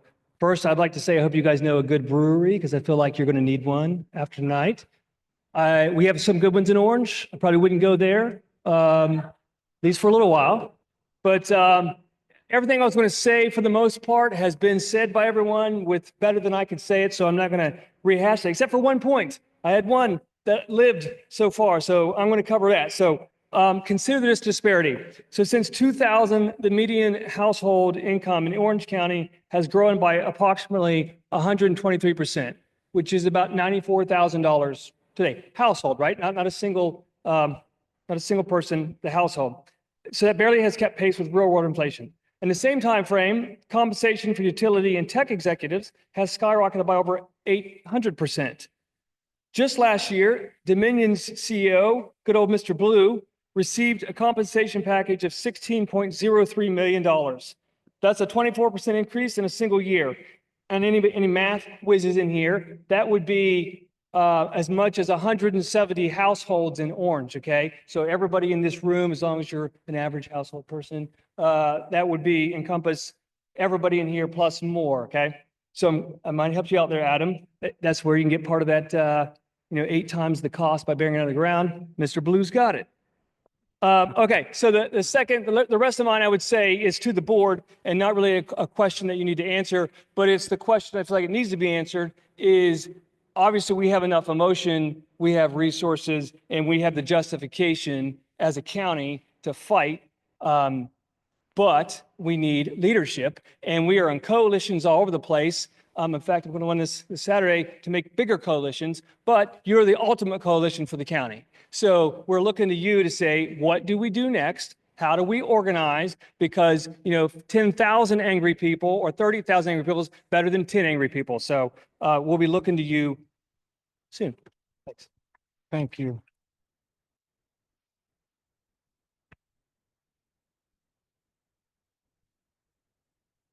74, 75. Okay. 75. Thank you. 74, you are 74. Okay, thank you. I'm Terry Pace, 25485 Gooch Lane, Unionville, Virginia. Valley Link said that you had a transformational demand and you needed to meet them quickly. You don't meet those kind of demands by doing transformational destruction across 8 counties, a swath that you have no regard for. If it's green land, it's no man's land, but that, I'm sure you've seen, is not the case at all. And it's very it's very useful, very productive, and agriculture is a big part of Virginia's economy.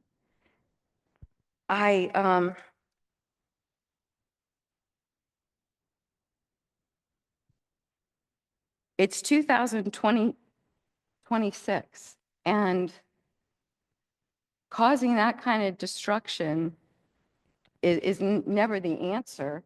And with all our science and technology, our engineering, you expect the 8 counties that you want to decimate believe that there are no better solutions. And many people have said, and they are correct, the AI community that needs the power, then they need to produce it. You don't destroy other people's private property, other people's livelihood to benefit your project. You got a project, it's worthwhile, then you figure out the energy near you. So you don't do this swath of devastation through Virginia. And I also think it's really important to remember that this sets a precedent. So the next big corporation that has an idea, well, we'll just go condemn it. Here's the swath we want to take. And we think it's the easiest one because it's on green land. Nothing's happening there. So we're just going to take it. And Virginia will no longer exist. And it won't be a productive place at all. As you said, that Virginia, we want to build an intact, robust, moving forward Virginia. That's how you devastate Virginia, what you're proposing. Thank you. Thank you.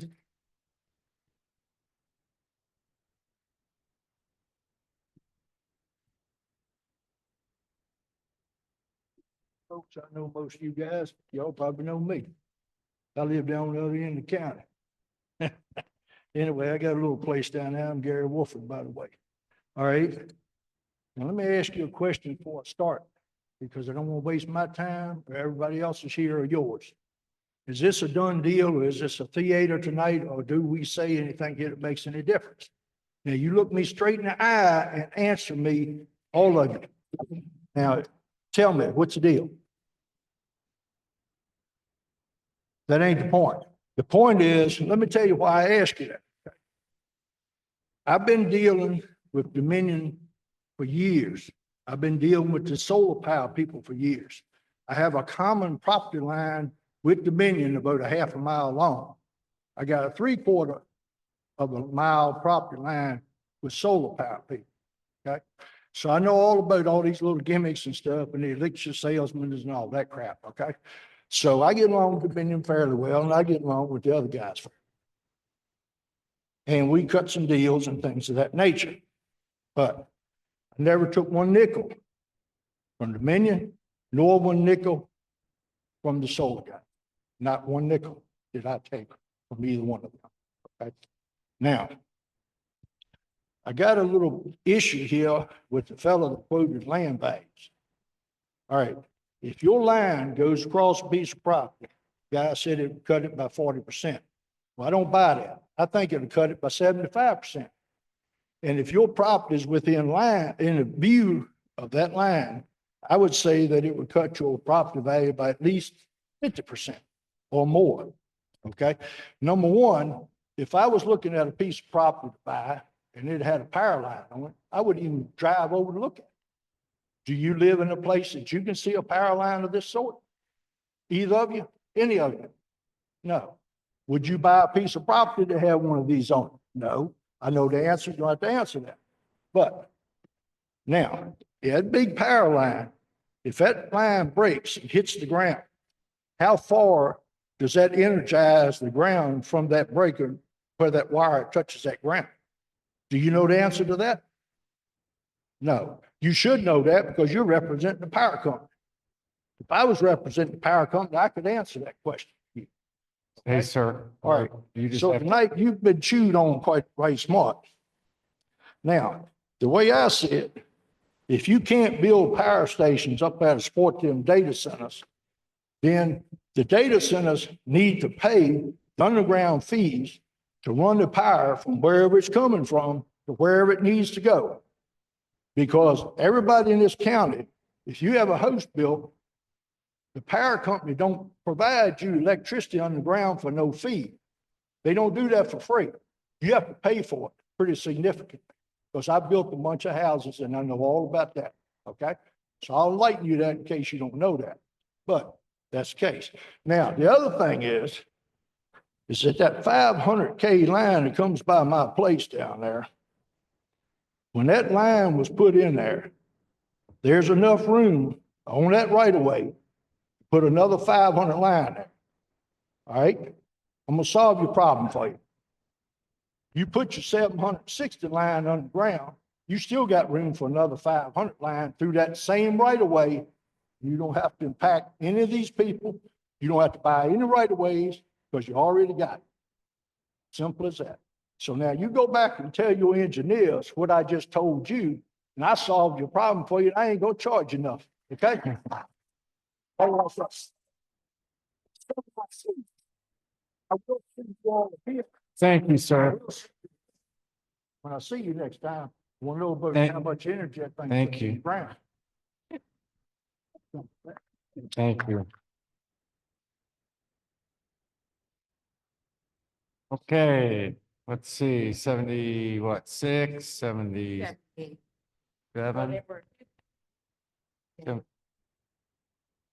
Yeah, there's a few that have less, 76, 77, 78, 79, 80. Okay, well, 87, 81, let's do 81. We're at 80. Mr. Carter, please come up. You gotta make it so tall. I'm a fifth generation farmer, Michael Carter Jr., 26273 Carter's Lane, Unionville, Virginia. This is a form of environmental redlining. We saw this happen 60 years ago at Lake Anna. 14 families were removed from Lake Anna. 9 of those were African American, the rest were low-income white farmers. You chose this spot because it was little to no resistance. Well, the reason we were chosen this time is because there's little to no resistance perceived. This is why this route is taken. 1972, the Colonial Pipeline ran through my family's property. Why? Because there's little to no resistance. Environmental redlining. My family has lived in Orange County since roughly 1735, before the county was really formed. We've been here for a long time fighting to keep our land, and you've come here to take it. So I'm giving you some options, probably a little different than what others have given you, because they say everybody has a price, and I got one. So I'm going to propose a DEI initiative. DEI, dividends, equity, and investment. Because what we need, if you're going to buy us out, when they bought us 5 acres of our land for the Colonial Pipeline, they gave us $1,500 for 5 acres. Can you buy an acre of farmland or property in Orange County for $1,500? Not at all. So I would like Dominion Energy and American Electric Power and Evergy and First Energy to provide some stocks for us if we decide to put this in our property or on our lands. Dominion Energy has 854 million shares of stock valued at approximately $60 billion open. American Electric Power has 535 million shares of stocks available. Evergy has 230 million shares of stocks. First Energy has 580 million shares of stocks. That's roughly $2.2 trillion in stocks. That's open and preferred stocks. We need dividends. We need dividends to pay us out. That $2.2 trillion is needed to give to the families that are affected by this. Because if it comes on my property and it's slated to come through my property, I'm moving. I'm gonna need a relocation fee. So I'm gonna need roughly $300,000 per acre that's affected in cash, as well as another $300,000 in shares. And I suggest you provide that for every resident that's affected by this in the 9 counties, which is approximately 130,000 residents. Roughly $600,000 should go to every family affected. Because if you can't put it underground, why should you change our way of life? I have 9 generations of legacy here, 5 generations of my family farm, and you're risking to take it all away to provide power for data centers. Is that fair to me? Is that fair to my family? Is that fair to my future generations or my grandparents and great-grandparents who had to sacrifice to acquire that land and keep that land? We're tired of fighting. We just want to live here in peace. And every time we think we can live here in peace, somebody comes with a new project to mess with the country bumpkins. And it's getting tiring, to say the least. And for the board, I suggest that anybody who's after 80 gets like 6 to 7 minutes speaking time versus 2. Okay, nobody found that funny, but that's okay. Thank you much. Thank you, sir.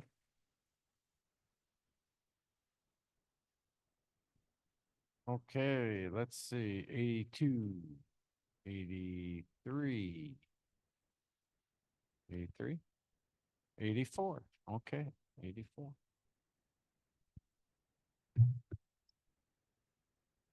Good evening. My name is Kate Meadows, 11206 Lake Nan Way in Locust Grove. I've had land in Orange County my entire life. I currently have 77 acres of agricultural use land off of Route 20 near the elementary school that will be directly affected by this project, specifically the blue line. But let's be real, all lines will affect our properties negatively now and for the future. My property is a Civil War battleground with tons of wildlife and streams. I am fully against this Valley Link property project involving my property and the town that I have grown up in and love. We must come together. We must fight. Thank you to the board for doing an excellent job this evening. I'm extremely proud of all of you and thankful. And thank you to everyone that came this evening. Thank you.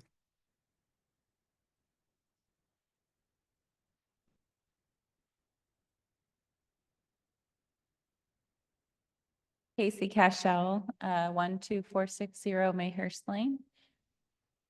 My name is Casey, and 6 years ago, my family sold everything we had to buy an 1859 historic Victorian manor built by James Madison's family, just 3 miles as the crow flies from Mount Pelier. I stand here tonight as a business owner, a wife, and a mother. I stand here tonight on behalf of business owners, farmers, and preservationists, people who have invested their lives in protecting this place. We represent the very economy of Orange County, which is historic sites, wineries, farms, inns, and restaurants that draw visitors from around the nation and around the world. When you challenge a county that is historic, it is the entire economy. It is built, the beauty that exists in this county is not theoretical. When it is in danger of destroying everything that sustains this community in everyday life. This project does not stand alone. It will enable the expansion of large-scale industrial development of data centers in this area in Orange County. This is not growth. This is replacement. replacement of scenic greenlands with corridors, replacement of historic landscapes with industrial infrastructure, replacement of a heritage economy with something entirely different. And here's what makes this moment so serious. You are proposing it in Orange County, the home of James Madison, where the Constitution and the Bill of Rights were conceived. You have chosen to disregard the Constitution in the home of the Constitution. This is Civil War ground where soldiers have marched and camped, bled, and died. And in the 250th year of our nation, you are trying to run monstrous transmission lines through this historic county. This is unethical, it is unacceptable, and we will fight, as you can see, until the end. Thank you. So 80, I think you were 85, was that right? 86, so 87, 87. There we go. Yeah. Yes, sir. Wells Wall, 5125 Bushy Mountain Road. Been fortunate enough to be born here in this county. I know a lot of y'all moved here, whatever, but I got a question. I'm in the timber business and agriculture business. I've been lucky enough to make a living here in this county. Hadn't had to leave here. But my question for y'all, this power line is a 200-foot wide easement. You're coming through 56 acres of planted pine that I purchased the land in 98. We have just took the first crop of pines off of it a year ago. If you put that power line through the middle of my property, you're definitely devaluing the property. But I can never raise another tree under that power line. So my question is, how many miles of timberland are you going to destroy with this power line to help Northern Virginia with the data centers? And I don't think those data centers are going to help me cut any timber, raise any cattle, or anything else. So my question to you, how can you come to me and offer me something that is forever? I want to give that land to my grandchildren. I want them to be able to sell timber every 20 years off of it, or every 15. So with your power line, how many miles of timber land are you destroying in this project? Thank you. Thank you.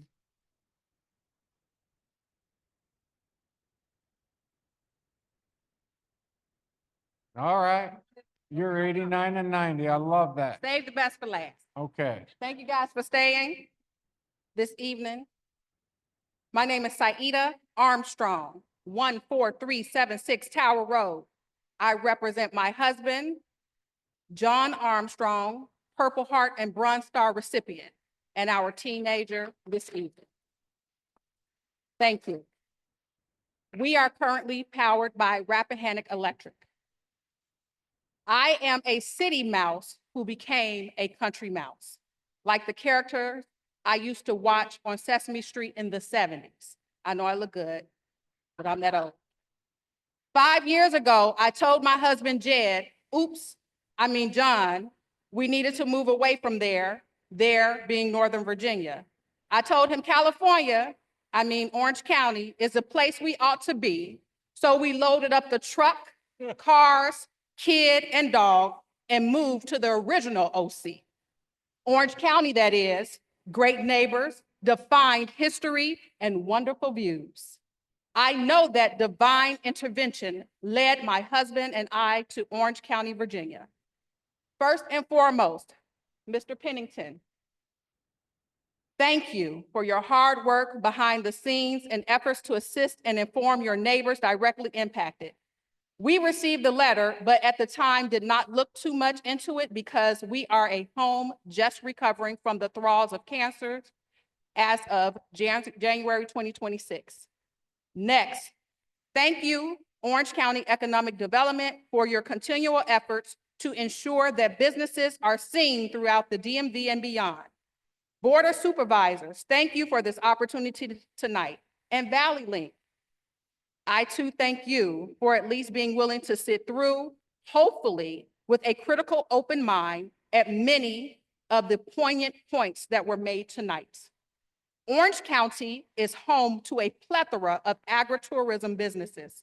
It is also home of untold history-making stories of the average man, woman, and farmer who have held lands, some for over 100 years.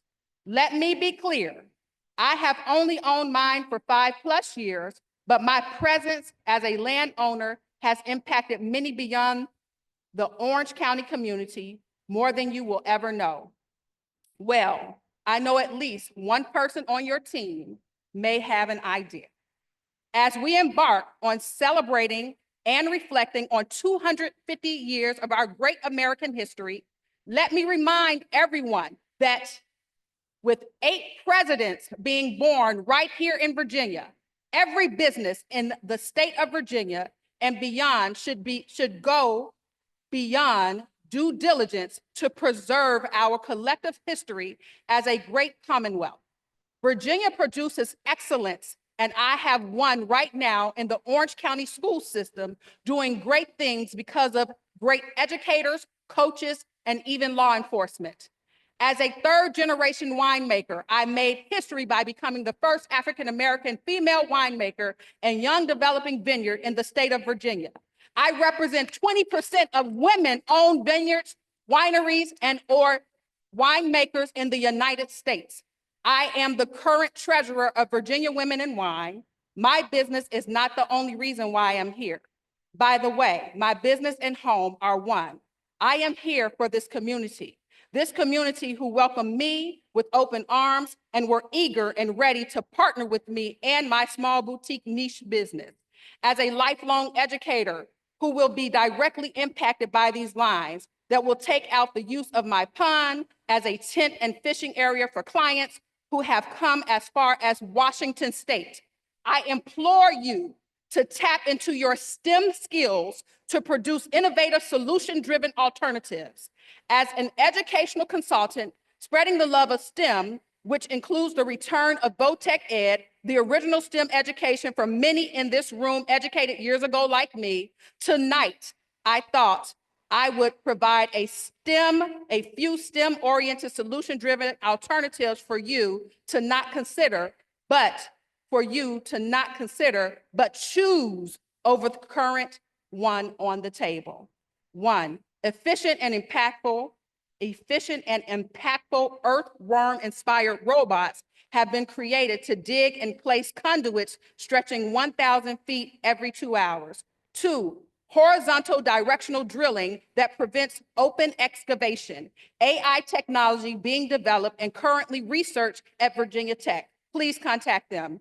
3, microwave rock vaporization, millimeter wave beams drills that can melt and vaporize rocks, creating smooth tunnels. I have lived in Virginia for 29 years, and now that I am 30 for the 20th year, I have found my community. To be forced to find a new location for my home and my business is a travesty that not only impacts me, it impacts every single resident and eradicates the oral history and trails created and business relationships such as the rich history of Unionville, Freetown, the Etna Lewis legacy, the Carter family farm, the Terrell family farm, Edwards gas station / local family, whatever you need at store, Unionville Florist, Sam's Party Rental, Gold Hill Blueberry Farm, Bear Family Farm, Woodbrick Farm Vineyards, Chateau Maryland Vineyards, and Fortune Vineyards, all businesses that I have partnered with during my time here to become a thriving farm and agritourism business. I also need to add that my husband and I have been a part of a Bible study group with Clay and his wife of Unionville, who spoke earlier. Needless to say, running power lines across both parcels totaling 100 acres with part of the 200 feet right-of-way crossing the only road that leads to my home is unacceptable and would decimate the value of my land and business and would cause a complete halt to parts of my businesses that can usually operate when life provides lemons. When my business is open and running, we have the capability to host up to 1,000 patrons at once, which would be an event-driven reason for this type of crowd to come. I know my clients have patronized quite a few of Orange County businesses over the years. My request, Valley Link, is to boldly go where others are choosing to explore by seeking innovation and creativity through technological advances in order to prevent sticking it to the little man or woman or farmer like me, Saida, third-generation winemaker, daughter of Jackie, granddaughter of Dale, great-granddaughter of Mariella, great-great-granddaughter of Tunk, great-great-great-granddaughter of Sissy, proud American and proud Orange County citizen. Thank you.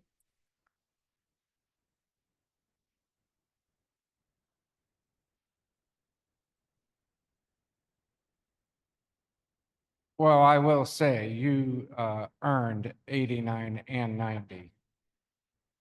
And we're glad to have you as a country mouse here in Orange County doing all the good things you're doing. Thank you, ma'am. Dad.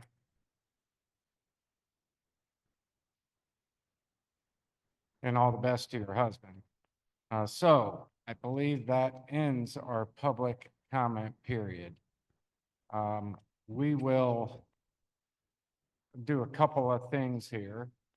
The first thing we're going to do is we will adjourn our planning commission meeting, but I want to give an opportunity if you want to say anything down the line. That's up to you all. But I'll hand this over for Chairman DePasquale to close out the planning commission. And then we will likewise do the same with the board. Thank you. Just one comment. Thank you to everyone, particularly the residents. Also, thank you to Valley Link for enduring this and really appreciate you sitting through that. I only have one comment. Recent study came out by Reuters and Axios. In the state of Virginia, there's 663 data centers. It is planned over the next few years, there'll be another 595 plus data centers. So it's about data centers. There's no question about it. And what I'd like to do now is adjourn the Planning Commission meeting. And with that, I'd like a motion to adjourn. So moved. Second? Second. Okay, all in favor, say aye. Aye. Those opposed? Okay, 5-0. The Planning Commission meeting has been adjourned. Thank you, Chairman DePasquale. Appreciate that. Appreciate all our planning commissioners for being here. So we have one minor bit of discussion I would like to bring to the board. First of all, thank you to Dominion Energy and Valley Link for being here. It was a long night. We appreciate you being here. We asked you to come, and it took about 4 meetings to get you here for your schedules and then for ours to work out. So we're very appreciative of that. Most importantly, it's the citizens of Orange County who showed up, who spoke out, who gave their voice to their stories and told us what was important. We found out very clearly what we knew, but absolutely confirmed that this is a wholly greenfield project through Orange County, and it has significant issues and impacts, some of which are irreparable for generations to come. So what I would ask our board, if we could have some consensus. One thing we talked about at our last meeting was having this meeting, hearing from the public, and then going back amongst, we can't do it in a, we'll do it individually, but to come up with ideas based on what we heard from the public so that we can take further action on this matter. Do I have a consensus of the board for us to engage and work with our county administrator in that regard as we approach our April 14 meeting? Yes. Yes. Mr. Marshall? Yeah. All right. So we will, what I'm saying for the public is we will take action We will do it thoughtfully. You know, just recently, 2 weeks ago at our board meeting, we sent 2 measures to the planning commission. They've taken that up. I think they're ahead of schedule on their work. We voted unanimously to do that. We voted unanimously to submit a comment to the Federal Energy Regulatory Commission. And we voted unanimously to send 28 questions to Dominion Energy and Valley Link and to ask for those answers in writing and that they be submitted prior to our March 24 board meeting. We got them about 20 minutes beforehand. So we will review these. We will have additional follow-up questions that we may or may not submit, and then we will take action. You can bet your bottom dollar. We have consensus.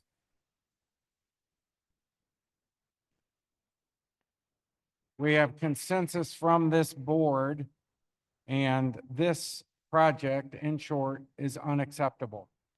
It is unacceptable. We'll fight it.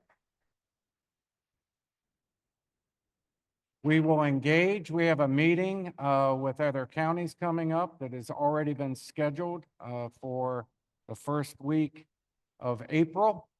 So we will be joining our fellow counties, Supervisor Van Hoven as vice chair, and our county administrator and myself will be traveling to meet with other counties.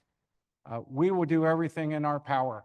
And I wish we had the power right now to vote no, because that would be unanimous without question.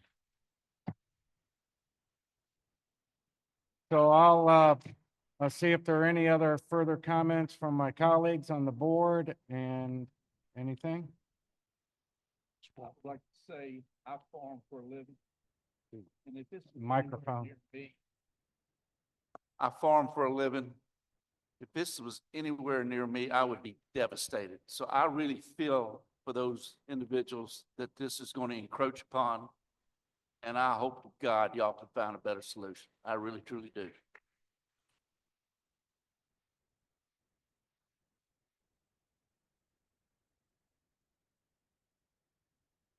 I'd just like, again, to thank everybody that came out tonight. It's been a long night but the citizen involvement throughout this process, even before tonight, has been amazing. And I don't know if everybody understands how important that is. And it's important for it to continue. This is just the beginning. Please continue, and we will be right beside you every step of the way. Supervisor Capel. Yeah, so thanks Valley Link for coming and appreciate you sitting through the meeting. To just the Orange County folks, I know some other boards have taken some actions and resolutions and so on and so forth. We have too. I think we view this a little more as a process. We're playing a little bit of a long game. We've put some things in motion so that when we do file a resolution, the resolution will be more powerful and substantial. But we are collecting evidence and other information. I will post these questions, the answers to the questions, as soon as I can, so everyone can see them. And, you know, we're going to work it. And then the other thing, the last thing I want to say is all of us, I think we're all working really, really well together. And, you know, we're here, reach out. I mean, I know I'm talking to a lot of people in the community, trying to give the experience and not, you know, some of the thoughts I have on subjects like this. And I would encourage you to reach out to your supervisors as well. They all want to assist. And we can't do it alone. I know some folks think that maybe the county can lead some sort of legal charge. That's not a winning strategy. We need everyone in this. We need every group in it. We need every landowner filing as an intervener. We need as many lawyers as we can get involved. And we need everyone participating in this process to the bitter end. And that's all I have to say. Thank you.